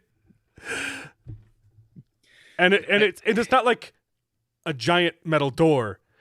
It's a teeny tiny exhaust cover that I could bend with my face. Yeah, basically. It's not sturdy. I don't. This is one of those really cheap props. Well, no, but those covers in real life are like that. I worked repairs. I was a handyman. If you look at it wrong, they'll dent. They'll bend. Sure. And of course, the vent is just big enough, of course, for both he and yes, because all vents are always big enough to be able to crawl through. He could have walked through that vent, man. Why did the door break? Even to the food hanger thing, it was just stuck, and so I have no idea. He just it was a contrivance for even that. Like this whole episode was just contrivances and sheer stupidity so that the plot could exist, and it pissed me off. Yeah. I think that's I that's don't the full know episode. how it That was ripped it. off the That was hinges. the whole thing. That it was like I 5 don't get it. scenes. And of then filler. and of course people are still defending this stupid eyeball alien as though it's a good thing. And it's like, okay, well, it distracted the kid, which caused him to fall over and the door to shut. It's my favorite concept that the show's presented, and the show's also done nothing with it. Mm-hmm. I'm other more than interested bumping in a wall this one time. Yeah, I'm more interested in the other aliens at this point because the main xenomorph has done like nothing. Yeah, but neither have the other aliens. Also, I don't remember those the acid spitting flies until this episode, right? Oh, Yeah, they because did say there were 4, but we only saw the leeches, the eyeball, the plant, and the xenomorph. Were there 5 specimens? I thought they said there was 4. No, there's 5. Okay. You have the ticks, the plant, the xenomorph, the eyeball, and these things. Okay. They've never seen the light of day until this episode, so cool. 2 more episodes to go. I don't think it's gonna get any better. No, I think it's gonna get worse. But I mean, I think this show could have been great. Yeah, It just needs. I will say this. I think aesthetically they managed to nail it for the most part. It doesn't look half bad. That's why I was giving it the benefit of the doubt. I was like, they did a decent job with a crappy, TV show budget of making this look like an alien movie, and then the the practical costume got in the way. But I mean, so was the first Alien movie. How couldn't have been that expensive? It was. I mean, okay, it probably was expensive. It wasn't like an indie film. It was Ridley Scott, right? Production budget. Why would they? That only movie looked bring real back good. Those 5 things. I have no idea. 11 million. That's even then. Even back then, that was pretty small. That was a pretty small budget. That's ridiculously small. I mean, Alien Resurrection had 70 million, and that was filth. So well, yeah, a big budget doesn't automatically mean it's going to be good. We know this. I mean, but the Alien used the budget wisely and kept the alien off screen for most of it in the shadows. Mm-hmm. Alien Earth budget. It's going to be like $100 million. Oh. Hold on. Is it north of 150? No kidding. 2? I'm going to go big. 3? 250. 250 million. What? It's 250 million? Of course, it looked good. Hey, if I'm a billionaire, okay? How much of that budget someone went towards brings the me a terrible script. soundtrack? I'm a billionaire. Someone brings me a script that's dog crap, and I say, instead of saying, "Hey, give the script another pass, make it better," I say, "Yeah, sure. Here's $250 million." That's as much as the reported budget for these for Fantastic Four.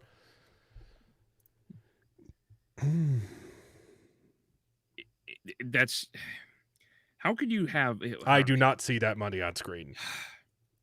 I'm willing to bet most of that money went towards Oliphant and the soundtrack, because whoever thought it was a good idea to pay for the rights of these older songs. I will say I do like the intro song when it cuts to the when they're doing like the opening credits. I think that kind of fits pretty well. Strange Brew, whatever that's what is. Kill What's Inside of You. I like that one, but the end credit songs are ridiculous. Yeah, it's that sort of like what they did at the end of what was it? Was it The Matrix, where they had that like System of a Down, not System of a Down, like Power Man 5000 or whatever. Du hast. That's one of the only. I used to listen to the Matrix soundtrack quite a bit, actually. I'm trying. There's the I'm a Firestarter, Club to Death, I think. Firestarter one, and then there was the Du hast one, and then I think Du hast was the end credits. I don't think Du hast was the end credits for The Matrix. I'm pretty sure it was Club to Death, because Club to Death was awesome. It might have been two songs. It might have started with that one, and then. What movie cost $250 million? Joshua, I'm pretty sure. Let's see. Most Marvel movies do now. Most of the Marvel movies at this point are over $250 million. Dude, Du hast is the credits song. Oh, is it? And then so Club to Death is number 4 on the track. Really? So I think the credits start with Du hast and then change to Wake Me Up. Oh, sorry, not. Wake me up inside. I can't wake up. I'm in the Matrix, man. Save me from the Matrix. I am in. No, it's wake up by Rage Against the Machine. Okay. Every time it cuts over to Ben's verses, it's just Keanu going, "Whoa, wake me up inside." Whoa. No, yeah. So $250 million, Josh. Captain America: Brave New World was in excess of $400 million. Thor: Love and Thunder was 250 or 270. Infinity War, I think I estimated that to be closer to like 400 million as well. Endgame was like 450. Like, a great deal of these movies and shows, by the way, have all been in excess of 200 or 250 million. Yes. It's crazy how expensive the Marvel movies have been. I just looked it up. It starts with Rage Against the Machine. The end credits do. Okay, that's what I. So Du hast must happen right before that, or is the second half of the credits? Okay. Yeah, it cuts in the. I should sit. He's talking on the phone. He hangs it up, and it cuts into the guitar intro. Yeah, and then he flies up. Yeah, down. Yeah, I remember that. Yeah. Yeah, it's been a while since I've seen The Matrix. Come on! Yeah.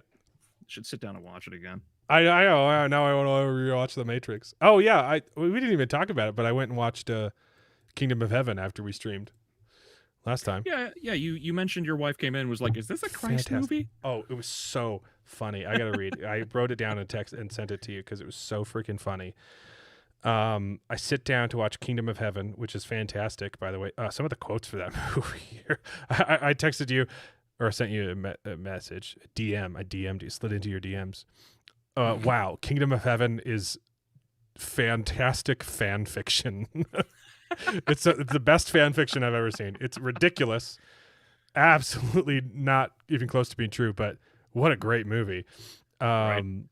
That's the terrible dichotomy. It's just like The King with Timothy Chalamet. It's like, it's a good movie, but my goodness, is it horribly inaccurate. Dude, that scene where he's burning the bodies, and the priest is like, "You can't burn the bodies; they'll be damned to hell." He's like, "If I don't burn the bodies, we will all be dead by disease." And then his response, the good guy's response is, and the priest is still protesting, and his response is, "God will have to understand God will understand, my lord. If he doesn't, then he is not God, and we need not worry."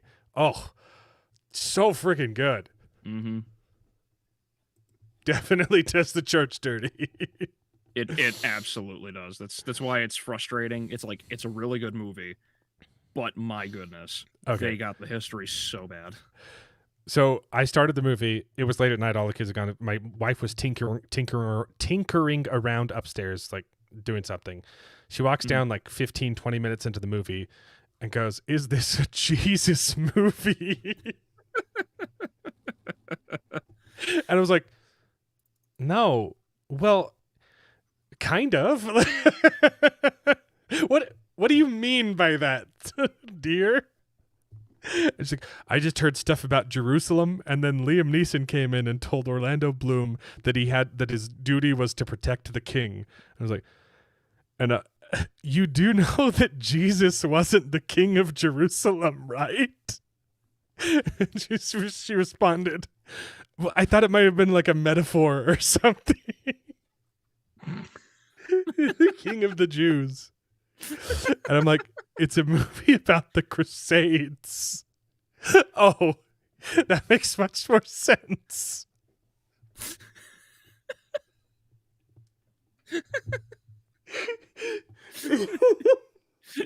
Your wife's amazing. I had to pause. I didn't start the movie again for like 10 minutes. It was so good. There's I don't think there's a okay. I was gonna say I don't think there's a reason to rewatch 2 or 3, but yeah, Matrix 1 is a perfect standalone film, but there are some cool scenes in the second one. Like maybe skip to like the freeway scene and just watch that, and then turn it off. That's a cool sequence with those ghosts whenever they're. I'm surprised that Aliens was only 18.5 million. I thought for sure after the success of Aliens, the second one would be like create like a $50 million budget or something. But yeah, Aliens, man, you talk about seeing. I mean, because Aliens suffers from. We got to outdo the first one, and they show the stuff on screen, right? They don't. They can't use the camera tricks and darkness to obscure the fact that it's a really cheap set. And they did Aliens with not even twice the budget of the first film. That's crazy. That's crazy. I've always, I said it back with my Rings of Power review years ago. It's like, just regardless of the size of the budget, it's clearly a difference in skill level. The size and quality of the team for Rings of Power pales in comparison to the small team that it's worse than that though. It's not just the skill level. It is the skill level, but also the fact what makes it worse is that the capability that we have now compared to then doesn't even compare. Yep. The things that we should be able to do, that we can do, it's like comparing a microwave to a supercomputer, Yeah. Tony Stark built aliens in a cave with a box of scraps because Tony Stark had pure talent and skill. Mm-hmm. And now with Rings of Power and Alien Earth, you have freaking the power of the gods at your fingertips, and the best you can do is $5. Yeah, basically. So yeah, it's a skill issue, but it's even worse because, man, our technology's progressed so much in regards to you have $1 billion CGI. to make this show and bring to life a visualization, a realization of the legendary Silmarillion by the late professor. Okay, that's cool. The best. What about a love triangle between? What about a love triangle between Sauron and Galadriel? Yeah, the best I can do is try to get Sauron to clap Galadriel. And then turn on Mount Doom like a fucking engine. I'm actually kind of impressed. The Alien franchise stayed pretty meager. Like Aliens 3 was 50 million, so that was the big jump, and that movie sucked. And then Alien Resurrection was 70 million. I'm sure Prometheus though was huge. 180, 150, I think, something like that. 130. Wow. Yeah, there you go. Yeah, that's pretty big. Yeah, it's like every one of them in ascending order basically doubles its budget, and they continue to get worse. Alien Covenant went down though to 97 million. Which is it did. Understandable because Prometheus did not perform. Yeah, well. so they definitely pulled back on that. That makes sense. I think Trump calling for additional funding and security for executive and judicial bodies. Interesting. Yeah. You kind of have to, at least for a bit. I have seen the fourth Matrix movie. I would rather get a vasectomy than watch that again. It was pretty bad, which is funny because it actually kind of promotes, unity through man and woman, but beyond that, it's like everything else sucks. Talk about pissing on your legacy. Right. That one's worse than Rings of Power because they did it themselves.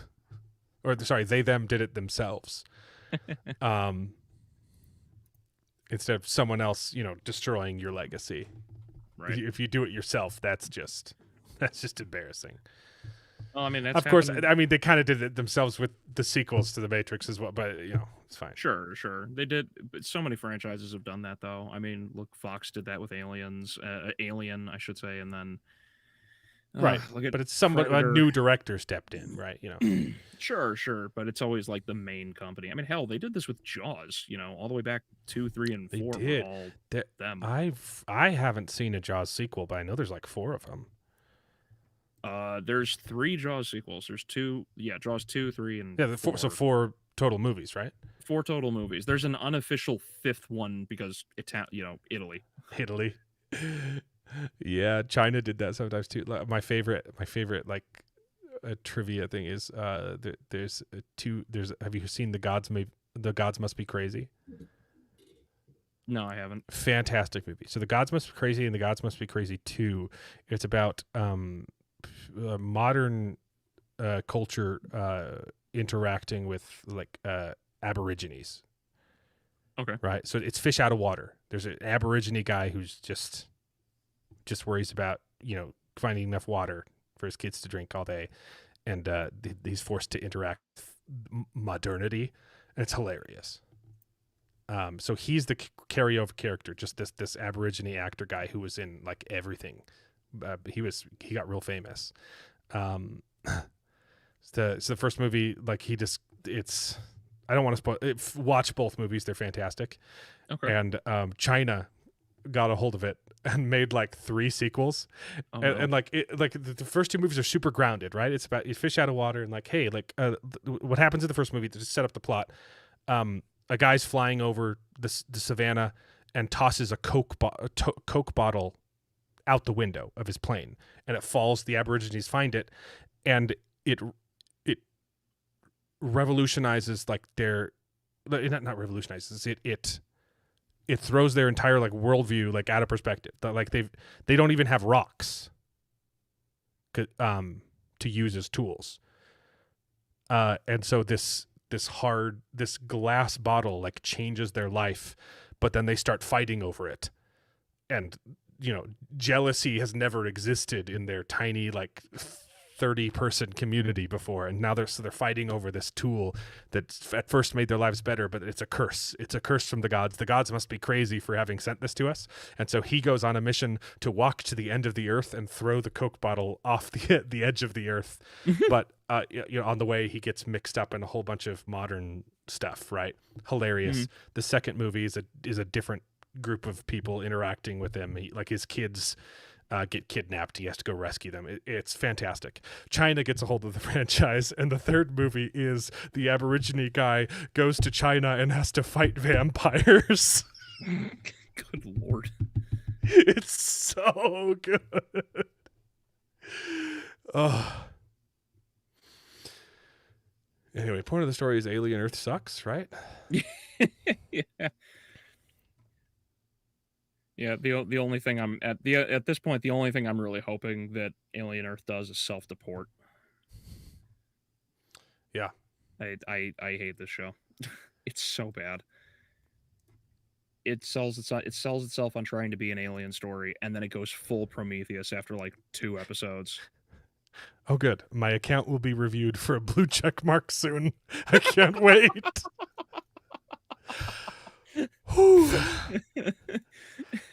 You're just gonna get a reply with, "Well, that's a shame. Your account's been banned."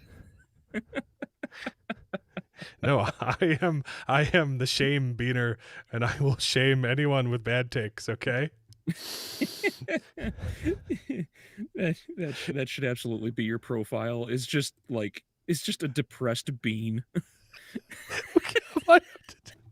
Just so you can, if the depressed bean gets more likes than your post really sucks. Oh.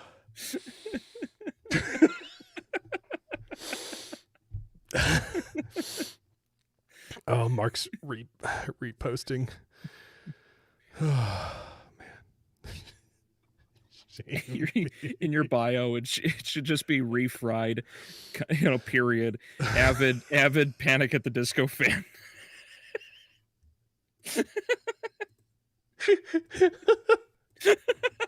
Okay. All right. We'll have to edit the profile. Okay.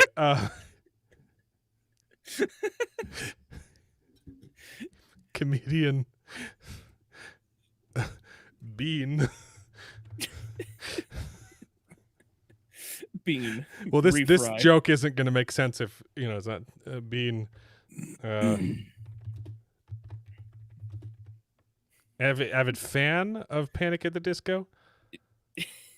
Yeah, I guess.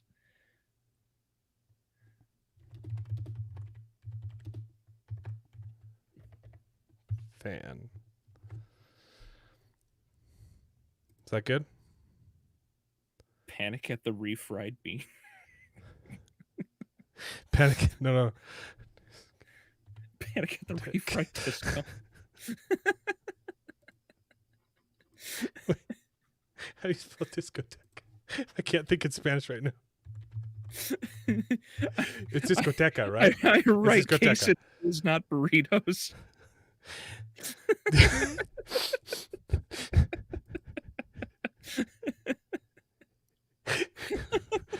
Nice.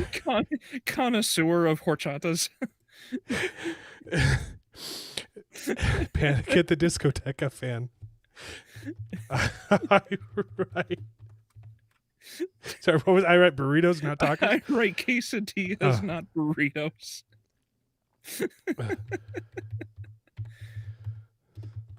Not burritos. What was that last one? It was good too. Oh crap! What did I say? What was it? Go chat. What did he say? Yeah, quick. Oh man, I don't remember. Okay. I can't remember what it was. I'll have to go back and watch. We'll save that for now.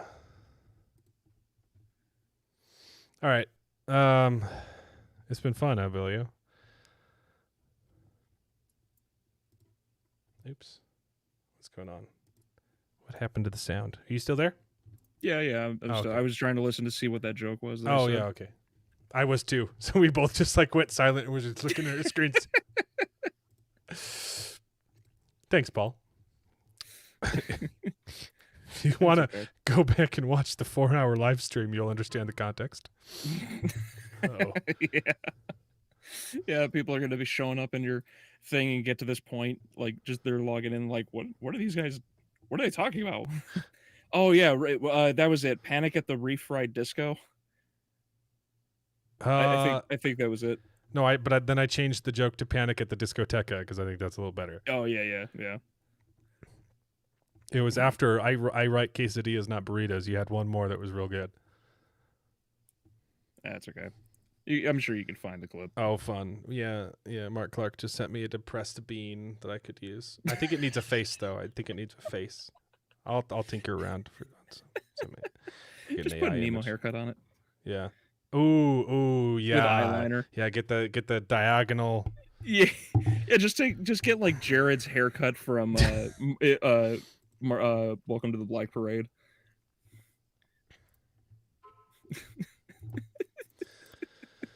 Okay, we got 2 more weeks of Alien Earth, man. It's gonna be a chore to get through. We forgot to even talk about Terminal List, but it's fun. This episode was actually really confusing plot-wise. The action was fantastic, but I wasn't following all of the plot.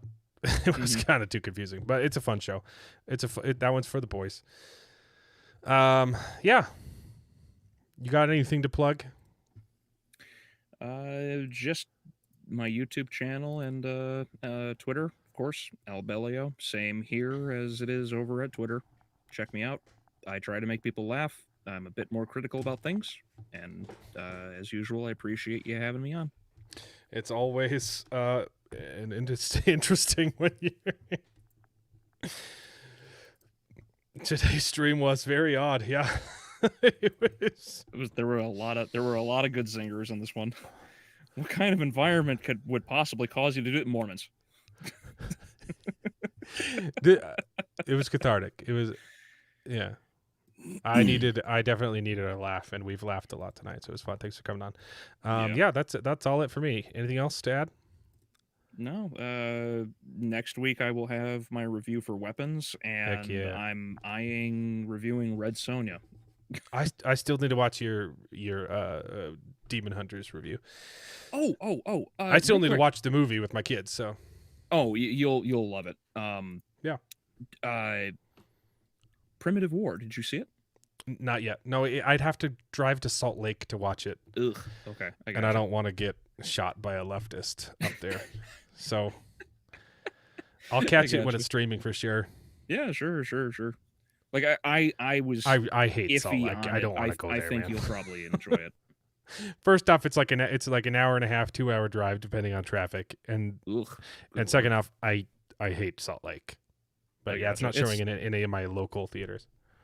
It's like me going down to Chicago. I hate it. Oh, it's the Cosme art. I haven't read it yet. It took a while for me to download those, because the first one I found wasn't at the actual PDF. It was a module for virtual tabletop. It wasn't Roll20. It was Foundry. So it was a PDF with programming that you could import into your virtual virtual tabletop. So I couldn't actually open it as a regular PDF, and I had to find new ones, but I did find them. And it's going to take a long time to read them, but I did immediately find the woke stuff. It's basically just a carbon copy of the new wokeness in the I don't know why they didn't call it 6E, D&D 6th edition, because the new 5E is not 5E anymore. It's completely different, and it's super woke, and it's all like, oh, D&D is about creating a safe experience, and you can cancel anytime. Oh, this is making me uncomfortable. Stop. And it basically just copies that section verbatim from the new woke D&D. It's really not much news. It like the actual core gameplay stuff actually sounds really cool. But the gay stuff sounds really not cool. So I got you. It's on Foundry. Yeah, and I could have still used them, but then I would have had to buy Foundry, and I wanted just plain PDFs. So it's like $50, and I don't want to spend that because I don't need it because I've got a big dungeon that I play D&D. Well, I haven't played it in a long time, but I'm trying to set up again. Okay, anyway, next week we'll see you then. All right. Have a good night, everybody. Bye. And now it is time to say goodbye. We had a great conversation. It's been fun. But all good things must come to an end, and the goodest ending I can think of is... Right now, this moment, this night. So I guess we just say goodbye. So, goodbye. Toodaloo. Au revoir. Auf Wiedersehen. Ciao. Ding dao day. But come back next week for more outrageous bloopers. This is the end. Well, there's only one thing left to do. I'm gonna go home and sleep with my wife.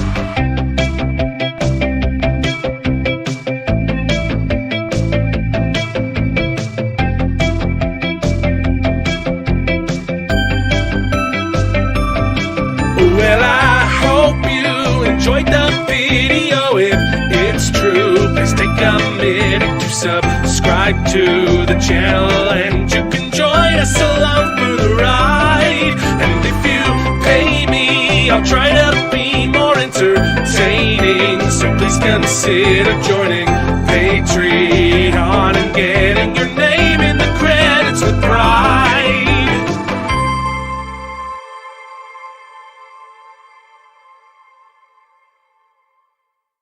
I'd buy that for $1.